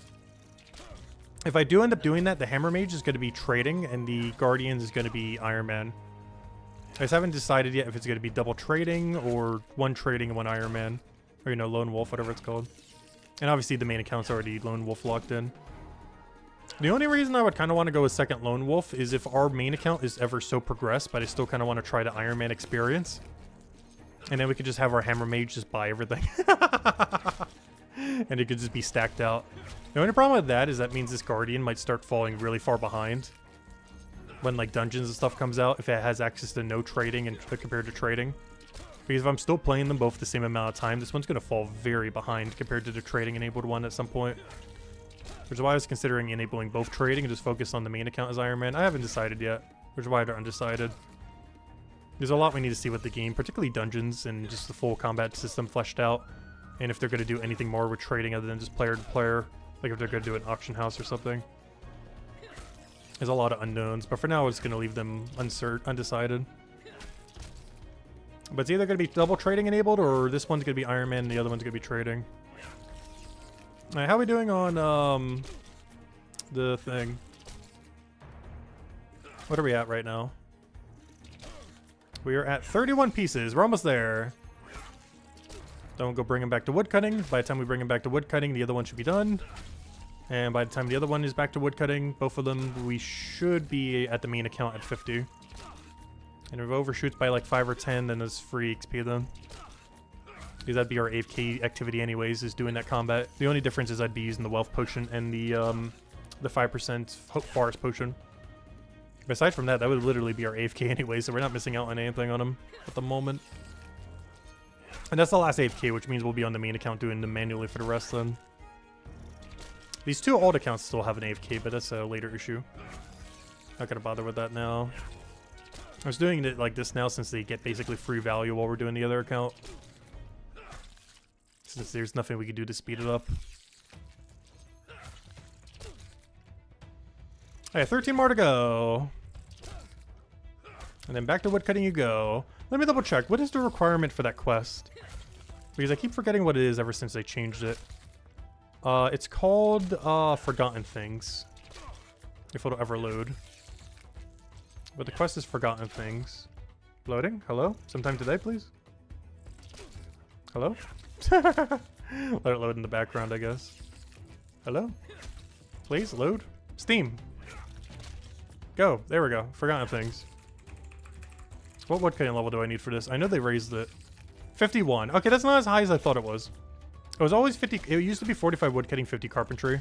They raised the woodcutting level by 6. Which we're almost there then. We're at 40. Where is it? Oh no, we're already. Wait. We already have it. Wait. Hold. Wait, we're already there. Okay. Plan B. I guess you're doing botanist. You're gonna overshoot it a bit, but that's we'll worry about that later. How many more of these do we need? We should almost be there. 6 more to go. But yeah, never mind. That might be a botanist angle then. I'll double check what he could do, but this might be a botanist angle. I'm just not sure what passives he has right now that he can viably do without having to get a knowledge point, because I'm starting to run out. I guess I could do merchant. We were talking about it earlier. Maybe just do some of that. Where do you do this off-cut? Oh yeah, just at the off-cut location. Yeah, I'm just gonna do that, I guess, on him. The other one has higher merchant level, so this will get it back in line with the other one. What is your level right now? Okay, 3 more to go. That merchant adventure isn't really that worth it though, but he needs the XP. And we'll catch it up because I think the other guy's at like 27 or 28 merchant. This one's only at 24. Alright, how many more kills is that? One more? Or is that all of them? One more. And then we'll bring you to merchant AFK after you go claim the helm. Then we'll go do everything we need to do for the other account, and then we should be good to go. Alright, there we go. Go unlock you the helm. Bring you to, I guess, merchant AFK. This is one of the last few I still have. We're running out of AFKs without getting knowledge points. They are in so much knowledge point debt. If I open up this menu right now, I think it's like 12 knowledge points. 1, 2, 3, 4, 5, 6, 7. Okay, only 7. That's not as bad. It's still bad though. Alright, let's get this. Boom, boom, boom. I'm not gonna bother putting the helm on. Let's go teleport over to where am I going and why am I going there? I am going to Chronopolis Market for merchant AFK. Which is pretty bad value, but I need him to catch up. And I have like nothing else to go put him on at the moment that he won't overshoot. Because apparently you only need 71 woodcutting, and or sorry, 51. I already overshot it. Which means you need to go work on leatherworker, I mean on carpenter later. I need the knowledge point before I do that, so that's a later issue. And then they should just be able to carpenter whatever logs they have left. Alright, leather offcuts. It doesn't even bring up a menu because there's only one at our level range. I'm so used to a giant menu coming up there. Alright, he'll do that. Alright, let's go to the other account. It should be done with its hat, hopefully. Or if not, she'll only need a few more. And then our main account should be done. Or sure, hope by now it would be. Alright, how many more do you still need? You need... Wait. That's a lot less than I was expecting it to be. How are you not done? How many more does the main account need? So you still need a bit. Let me go double check something real quick. Why do I feel like you went so much slower? How many more does the main need? The main needs 6 more. That's not that many. I know, I still kind of want to finish this other guy while we're doing it though. But here's our distribution on this account currently. Pretty similar to the other one, of course. Some things are a little higher, like the 2 extra merchant, a few extra combat, so on and so forth. But some things also lower, like it only has 230 stonemason instead of like 250 something bone right, stuff like that. Because obviously bone right's way easier to get than stonemason. Stonemason just burns through so much cash. You can tell with the gold stack too. This one only has like 2 gold, the other one is like 15 or 16 or something. Just because of how much you burn doing stonemason compared to how much you make from bone right. Yeah, I think the game plan at this point is just let this one get all the way up. We bring it to whatever AFK we need, which at this point is... I have no clue what, honestly. This one's even more knowledge debt than the other one. Let's see if I can find one real quick. No, I don't have the knowledge point for that. I think I might just have to put it on combat, oddly enough. No, I don't have the knowledge point for that. Gosh, it's not going to have one for anything. What can you even train right now? Do you have it for carpenter? No. I might just have to put it back on woodcutting, honestly. I have nothing else to put it on right now. Miner, nope, I don't have that one unlocked.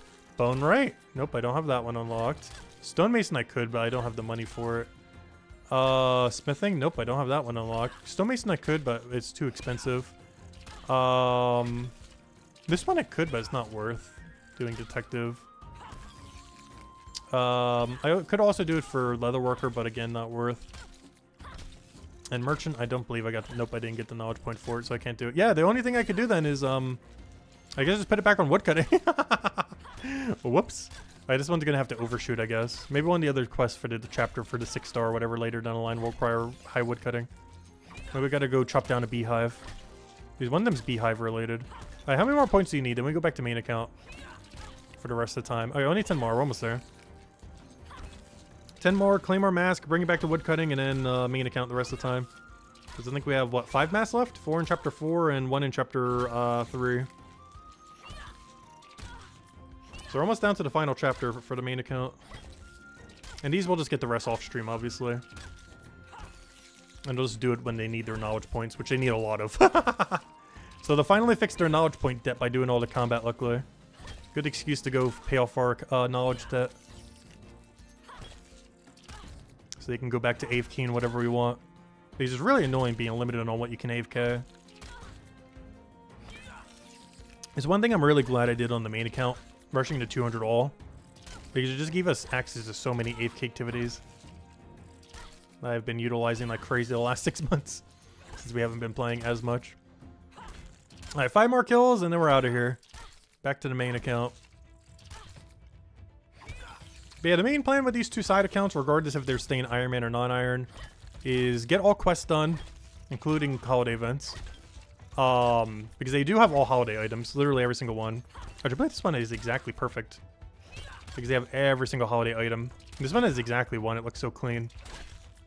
But get all the holiday items for them, get every quest done. And then once they have that done, just go all in combat. Just combat, combat, combat, combat, combat, nothing else but combat. That way we can try all 3 classes. We'll have a Hammer Mage at high combat, we'll have a Guardian at high combat with all quests completed. We'll have a Hammer Mage at high combat with all quests completed, and then we'll have our main account that just is literally max everything then, eventually. Alright, that should be all of them, right? All 50? We're good to go? We're out of here. Alright. Let's bring this back to the woodcutting AFK, and then back to the main account. And obviously we'll grab the helmet real quick since we're already here. Oh, he's gonna get us. I should have went over his tile. That's fine though. Alright, one bug helmet, please. That looks like it's from the Bug's Life. Actually, there's not one character in there. There's a character in the Bug's Life that somewhat looks like this. And it's been too many decades for me to remember the name. I do not recall. But I'm pretty sure there is a bug in the Bug's Life that looks like this helmet. This one. I cannot remember which. It's been way too many decades. Anyways, let's go bring you back to Woodcutting AFK and then we're back to main account.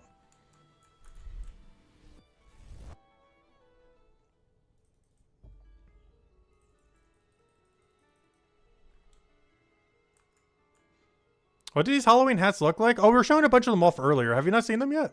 I thought we were here in stream earlier. But I can show them all off in the main account in a second. Because I've mostly just been wearing the bird one, but I do show them off as we get them. And we're about to get one right now. Alright, let's go back to the main account. He's 100% done by now. There's no way he's not. Objective complete. Alright. Let's see. Our phone ended up stopping, all good. Yeah, I'll go show them all real quick. We're about to turn in for 2 more as well that we haven't seen yet. So first things first, let me go turn into 2 that we are about to get, and then we'll go cycle through all of them that we have. And then we have 5 more to go. We got the blob from chapter 3, and then the rest are just chapter 4 enemies. Gotta kill the saber-toothed tiger, the street hag, which is normally annoying, but I think we're at a level range where it's not gonna be that bad. The mall chest I need to remember to change to a weaker range weapon for. And then the zombie. Oh wait, oops, while I'm here, I should go sell everything and everything. Just to get a nice clean inventory going into blobs. Because they require a lot of inventory because they drop a bunch of the 10% secondary. Alright, sell all this, boom boom boom, sell junk. Bring all this to the alchemy place, and then we'll go show off all the hats, as well as the 2 new ones we haven't seen yet. Since we're going in order. Alright, drop all this off. And let's go back to the hat guy.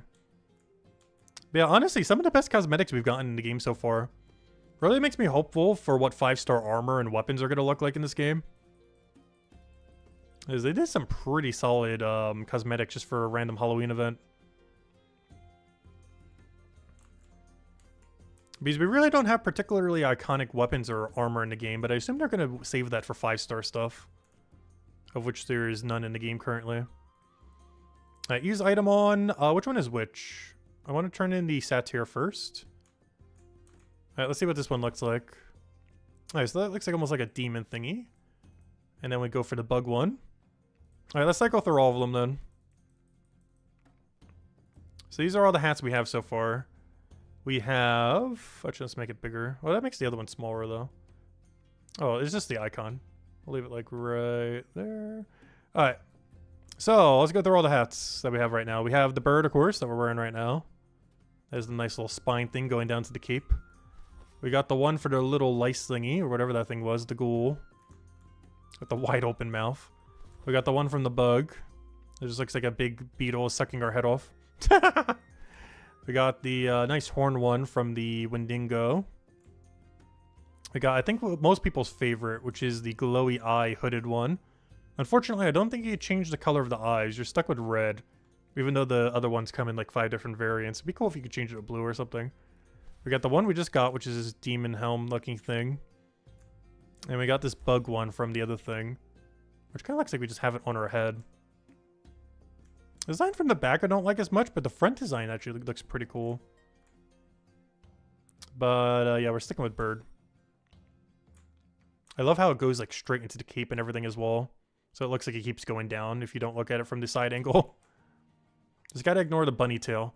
But there we go. Alright, next let's go to the blobs. These drop the 10% Mind of Batubin potion, which is huge, even though I can't make them yet. And they also drop, well, nothing else. That's the only thing that's relevant.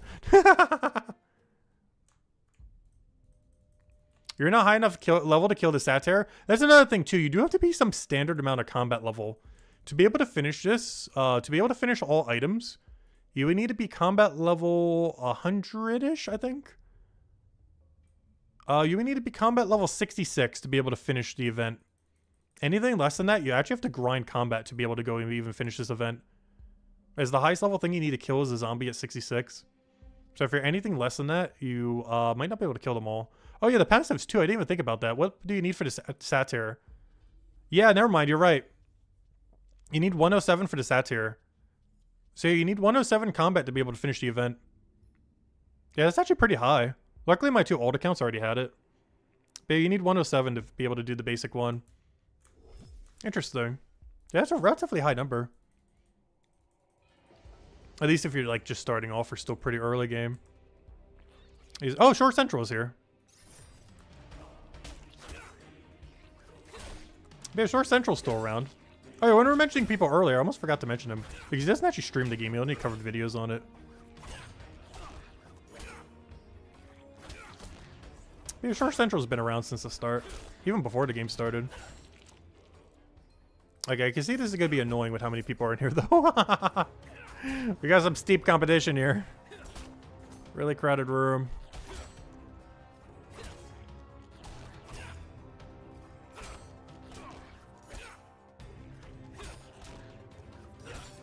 You went hard on week 1 and didn't play since. Yeah, we kind of did the same thing. We went really hard like the first like 2 or 3 months, and then we've just been doing daily since then.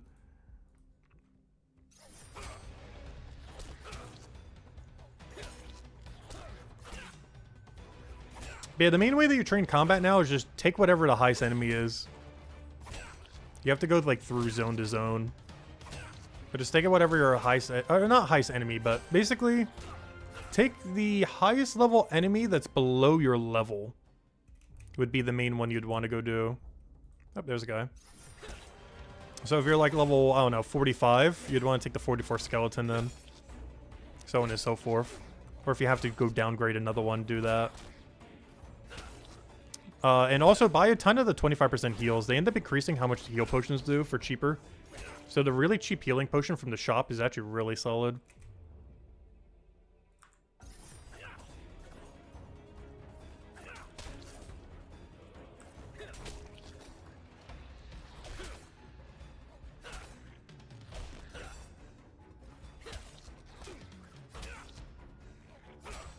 Because just chucking these, you can kill pretty much anything in the game.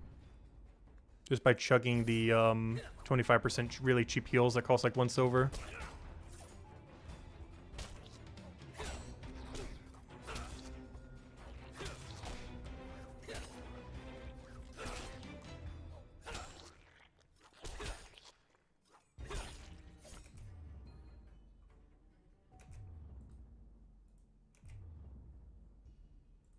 Where are all the enemies at? I might need to go to the other room. The only problem is I think the other room is even further spread apart than this room.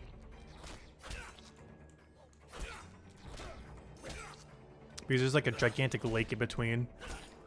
So if you're over here and one spawns over there, there's no way you're reaching that. That's a mile away. The only way it would be better if there's like a 2 spawn in there. Oops, I just stole it from Store Central. Mine. We're gonna hockey all of them to get it instantly. But yeah, we're definitely rocking this helm for a very long time. I really love this Raven helm. I'm actually surprised they did one like that.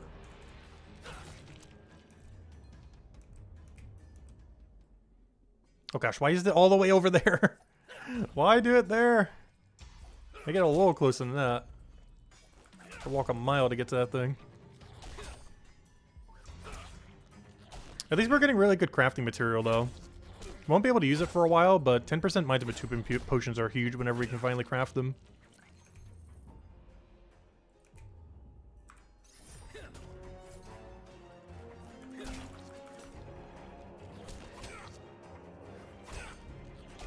How many more do we need to kill? Alright, we only killed 10 so far. That's rough for how crowded this room is. I think it's been the most crowded room yet, because apparently there's a 4 limit instead of a 3.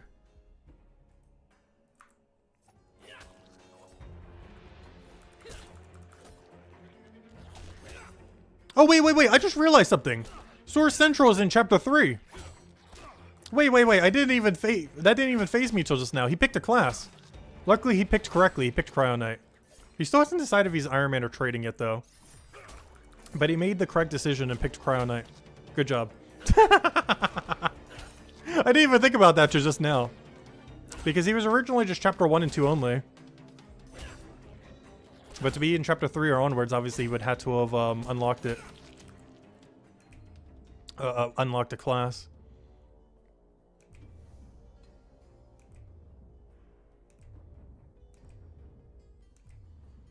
Up he went to the other room. Goodbye. More for me.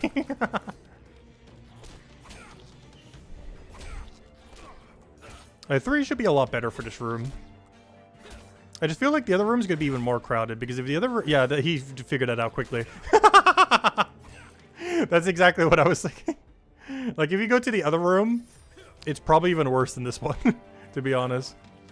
Because not only does it probably have the same player cap, but all the spawns are so much further away.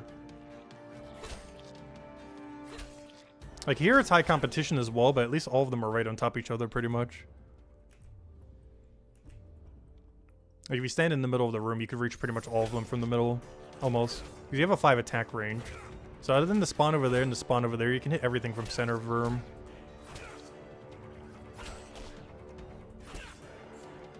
Aside from the furthest left and right spawn. Like that one.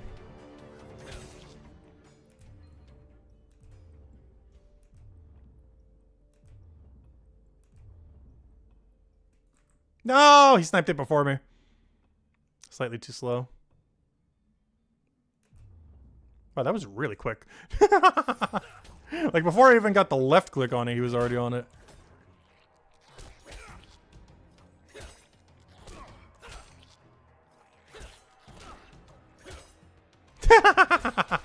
Hitting the mobs first feels like the only PvP this game has.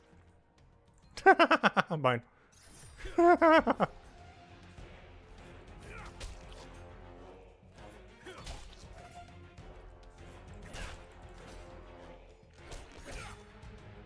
We need to make a banking trip soon. Luckily, there's a rift right over there. That's not even one of the new ones. That one's always been there. There's another one in the room above us to the north, but it's on the top side, so it won't actually help us in this area.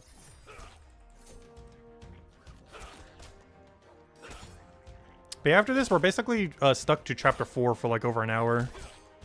Because we gotta kill 200 units, which is easily over an hour of time. That's fine, though. You know what I should actually do, though? I'm not sure it's really that worth it. Since the next thing we would be dumping our knowledge into would be Mines of Batubin, one thing we could technically do is go to the next chapter until we have a double knowledge point, then come back to blobs, and then double dump it onto Mines of Batubin so that we get the 8% for like several kills. The only reason I don't feel like it's worth it is these things are already giving such a little XP. If this was actually something that was at our level range, excuse me, that we're getting like 200 something thousand XP for, I would say it's worth it. I feel like that's overkill for this.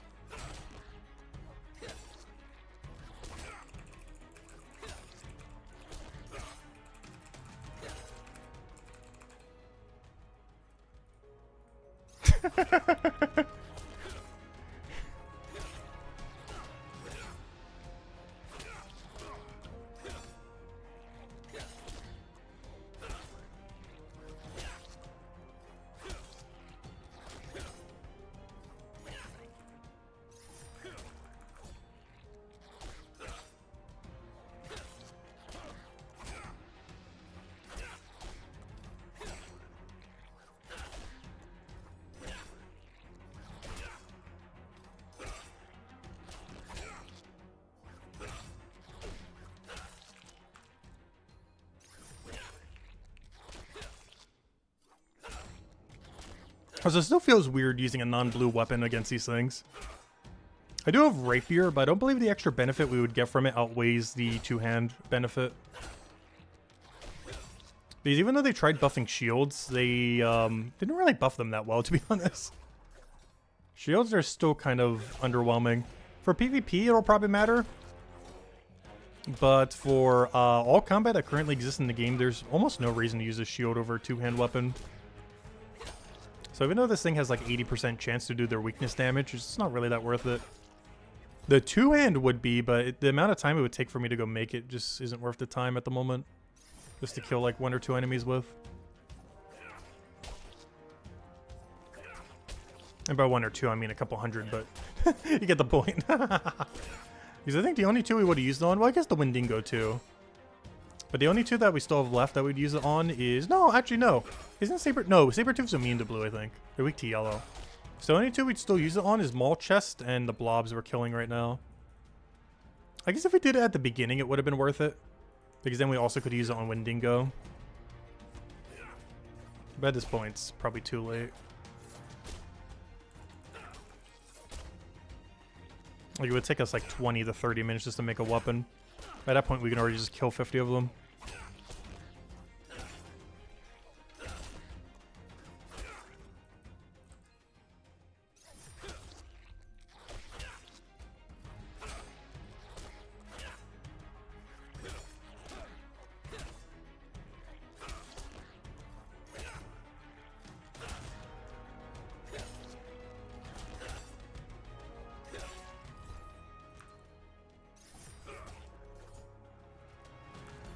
I keep forgetting, you move slower when you go diagonal for some reason.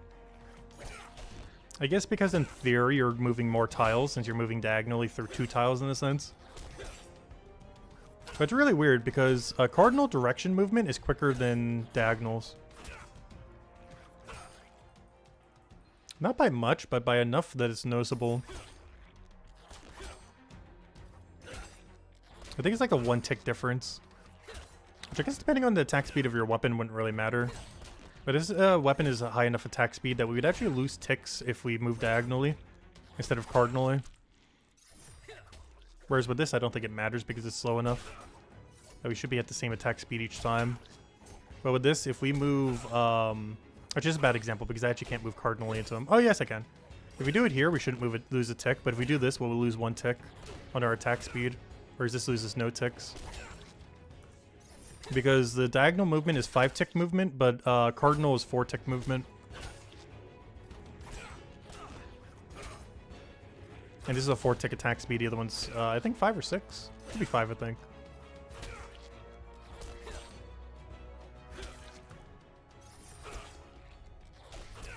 It'll be relevant eventually for bossing if we ever get an actual relevant boss in the game.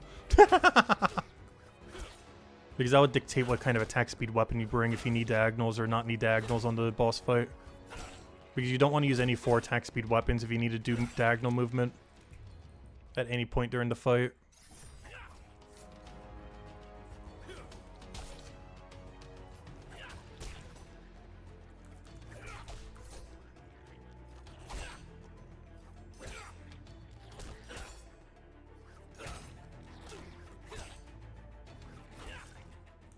The only exception, of course, being if you're using the special attack for some reason. But that's heavily dictated on what on earth they end up making the special attacks.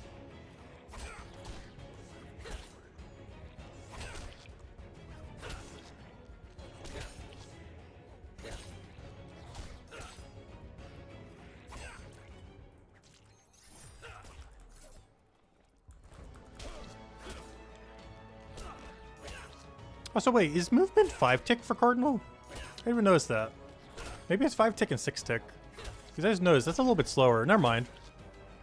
Cardinal direction is 5 tick. Moving diagonally is 6 tick.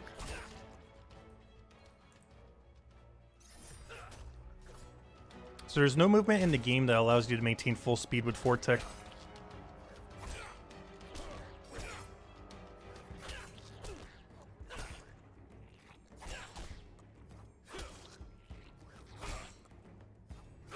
Which I wonder if they're ever going to change that at all. Because old school RuneScape actually does fix that, because the quickest weapon you normally have access to is 2 tick. So you can move, attack, move, attack, move, attack without losing any speed, even with the quickest weapons in the game. The only exception for that is like limited time game modes like Gridmaster and such, where you have 1 tick weapons. Where every time you move, you're losing half your damage, which is insanely high.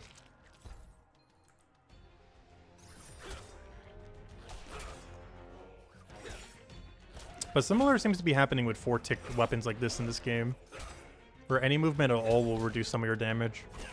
They're not losing much, you're only losing 20% for moving with a 4 tick weapon. That's still a lot though.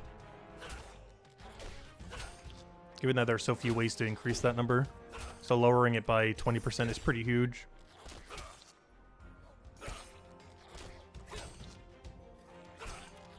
It's only 20% per move, though. Obviously, if you're stationary, you're not losing any.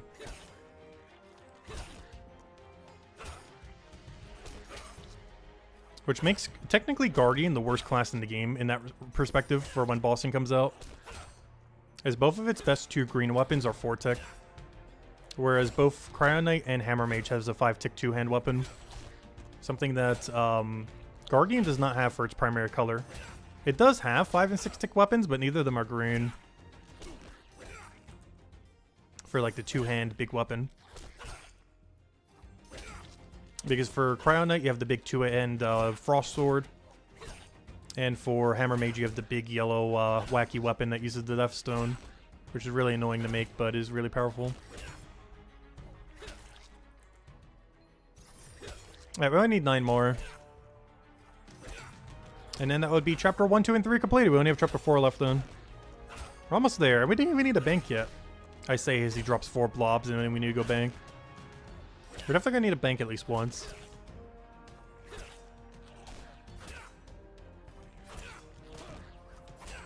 Yep, there it is. I knew it was about to come. At this point, I'm just gonna leave it on the ground. Actually, what is the plan? I guess just making 2 trips is the best way to do this.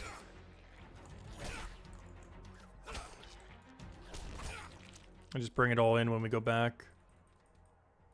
Oh, maybe that's why he went back earlier. I thought he was going to the other room, but he might have just been depositing the slime. I didn't think about that. Oh no, that one guy might be taking my room. Oh no, interesting. He went into the other server. These were stuck on Shore's central server since we're friended with him, so it tries to prioritize us together. So the other guy got shoved into some other room then that probably has 4 people now. That's one nice thing that you can kind of do with friends in this game. You can actually lock down a room. If you try prioritizing the room with people who you're already with. But sometimes you can get a smaller instance that way. Because if you're in one of the side rooms, because it tries to prioritize public rooms in like an order.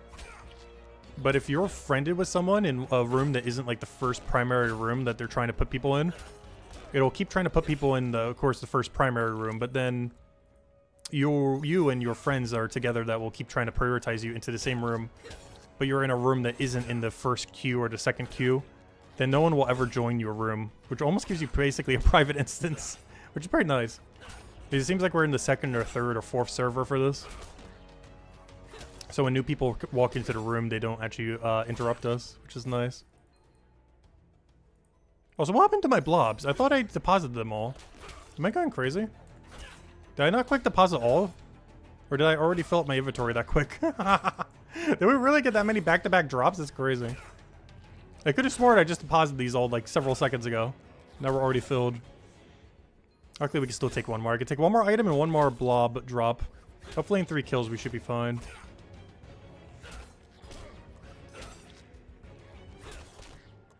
And then we're locked to Chronopolis for like the next hour and a half then. Which means, yeah, I was saying earlier that it'll probably take about 5 hours. It actually is. Because we have 4 left. Each one's going to take like 20-ish minutes. Which means it's going to come out to like 4.5 hours. The main thing lowering that down a little being that there's 2 8 key ones. That speeds it up a little. And luckily there's nothing in that chapter that's going to be able to kill us based on our level range. That also helps speed it up a little. Our XP rate's going to be horrible, but nothing can actually kill us. Not even the really annoying hag. Because even though that would normally be a bit of a threat, even if it was over your level or under your level. I mean over your... Yeah, normally over your level. But our hag is really low level right now, I believe. It's only 726, which should be really easy to deal with. All these are pretty easy. The only one we don't have here is Maul Chest, which is like super low level then. Alright, that is all of them, right? We good? About to find out when I'm like 1 short. Nope, that should be 50, right? Yep, 50. Alright, we're out of here. Let's go deposit all these, sell everything that we don't need, which is everything. And, yeah, let's head to chapter 4.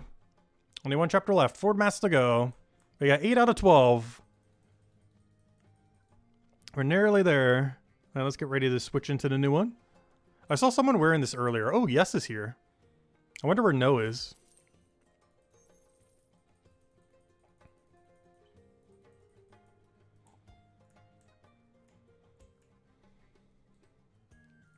All right, let's go put all these in here.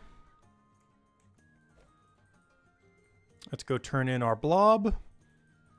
And then we're locked to chapter 4 for the rest of the stream, pretty much.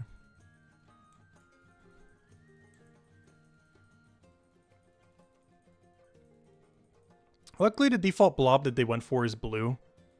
So I went with a nice color for it. I do wish I had a couple different color palette changes, though, since they're based on the enemies. But maybe they're saving that for a different year or something.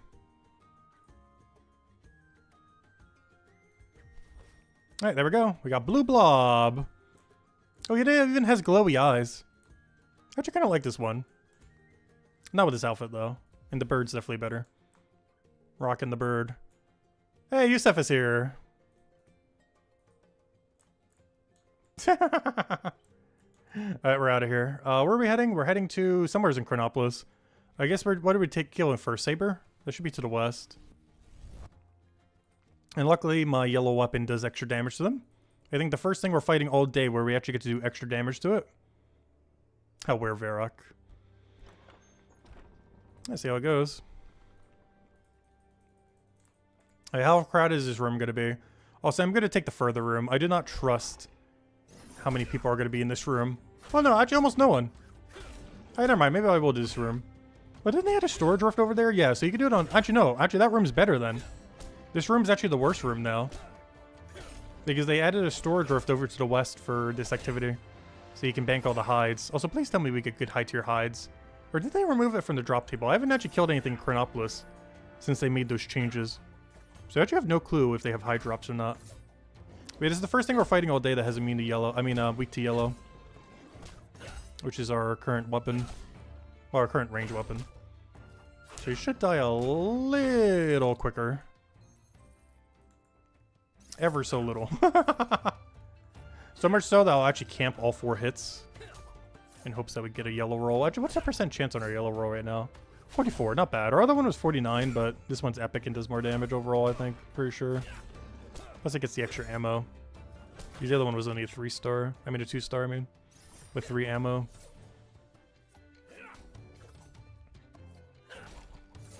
But yeah, this is like the first grind they really add to the game, unless you count the Christmas hats.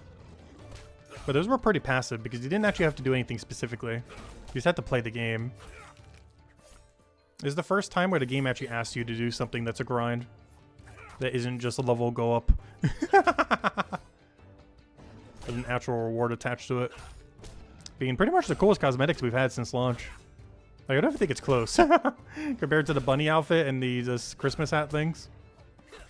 As cool as a Santa hat is, it doesn't beat all of these.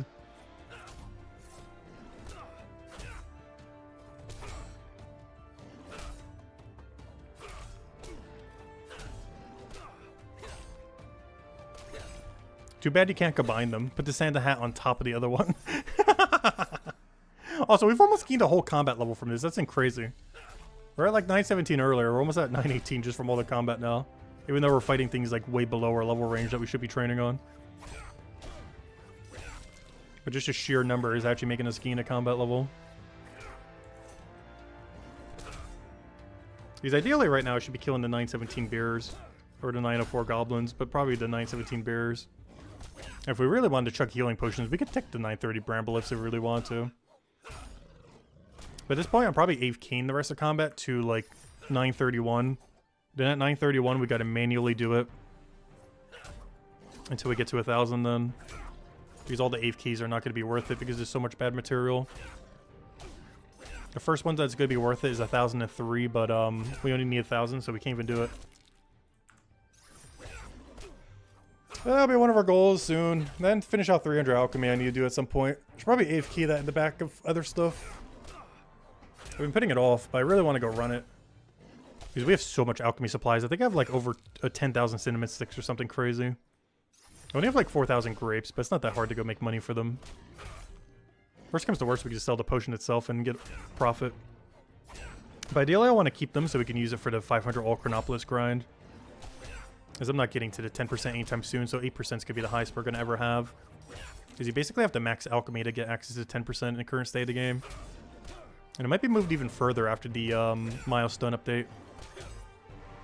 Because they're likely going to keep it a pretty high potion. Though it might move down. We'll find out. But there's a chance it could actually move up. Which would make it even further away. Oh, we got Extreme Task over here. Sounds like some kind of challenge account.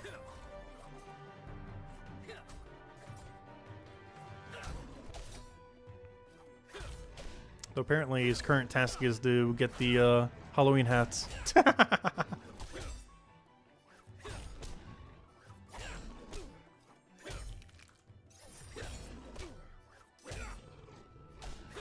Honestly, this might be the most units I've ever killed in one day. Not the most combat XP, but just the sheer number of units, as so many of them are dying so quickly. Because they're so underleveled. Because I'm not sure we've ever bothered killing, well, I guess some of them are AFK units, but still. But not counting AFK units, I'm not sure if I've ever bothered killing 500 units in a day. Maybe I have. If I have, it's definitely been a long time since we have. Like a very, very long time. And how many more of these things do we need? 35!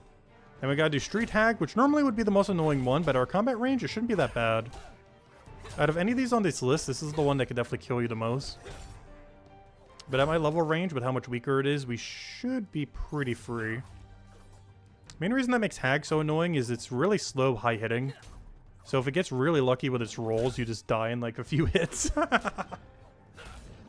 But our level disparity should be high enough that it should never kill us, even with really, really lucky RNG on its end. Oh, so do these things not drop leather anymore? I thought they still did. Maybe they don't. Because we haven't gotten a single leather drop yet. I assume they did based on the fact that they added a storage rift over there. I was kind of surprised in 17 kills we haven't gotten a single drop of leather yet.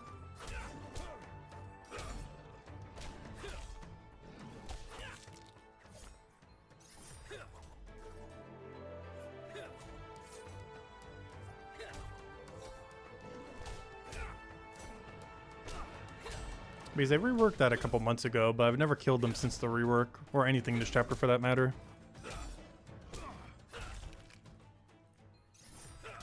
Mostly because of how the system works, so I've been stuck at the earlier sections. We've been stuck in Chapter 1 and Chapter 2 for forever for combat lately. Soon to be moving on to Chapter 3. So I haven't touched Chapter 4 in, like, literal months. Like, ever since they changed the combat system back in March, I have not touched Chapter 4. This is the first time I'm doing Chapter 4 combat since, like, March or April.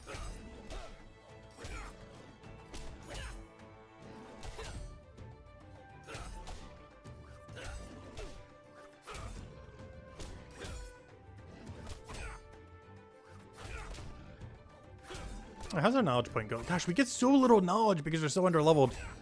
We're getting like 1.5 a kill. That's so low.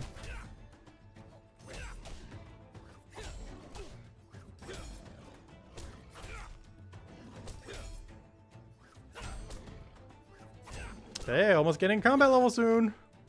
Another one for the pile. And that's going to be the 8th activity I'm going to be bringing it to, too, oddly enough.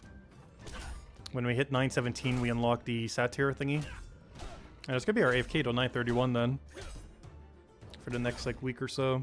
I just had to diverge the bone right a little bit here or there or something.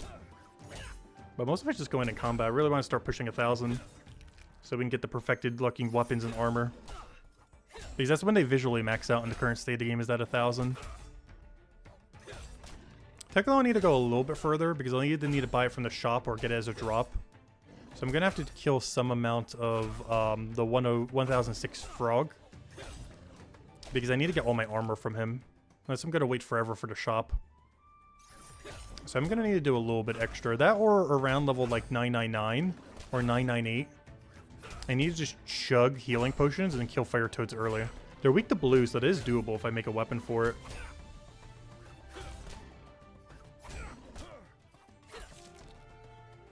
I just need to make like a 3-star at minimum blue 2-hand weapon or something. If we do that, we just chug healing pots and we should be able to kill them. We might take like 3 or 4 healing pots, but we would be able to kill them. Because that's where we'd get all of our perfected looking armor from. Would be the fire toad. Unless they've added the 50 milestone thingy by then. But if they haven't, we'd get all of them from fire toad, which is actually good. Because they're weak to the main damage type we have on the class. Their secondary drop's kind of bad, but their weakness to blue is nice. I guess the other bad thing about them is you have to melee them because they're ranged with their ability. So you can't get like 3 or 4 hits in before you engage in combat. You actually have to fight them immediately. That's the main thing that makes them annoying. That and they're a slightly slower, harder hitting enemy. Which anything in that category is just more annoying than a quicker hitting one. As the slower ones are a lot more sporadic. Because you want consistency with the kill. And anything that hits slower has higher variability. Gosh, I cannot say that right now. Has much higher variability, so it has a higher chance of rolling just mega hits every single time. Where stuff with lower number hits isn't ever going to go too crazy. As this amount of damage is a lot more consistent. It can't get as lucky. Even if it's getting max roll every time.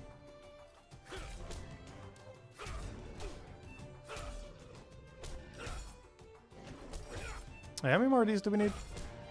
20 more to go. And no high drop. Okay, I'm starting to think they might have removed the high drop, or we're getting really unlucky on them. I have a feeling they didn't, though, because why would they add a storage rift there if they removed the hides? Because that doesn't give any material. You wouldn't really need it for here, because you would just use that one. If they do still drop hides, we're getting really unlucky on the drop. In all fairness, I'm pretty sure these are worth more than whatever the hide drop would be anyways. Because with the sale price, the hides aren't really worth that much. Whereas these are selling for like 11, 12 silver each.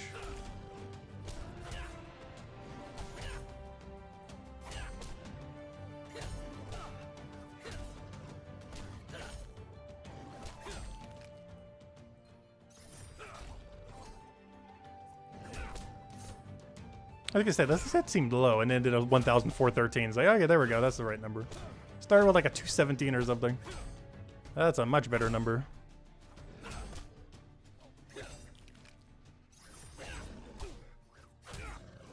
Yeah, I'm still surprised they made this grind so long. I don't mind, though. Curious what they're going to do for the next Christmas event, then. Because it seems like with the Halloween event, they might do similar cosmetics next year.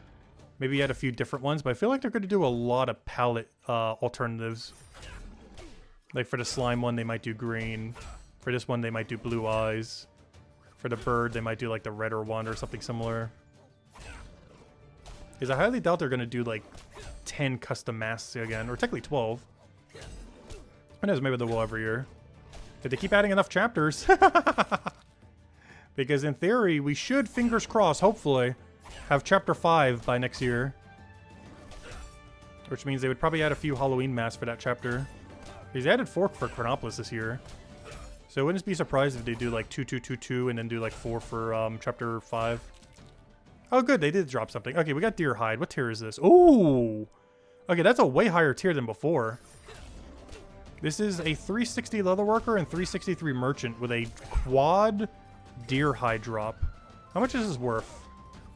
Yeah, the problem is, though, it's only worth 10 silver.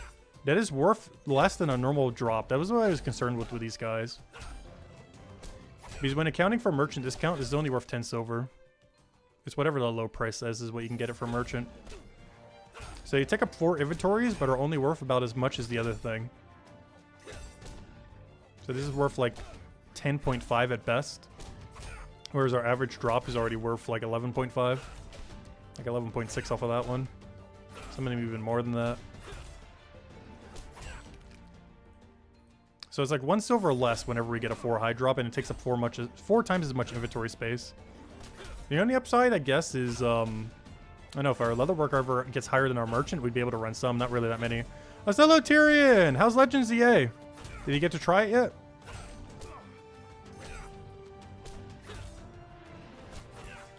Have another Deer High drop. I like how we go for like 30-something kills, getting none. Then we get back-to-back Deer Hide. How does that happen? We went 37 kills with none, and then the 38 and 39 were both the high drop.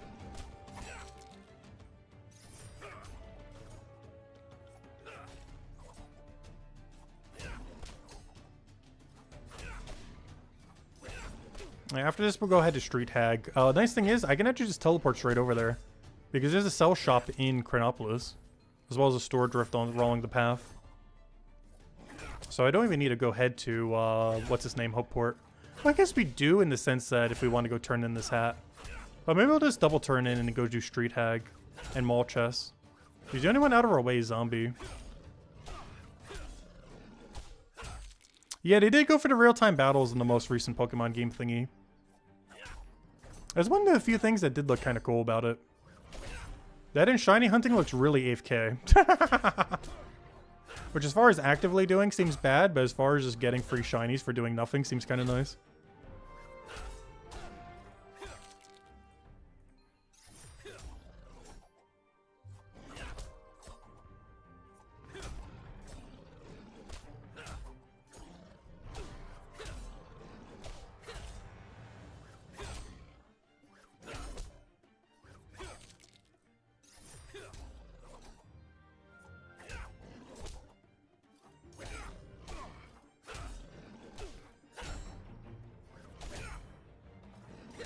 Also, one thing I didn't look into, do you get marks in that game?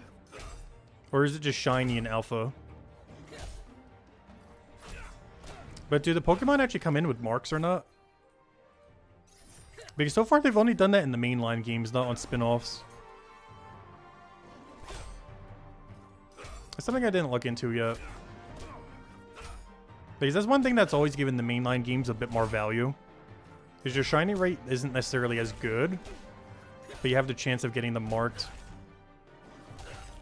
Which is almost like a double shiny in a sense.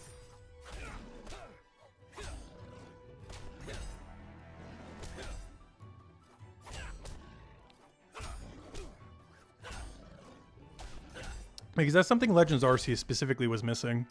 As well as Pokemon Go if you ever transfer them over from that game. Like, so far that's been a feature exclusive to mainline games. Like, you know, new generation Pokemon games. Because if a spin-off ever gets it, generally spin-offs have such higher shiny rates than mainline game. Whenever they bring it into one.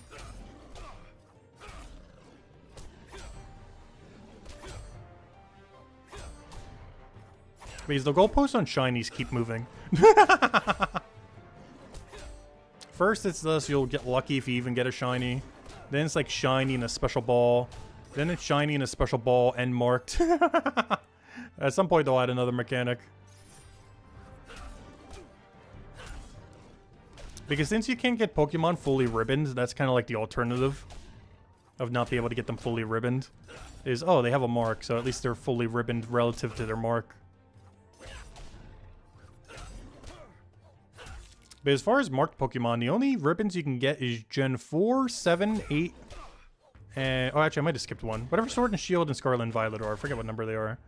But Scarlet, Violet, Sword and Shield, and Gen 4, I believe, are the only ones you can get ribbons on, currently. As far as a marked Pokemon is concerned. Hopefully, eventually, they bring all of them back, though.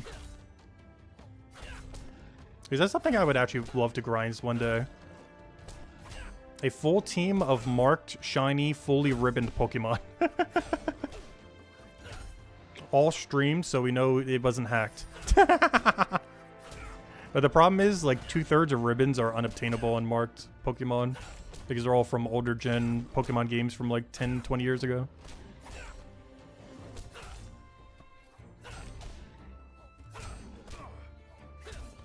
The other problem with that is the Pokemon would need to be in like every single game, which are very few that are like that. I think Pikachu, Eevee, and like a handful of others are in every single Pokemon game ever made, mainline-wise, or at least ribbon-wise. I think it's very, very few. I think you have like 24 to choose from. If you wanted like a super ultra min-max completionist Pokemon. Pikachu and Eevee will always be safe though. There isn't a single Pokemon game that's not going to have Pikachu or Eevee in it.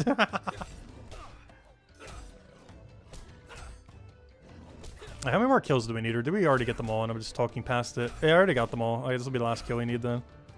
You know what? I'm actually going to go back for the mask. Even though it's going to waste a little bit of time compared to moving on to the next one immediately. Since we're already going to be by the thing. But we'll keep claiming them one at a time. The only reason I didn't for the other is because we need the AFK activity point, knowledge point for it. But let's go ahead back over there. So I'll go sell all this junk. I will put away the hides when we get there because the store drift is a little bit further away, I think, in this chapter compared to the other one. Oh no, I guess I'll put it away just to get a nice clean inventory though. It's only a few tiles further. It's not that big a deal. We can spare the extra 2 seconds. Alright, let's go put these away. And then we only have 3 hats to go. We got Street Hag, which I think looks like a night elf. Mall Chest, which is literally a giant mall chest on your head. And Zombie, which I think they have for both genders as well. Same as the Hag. I think there's like an alternative version for what gender you have. Like male or female. Oh, we found the Ultra Noob. Alright, let's go and see what this hat looks like. There's one of the few that I don't know what it looks like yet. Actually, I think it's the only hat I don't know what it looks like. Alright, let's see what it is. Oh, so it has like the little skull thing on it. Okay, that's kind of cool. So it's like the skeleton structure. I thought it would be like all of the hide and everything. But just the skeleton structure of the saber-toothed tiger thingy. Oh, you can still see your head too. That's interesting. This is one of the few that you can actually see your head on.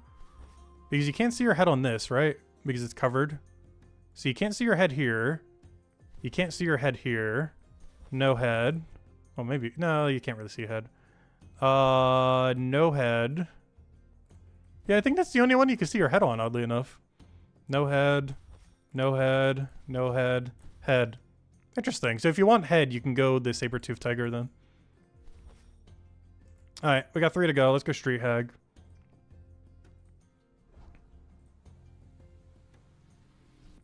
Lots of clothes for Izzy to collect. I know, right? Honestly, these are the best cosmetics they've ever added to the game. With the bird hat definitely be my favorite, but this one's pretty cool too. I wish they had it in blue. The blue model is in game. It was literally the one we were fighting. But the only one you can currently earn is red. Maybe next Halloween they'll do some other color palettes for them. Luckily they did the correct color for the Raven, which is just the standard black one. It even matches the Easter outfit, which is great. Like they're the exact same color of like light black. Alright, let's go kill a bunch of hags. This one is probably going to be the most annoying one depending on your level range. Luckily our level range should be pretty free. But if you're at a level range where these are really high, this is probably the most annoying thing you have to kill in this entire set. Like on my alt accounts, this one's probably going to be the most annoying, but we're at a level range where this should be very free and not a hassle at all. Even without drinking a single potion, we shouldn't have to heal on them.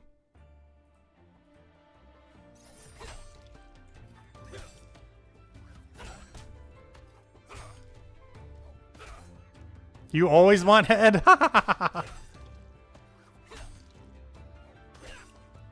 Oh, Tyrion.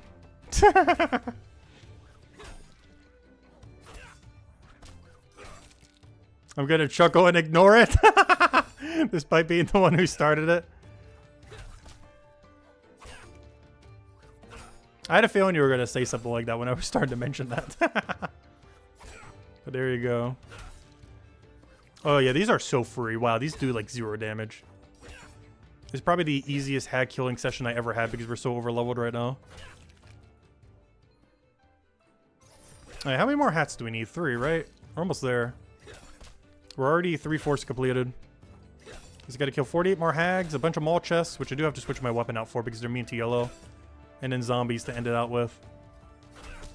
I still have to do it on the other 2 accounts, but that's gonna be done over the next 3 weeks off stream, of course. But I will get them done on all 3. A Lester approved comment. Pretty much.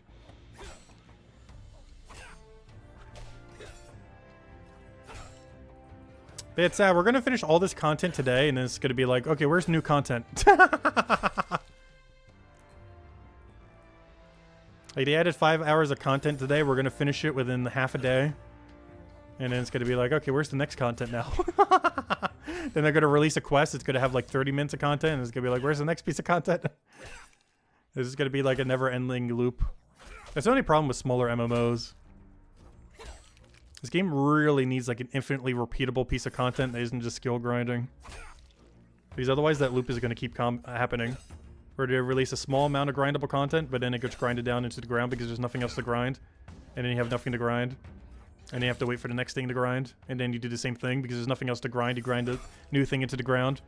And then you have to wait for the next thing. And it just keeps repeating over and over again. To the point where there's nothing ever to grind because you finish whatever grind there is because there's only one grind to do, which is whatever new grind they add. But at some point, once they add the minigames and other stuff, hopefully that will kind of fix that. Gameplay loop a little. Or lack thereof. Yep, it's almost time to go do the Mines and Tubing double boost. There's almost enough for a smithing level too. I don't think we're going to be able to earn the other double boost, but this should get us pretty close to 343 smithing. Nothing good's coming up though as far as upgrades. Well, we can finally make a perfect rapier. Actually, technically we make perfect for any of these if we go high enough on the level range. I kind of forgot about that ever since the new changes that they made. Because you only need to make up to 1,000. So we can make perfect for every weapon now then. Because the only one we're missing is Throwing Twin Blade and Metal Kite are the only two I can't make a perfect for. So at 361 smithing, I can make a perfect version of every item in the game for Cryonite, or at least every weapon, I mean.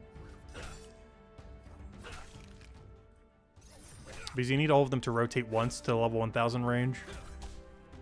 And out of any of these, the very last one that we didn't have is the Kite Shield. Actually, no, that Kite Shield's already perfect. Because you can get that up to 1000. Or with it, based on that range. So it's just the, Wait, why is the other one like that then? Oh, it's doing it based on its base value. Never mind, tier 5 could already perfect then. I forgot about that ever since they made the change.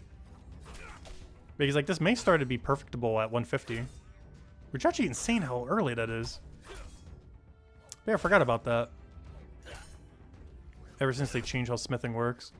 Because this icon over here is just showing the lowest level range, not the highest level range. Because when taking into account the highest level range, we were able to start making perfects at 150 with the mace. And we got our final perfect at whatever one of these reaches 1000. Which would have been the shield, I think, or something. Would have been the final one. Yeah, we already can make a perfect of everything. At a pretty low level, too, oddly enough.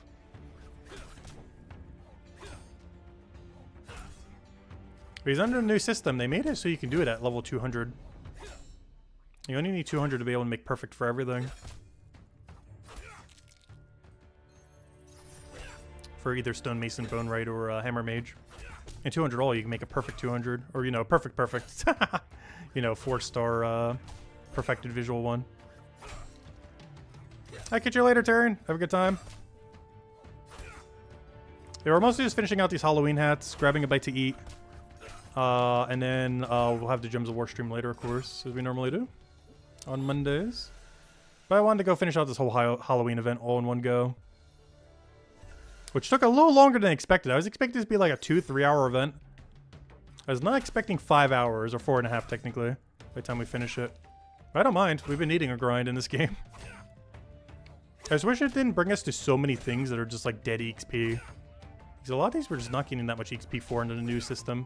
Like this whole stream I gained like 1 combat level only. Despite killing like 500 units. Because we were fighting something that was actually at our level range. I think we'd only have to kill like 100-ish of them. 150, somewhere around there. To gain a level. But because we were fighting stuff so weak, we were having to do 500 just to gain 1 level.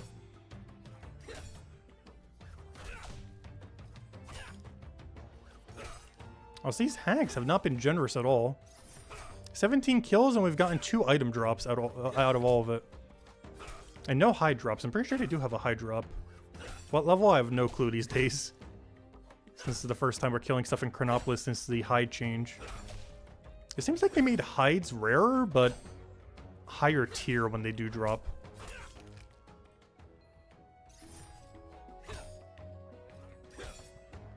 And they still seem to drop in 4s, which is nice.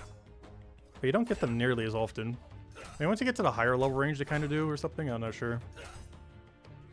It's the first time we've been killing stuff here in like 6 months. So no clue.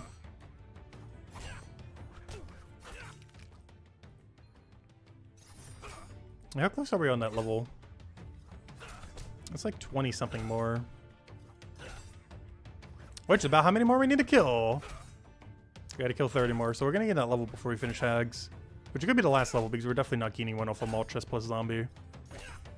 Actually, we're so close to malt chest, I think we just head right over there. These hags are filling up our inventory so little, I think we just head straight up to malt chest right over there. It's quicker than teleporting. If I teleport, I have to go all the way from over there.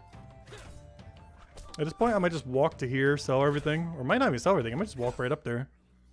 There's even a storage rift there if I get hides. And they've only dropped like 3 items. At this rate, at most we'll have like 8 items. So as long as the malt chests don't spit them out, we can just head right over there then. We can always storage rift them too, but I'm probably not going to bother. Alright, that reminds me, I do need a storage rift anyway, so maybe I will storage rift them actually. Because I need to storage rift my weapon. I need to get the spinny weapon because they're immune to yellow. The alternative to that is we could just go and melee them. My concern is there's going to be people there. So I'm probably going to need a range to be able to get aggro. Because we're going to be competing with like 2 other people in the room. And doing melee only when trying to compete with people is probably going to be really slow. I guess these areas aren't going to be as crowded since they're members areas, but I don't know. The other area was, the slime room had 4 people constantly there. Alright, we finally got some hides. Wow, that's high tier though. It's 430 leatherworker, 437 merchant for perfect brown cowhide. Also, we only got a 3 drop instead of a 4, unfortunately. So I guess the next level range of these, they would drop a 4 drop then. Because a lot of these resources, it seems like it is based on them always doing like the higher one, but the quantity that they give is based on their level. A lot of units were changed in that way. These at the higher level range. Where they give stuff less often, but they give higher quality and quantity of it when they do. Particularly quality is the more notable one. Because you don't just get a bunch of junk stuff that's like really low level anymore. It still happens on some units, but most units you don't really get that anymore. The only one that we fought recently that still had junk on it was Goblin. I was still doing like a really low level leak or something, despite the other ones doing like a cooking ingredient like 200 levels higher, despite it being a lower level. But aside from Goblin, most other things I've seen have been actually doing pretty good tier stuff overall in a new combat system. Because this is actually useful to us. Like, it's not just like complete junk that's just gonna be unused forever.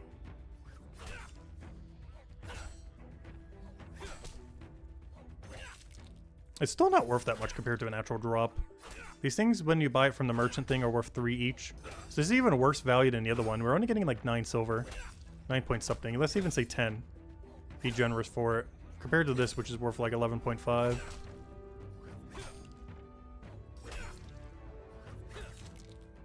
So we're still losing like 1.5 silver every time we get this, and it takes up more inventory space.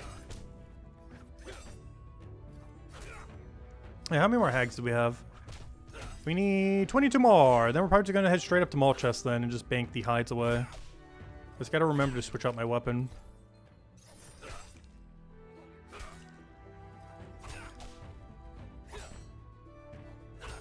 I hope this guy's an alternative weapon. Because the next thing you got to kill is immune to yellow.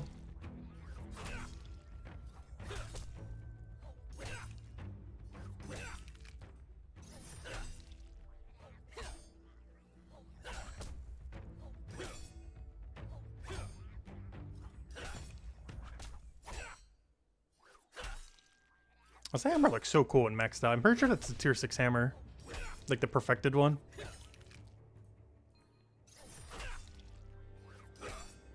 Yeah, that thing's gigantic. The only thing most of our weapons gets when it's maxed out perfected is like a golden coating. They do get a little bigger, but nothing like that crazy.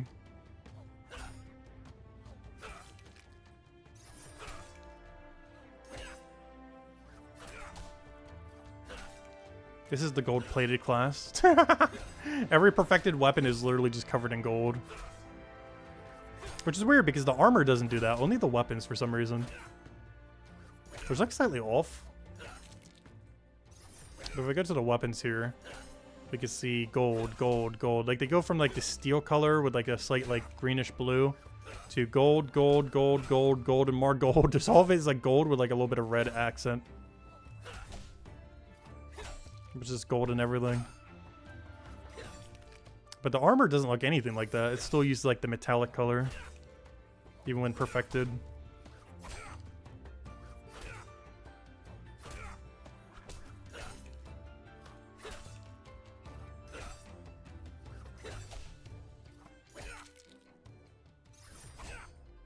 Yeah, what's our hat count at? 15 to go. And we're heading straight up to the malls. And then we'll tell you back to hand in both hats at once. And then we only have zombie left then, down south. And that would be Halloween completed. Until I do it on the other 2 accounts off stream. At least for the main account, we'll be done with it. And then we'll be good to go for when the quest comes out, hopefully next week or the following week. I sure hope we get a quest next week. Maybe not, because we just got a Halloween drop. But we need that content. Come on. We need something to go to. We've pretty much only been doing streams when content actually drops for this game. So there's actually something to grind other than just endless, you know, numbers. We did do one grind stream last week, but I'm mostly sticking to whenever actual new content comes out. But we actually need new content to come out to be able to do the new content. Can't do new content if they don't release new content.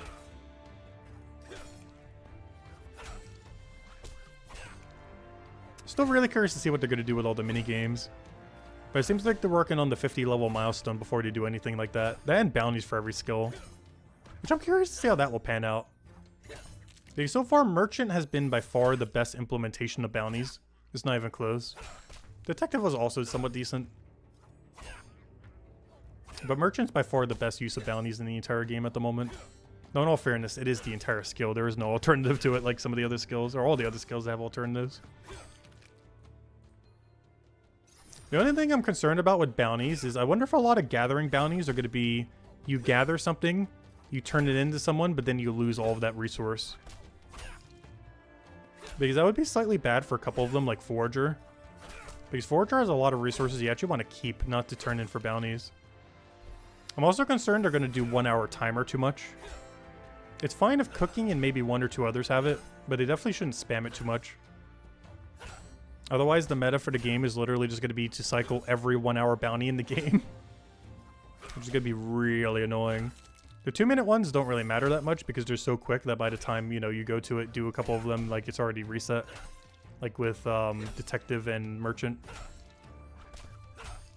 But I'm hoping they go really light on the 1 hour ones, or even add 0 additional 1 hour ones and just keep it Cooking only for some reason. Which will be fine. It'd be fine if they add slightly more, but they can't go too crazy with it. Otherwise, you're just going to hop from 1 hour objective to 1 hour objective to next 1 hour objective. And then by the time you do all the 1 hour objectives, it'll be repeating over again. Which would not be good. That is not a good gameplay loop. Hopefully it'll be a lot more like Detective and Merchant, where they happen so quick on refresh that it, you know, you can just do them whenever. Instead of every hour on the hour.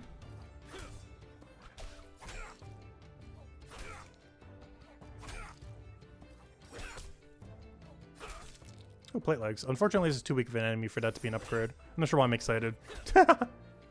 If this was any of the other 2 enemies, it would be. Like if this was Beer or Goblin or the Brambleth, which I can't even... Actually, no, yeah, I wouldn't even be able to wear it yet if it was off of that one. If it was any of these, this would actually be good. But anything lower than that, even Wendigo just isn't going to be worth it. Actually, I say that. Wendigo might actually be an upgrade. Some of my stuff is so low that a 2-star for boots or helm would actually be an upgrade if it was from Wendigo. But some of it I'm wearing now. The plate body I'm doing right now is a 2-star from a Wendigo. Though these were from Goblin, the legs, because you could tell because it's higher than the 896 level that they are. So it had to have come from the Goblin. Or from the shop. I'm pretty sure it was from a Goblin. Oh, so speaking of Goblin drops, it's also where we got this weapon. When we were doing the RuneScape Brighter Shore stream the other week. Oh, we ended up getting yellow throwing axes. It's 5% worse than the other one we had, but at least we can upgrade this later into a better one when we need it. Whereas the other one was stuck at what it was. Alright, what are we at right now? How many more do we need to kill? Should only be a few more. Yep, 2 more to go. Alright, 1 more and then we're out of here. And by out of here, I mean we're heading straight north to Mall Chest. Not even that far away. We're just too close to it right now to bother tellying back just to telly all the way over here. It's going to waste like a solid minute compared to just doing it now and just turning in double mask at the same time. And then of course we'll finish on zombie. Right, final kill, down you go. Any drop? Or just money? Just money, we're out of here. Alright, another one done. Now I gotta go switch out my weapon for Mall Chest. As these things I'm pretty sure are immune to yellow. They're also weak to blue, but that is a problem because I don't have a good blue weapon. Oh, there's the gate. There it is. I was wondering where this one is. I haven't actually been up here since they moved this storage rift over here. There we go. Alright, let me remember to switch my weapon. No, not teleport. Quartermaster. Where is that one? Right there. Boom, boom, boom, boom, boom, boom, boom, boom, boom. Yes, I know it's weaker. But these things are immune to yellow, so it's technically stronger. And we're good to go. Alright, let's kill some all chests. Oh, wow, they're level 5. Oh, that is so sad. They haven't been upgraded in so long. They're only a 524. That is so ridiculously sad. Okay, these are going to be really quick. This is the weakest enemy we had to face all day. I'm pretty sure. Oh, this is going to be really free as far as time to kill. The only problem is our range weapon's pretty bad. I only need to tap them once just to get their attention.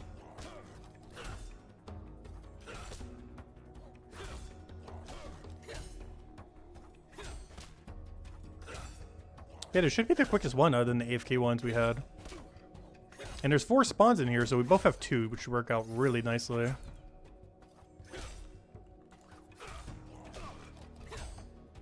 Yeah, I might need to go double check the shop to see if there's like a slightly different black. I don't think there is. We need black pants to go with this. That or once I get perfected legs, I need to go wear like a perfected piece of cryonite legs or something to go with it. Because the fact that this black is like slightly off is bothering me so much. Just because the black that's on the body and the headpiece is matching so perfectly. Or at least decently close. It's not like exact, but it's close enough to not be an eyesore like the pants.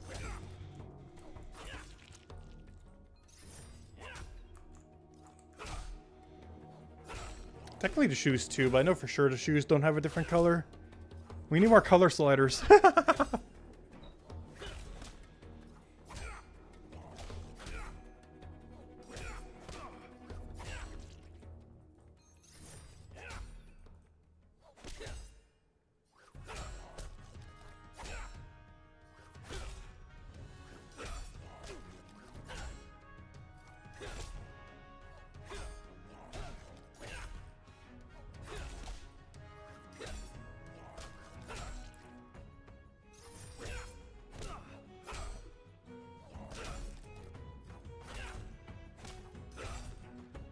No, we don't need to keep the tracker up for now.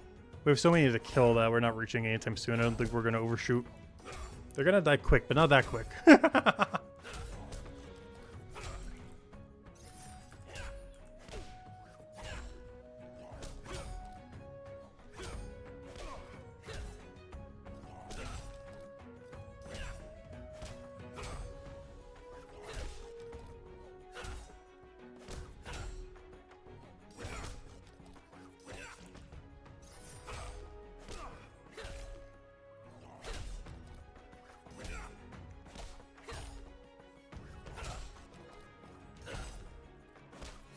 So I still kind of want to get Chef to 250. I was doing stews earlier. They are so slow at this level range. I kind of just want to wait at this point. And I can't be bothered to run the cooking bounties. Tried a couple runs and then was like, actually I still have one for it. The delicious one from Century. I was trying it some and then it's like, oh yeah, everything post 200 is so slow. Like I think we'd have to do like 10 hours worth of cooking bounties or something, if not even more. Like I did 1 hour's worth, or actually I think I did like a back-to-back double hours worth because it was around the time frame. And I did them, it's like, oh yeah, I forgot how slow this is. Might as well just AFK to stews at this point. Like yeah, it's quicker doing it that way, but compared to how effortless stews are, it's just so much more chill. Rather AFK it for like 50 times longer, or not 50 times, 50% longer I mean. Than to bother with the bounties.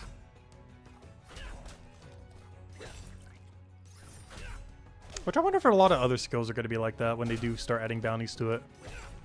Or if you truly want min-max rate, you would do the bounties. But it might just be too big of a headache to bother with that you don't even bother. Plus you lose the resource when you do it too is another factor, most likely. As I'm pretty sure when you turn in fish, you'll lose the fish. When you turn in, you know, whatever you turn in. Similar to cooking, you end up losing the item. And there's some skills you definitely wouldn't want to lose it to for. The main ones being Alchemy, Forger. Though the extra Alchemy XP might be worth it though. But Forger... Oh! Oh, this isn't an upgrade though, but I can upgrade these later. Wait, this is actually still huge. This is still a armor upgrade later. Nice. Since we don't have Armor Maker, that's actually relevant, kind of. Well, I say that. Maybe not. Because I don't... if I do it into other gear, it's just going to downgrade it so much it's probably not going to be an upgrade. I don't know. We'll hold on to it for now, though. If that was like an 800 something level, it'd be fine. I think at level 500, whatever it was, is too low. 524. I'll still hold on to it just in case, though. We can just sell it later. Right, how are we doing on mall chests? 35 to go. Okay, this is already going pretty quick. I always have zombie. Let's say at this point, we're filling up so little. On our way to zombie, I think we just go for it. But no, I'll still go to Chronopolis just so we can turn in the other 2 hats. I want to see what the mall chest looks like. I saw it when making the thumbnail, but I haven't actually seen anyone wear it in-game yet. I've only seen the thumbnail version of it. We haven't actually seen like the in-game 3D model yet.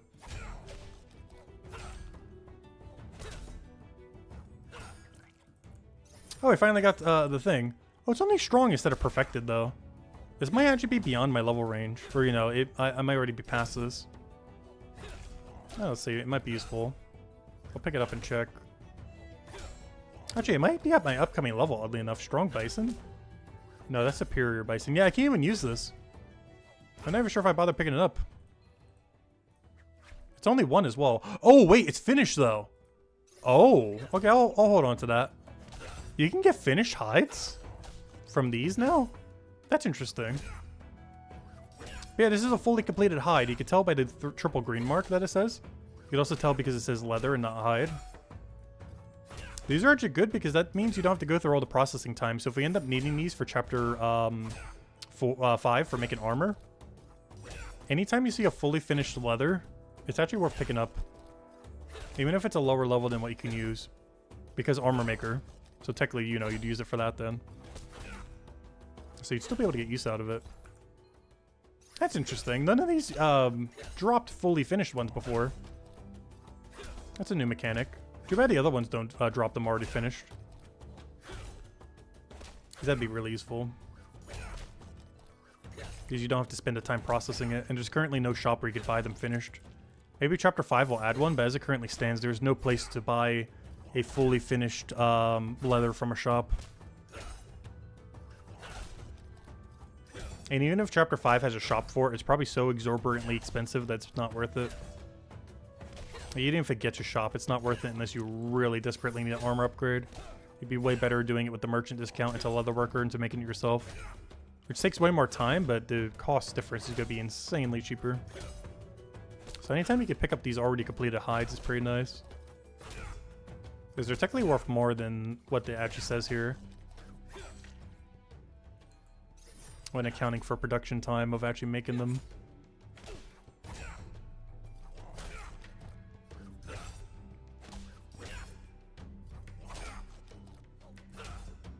I was wondering what the market for this game looks like these days. Oh no, do any of you guys trade? All 10 people that are currently trading? What's the market like?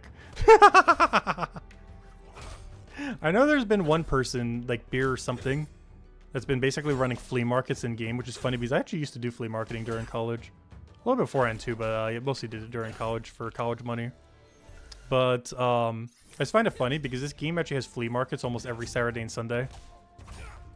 Because there's so little trading in the game that they have to designate particular days to do trading. But they quite literally just gather in Chronopolis and have a flea market. Everyone sells their junk for other people's junk.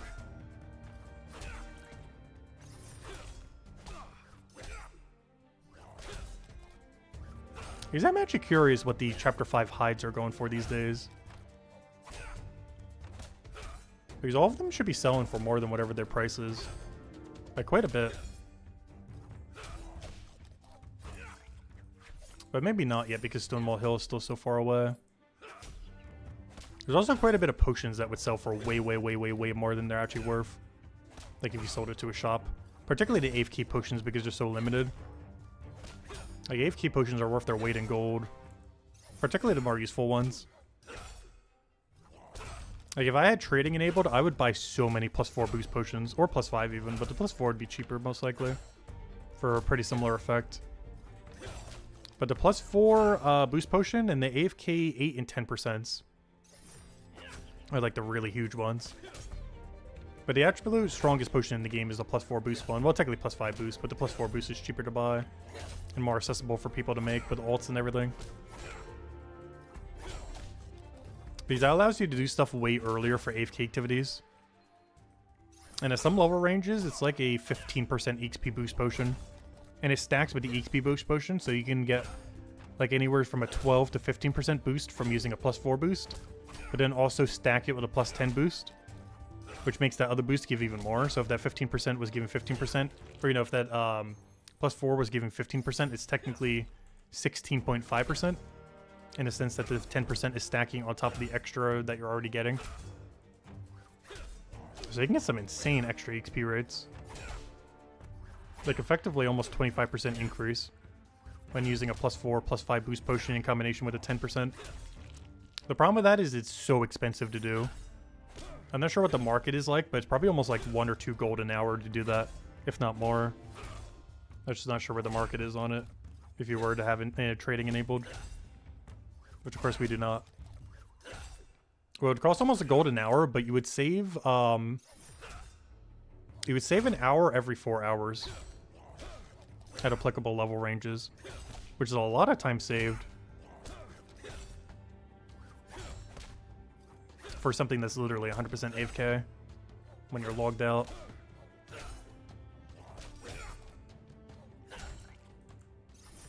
To put that in perspective, on an Iron Man account, the best you could ever do is the 5% pots with none of the +4 boosts, which would take 20 hours to save 1 hour. Whereas on a main account, you can save that same time in 4 hours if you were to buy all the really strong potions, which means you're saving 5 times as much time when AFKing as far as extra time saved from the potions you're using. It's 5 times quicker on a main account if you had the money to actually fund it. Or the alt accounts doing it for you, which would require really high alchemy.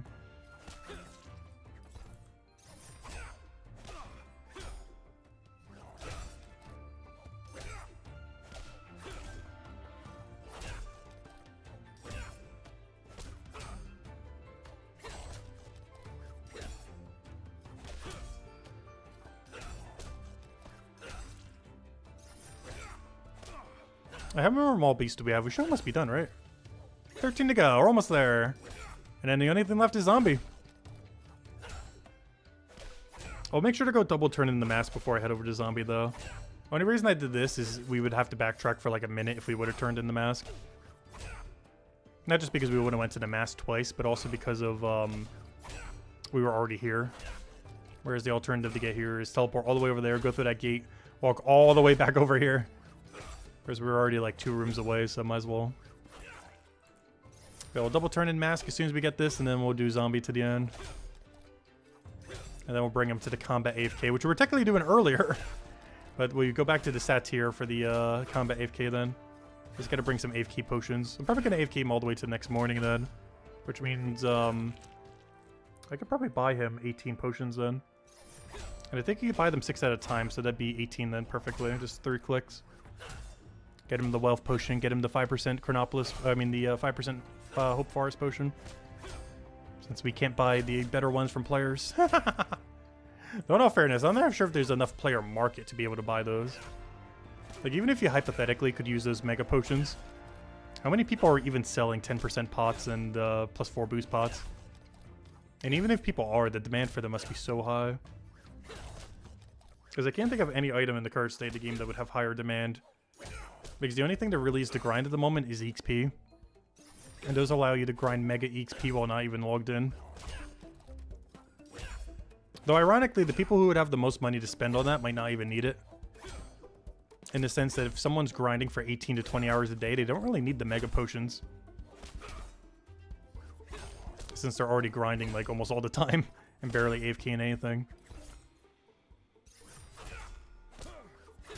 Which reminds me, how's the leaderboard looking these days? Some of course end up maxing. We keep falling down in ranks. We're basically just doing bare minimum. Vorpal is still trying for that 9,000. Obviously he'll be second. But he's not going to make it by the 1 year mark. Not sure if that was a goal of his, but he's going to be a little short. Or Urksum did it like almost a month ago at this point. Oh, Matthias is still in top cut technically, even though they're 21st right now. When ignoring anonymous players. Oh yeah, how's the Iron Man leaderboard going? I think a lot more people have decided to go Iron Man lately. As far as people who have committed to Iron Man, we are currently 1, 2, 3, 4, 5, 6, 7, 8, 9. For 9th place of trading disabled accounts.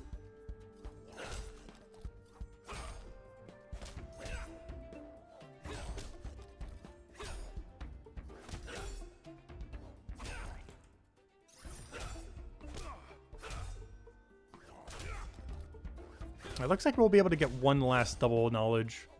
To some degree, I almost want to keep it, but we should definitely dump it onto double blacksmith. I might even go run some ore. I think I still have some iron ore left. Let's hope so. Because I kind of want to run a 7% pot into whatever little bit of iron ore we have in there.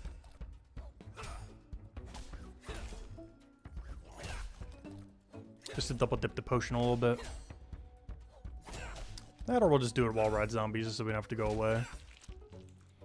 Alright, 2 more mall chest kills, and then let's go claim our second to last 2 hats. And then zombies, the only one left. And yeah, these are technically the paywalled hats as well. Though of course we've been paying since launch. But I don't mind supporting the game. It's cheap enough anyways. It's like, what, $6 a month?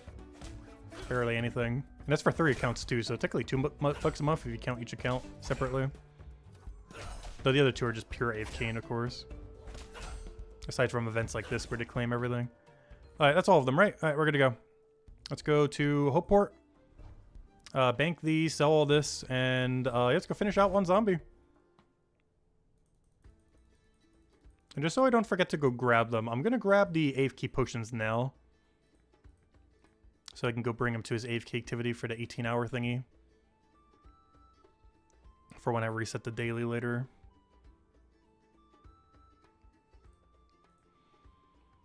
Alright, so all that. Boom, boom, boom, boom, boom. Grab 18 wealth potion and 18 forest potions.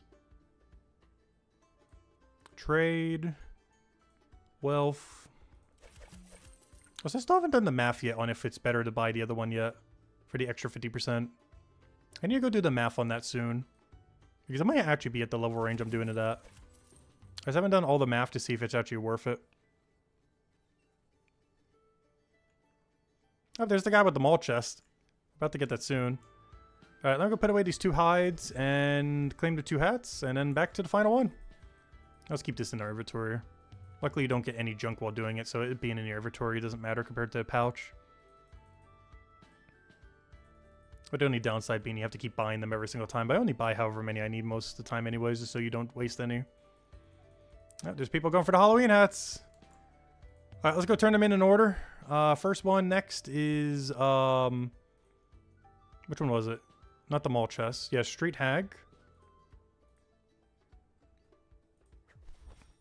And then... the only one that we have left, the other one. Alright, let's see what these 2 look like. Where's my cosmetic thing? Alright, first things first. Street Hag. This kind of looks like a night elf kind of thing. Honestly, not bad. But the black is a bit off compared to the other thing. It matches the legs better, though. If we ditch this thing and just went with the, what am I running for my body right now? Transmog to, hidden. Yeah, if you do something like that, it could work out pretty well. I would need to change to a different body if you were to go with, like, something like that, though. But it's not bad. And then what's the other one? This one's really humorous.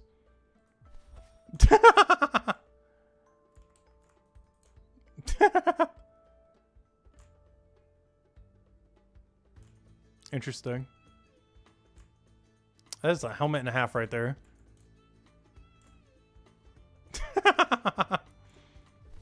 Anyways, definitely not wearing that one though.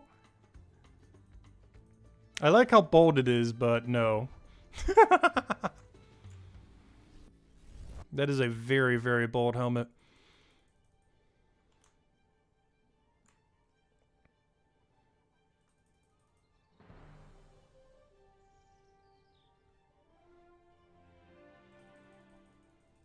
Alright, one left. Only gotta kill 50 zombies. And then I just gotta do it on the other 2 accounts at some point. Not in a rush to get them done though. We got like almost a month.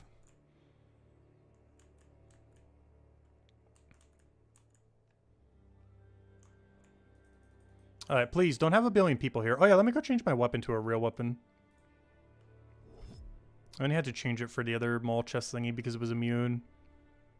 But now we can change to wherever one of my axes are. Where are they? Wait. Oh, never mind. It's this one right here. Alright, there we go.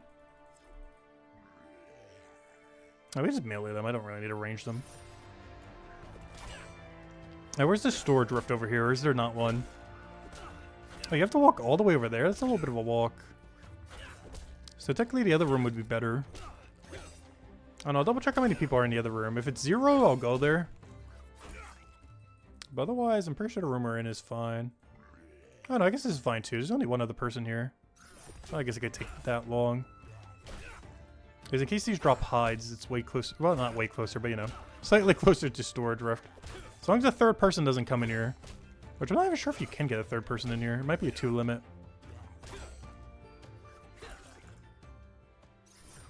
Oh, so these are decently low level as well, like the mall chest. Not as low as the mall chest, but still pretty low. So you should die pretty quick compared to some of the other mobs we have to deal with during all this grind. So let's see if we didn't get a super long one to end on.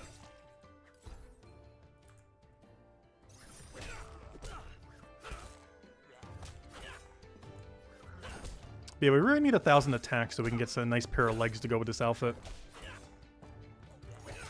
I'm not sure which perfected cryonite legs would look the best with it, but we'll figure that out once we get there. That's going to be a once we get to level 1,000 issue. We're still a ways from that. As we start power grinding every day.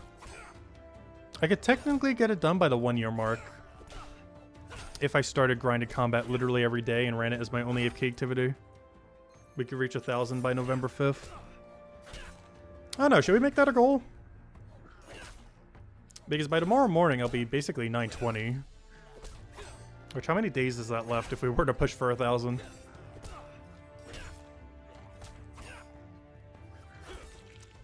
The problem with that is I think it takes about an hour and a half of combat to get a level. If like somewhat AFKing, but still actively playing. Because what would that come out to? I want to do the time calc on that. So from AFKing per day, we're going to gain at least 1 level. Let's just count that as 1 level. It could technically be 2, but if we're playing a little bit more actively, it's probably closer to 1. So 1 level a day. November 5th is Wednesday of that week. So that's 2, 14, 15, 16. That's 16 days. That's how many we'd have to grind. Technically 15 because we wouldn't want to do it the day of. Plus my birthday, so I guess 14. But let's count as 15. So 15 days, it's 15 levels automatically. We can assume 920 already, so that's 935 just off of AFKs. Which means I would have to grind for 65 levels. Which means we'd have to grind for, but 65 times 1.5, that's almost like 100. We'd have to grind for about 100 hours in really rough estimate. 65 times 1.5. Yeah, it's like 97.5 hours roughly, give or take a little. We might get a little bit more from AFK. But it's a little under a 100-hour grind we'd have to do into combat over the next 2 weeks. It comes out to like 8 hours a day. I'm not sure we can grind it that much. It is a bit. That's not a small amount. But it'd come out to like 8 hours a day of combat per day for until November 5th. Roughly.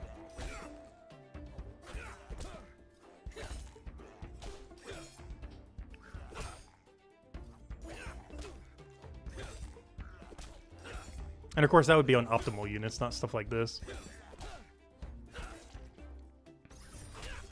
Because you would be killing the bear at 917, which at 918 we should be able to do pretty well now. Even though I don't have a blue weapon for it.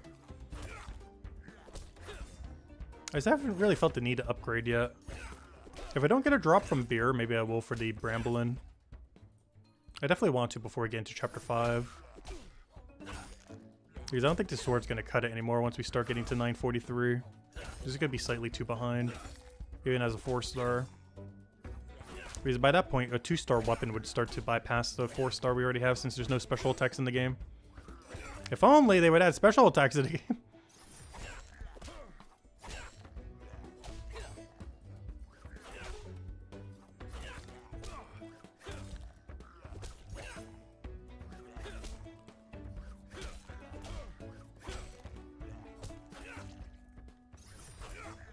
But if we thought today was a lot of combat, I'd have to do like 3 hours more than how much combat we did today every day if we want to get to 1,000 by 1 year mark. I think that might be a little overkill.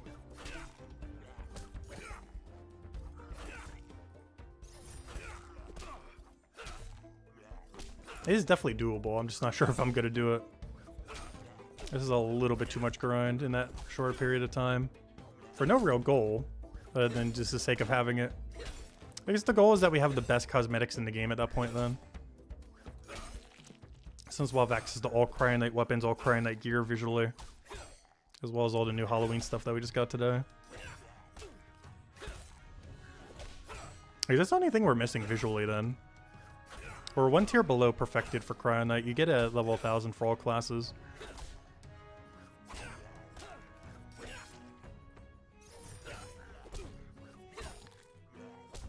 Alright, 33 more to go. Never mind, I can't count. 23 more to go. No, I was right the first time. 33 more to go. My can't count, can't count. He was right the first time. Now it's 32.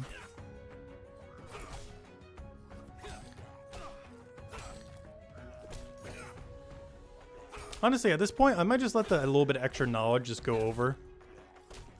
Oh no, I was gonna say, and I'll save it for later. No, I'm still gonna just double dump it into smithing, I think. Also, our smithing is so much further ahead at this point. We can already craft weapons up to, like, perfect weapons, up to level 1,500 something already. Between stonemason, bone right, and blacksmith. Honestly, we could already do over 1,600. Yeah, I'm only combat 918. I can craft weapons almost double my current combat level right now. Because my smithing is almost at 1,500. And our perfected for all 3 of them is at... or sorry, this is almost at 2,000, I mean. And the other ones are at... Because it's almost at like 750, I think, right now. And the combination of these two is already at like 1,600 if you combine all 3 into a 4-star weapon. And 2,000 is max combat at the moment. It will be 2,500 once Snowball Hill comes out, though. I'm not sure if they're going to keep raising it every 500 after that, though. Based on the system that it seems like they're changing into, it doesn't seem like they're going to. What do we get? Oh, nice! Another fully completed hide. It's a lower tier, but it doesn't really matter when Armor Maker comes out. Because we're still going to need them. If these were unfinished, they'd be useless. But a lower level one like this that's already fully completed is actually really good. Almost better than the unfinished ones, honestly. Like, I'd rather get a finished low tier hide than a unfinished high tier hide. You still have to put the production time into the higher tier one. And eventually you'll be able to get it almost for free from merchant anyways.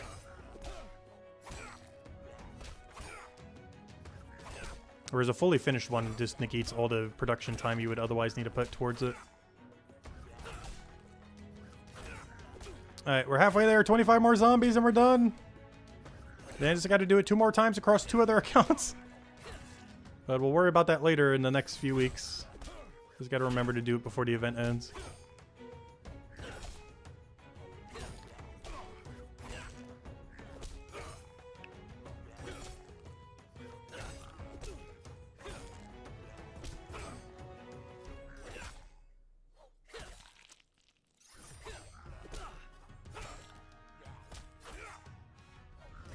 Yeah, they did really good cosmetics. I'm really curious to see what they're going to do in the future, if this is what they're doing just for a random Halloween event. I wonder what artists on their team end up doing it.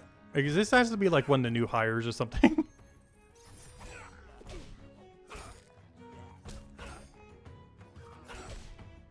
Because I'm not sure if any of the Gower brothers do 3D modeling. They're mostly coders and story writers. I'm not sure if any of them are responsible for 3D modeling at the moment. If ever.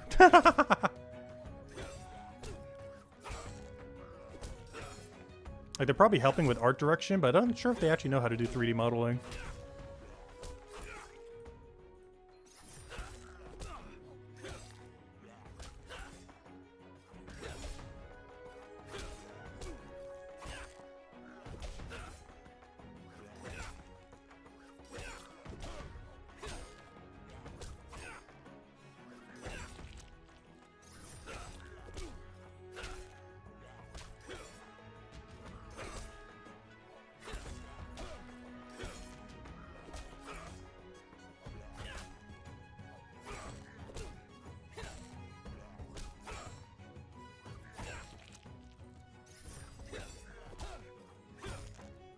Alright, 19 to go.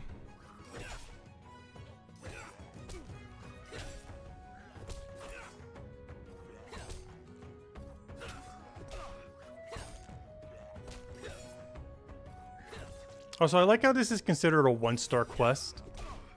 Yet its requirement is actually really high. I just noticed that. This is far from a 1-star quest. Not only do you need level 100 and something combat, which is the highest combat requirement of any quest currently in the game, because you need to be able to AFK the what's it called? And the lowest level you can AFK it at is where is it? Oh, I'm in not in passive, wrong category. Because to be able to complete this event, you need 107 combat, which is the highest combat requirement in the entire game at the moment. And on top of that, it is also a 4 to 5 hour long quest. Which makes it longer than doing almost every other quest in the game combined. Like, if you were to do this with a guide, which doesn't really need a guide, and you were to do every other quest in the game currently in the game with a guide, you would finish every quest in the game other than this one quicker than this quest.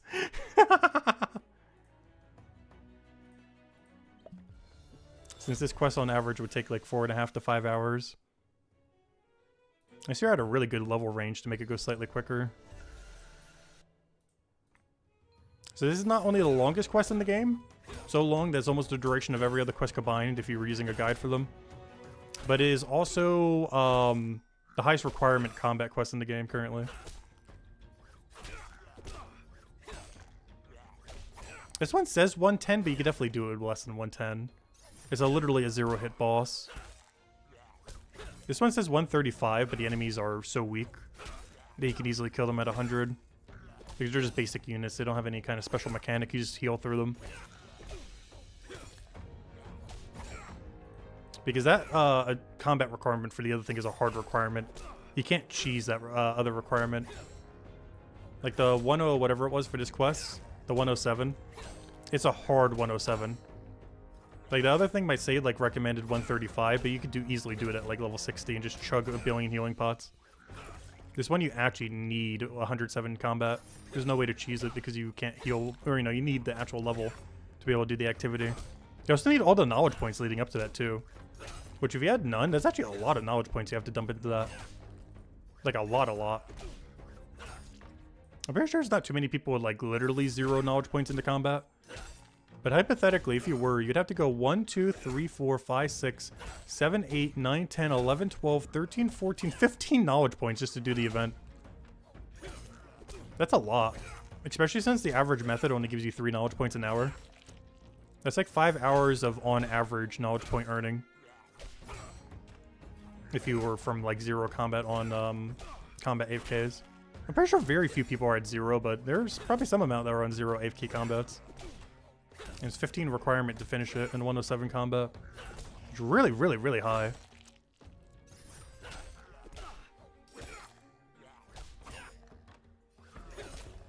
Luckily, you gain combat as you go through the other ones, though. So you're getting some progression towards your goal as you're going through. But it's both the hardest event and the hardest quest they've ever added so far, even though it's a temporary one. Alright, 8 more to go and we're done. I just got to do it on the other 2 accounts. Luckily, the other 2 accounts have all the combat and everything they need. It's just a matter of grinding it later. These are both around like level 140, 150 or so. So they meet the requirement into them. And of course, they've been AFK most of that, so they already have all the knowledge points ready to go. If anything, we're actually going to be profiting knowledge points, which we'll be putting onto other activities. Alright, we're almost there. Come on, what are we at? 7 more to go. Technically 6, because this guy's about to die any second now.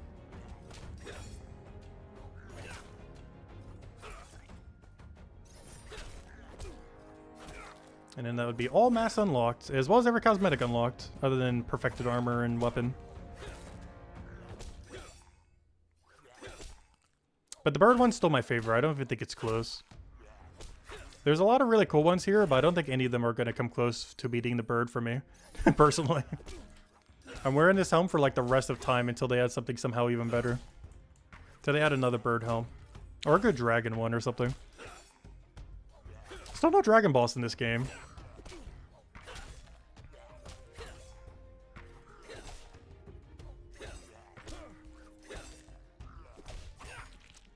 There's hints of it in the game, but there's still none.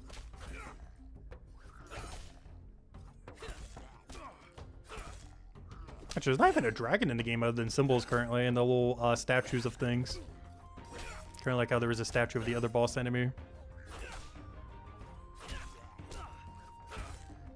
Maybe they're saving it for Dragon Slayer 1. Dragon Slayer Run, round 2. That'd be really funny if they name a quest Dragon Slayer 1 or just Dragon Slayer. Like, they can't get sued over it, but it would be really, really funny. Because that was just like their first, like, really serious long quest that they ever added in their first MMO. That obviously had dragon in it. A singular dragon.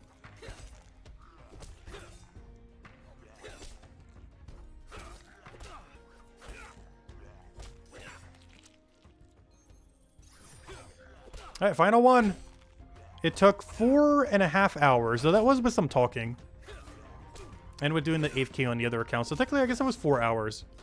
If you minus all the talking and dilly-dallying and everything, and the little bit that we were on the other account, so some of that time we were going to have to wait anyways on the main account. And if you count the AFK ones as 0 time, yeah, you can do this in 4 hours.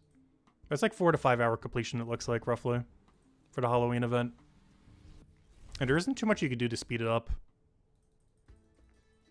as the time to make good weapons for it would outweigh just killing them with whatever you have. Like, it's not worth making counter weapons for everything. I guess you could use boost potions with some kind of weapon you have as well. It could speed up a little bit. It'd barely do any though. Like maybe 10 minutes, 20 minutes. Alright, let me go store away only the hide, and yeah, let's go get the final hat. And I'll bring him to his AFK thing, which we're technically doing earlier, the satyr thingy. It's just before we were doing it for the hat, now we're going to be doing it because we actually need the XP. Alright, put those away. Everything banked. These are for the AFK activity. And that'll run us until the venture starts up tomorrow. For when we go to the daily. Or reset that one in like 6 hours. Do the double dip in like 18 hours. And we're good to go. Alright, let's go finish the Halloween event. Final one. And then we get a check mark next to it, hopefully. I've come for the final thing. Let's see if he has any flavor text for finishing it. Ah, thank you. I will turn it into a mask for you. I took the liberty of pickling it to prevent any further degradation. There it is. Halloween mask completed. And the reward is, well, Halloween masks. A lot of them. Does he have any text now that I've finished them all? Thank you for allowing me to help you. Alright, that's it. We're out of here. Alright. Let's see. And here's what the zombie one looks like. Has a little worm going off on the side. But yeah, let's go through all 10 of them real quick. We got the only one that matters. We'll do a full turnaround as well. Let me move somewhere where that doesn't have a light post. Again, a nice light lit area. Oh, I moved right into another light post. Good job. But yeah, we got the only helm that matters. We got the ghoul one, which almost looks a little more like an insect almost. We got a couple different insect ones. We got this one for the first insect one. That just covers our whole head. We got this one for the Wendigo, which pretty much like a whole skull thing. We got the one I'm pretty sure is going to be the most popular, the glowy eyes. Only comes in red though. Maybe next year we get different colors. We got the one that looks most like a demon with the really long horns. We got, which is probably my favorite bug one. I'm not as big of a fan how it looks from the back, but I really like the front view of this one.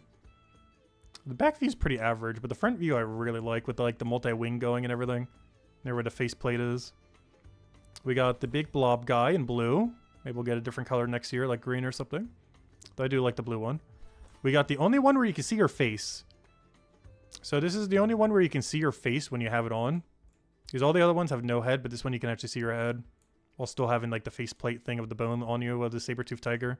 So if you want to wear one of these while still seeing your head, you can with that one. We have the one that looks like a night elf. We have the boldest one of all. With 2 sets of arms, set of eyes, big mouth. This one's crazy. What even is this? This is definitely a cosmetic and a half. What on earth is this cosmetic? People are really gonna troll while we're in this one. It's gonna be such a meme. And then we have the standard pretty zombie looking hat. But yeah, we're gonna stick with the Raven, of course. And we're wearing this for the rest of the time. You will never see our head again. This is our new head. We are not taking this off until they really add something better. We'll be playing like 5 years from now, and this will probably still be our headpiece, honestly. Except we'll be rocking a better cape and hopefully a better rest of our outfit by then. But anyways, guys, I'll wrap it up for now. Let's go ahead to our AFK activity, which oddly enough was one of the things we actually did during this stream, which is the satire thingy. As that is my current AFK for combat, so it works out perfectly. We got some great XP for that earlier. But now I need to actually do it for the actual XP rather than the hat.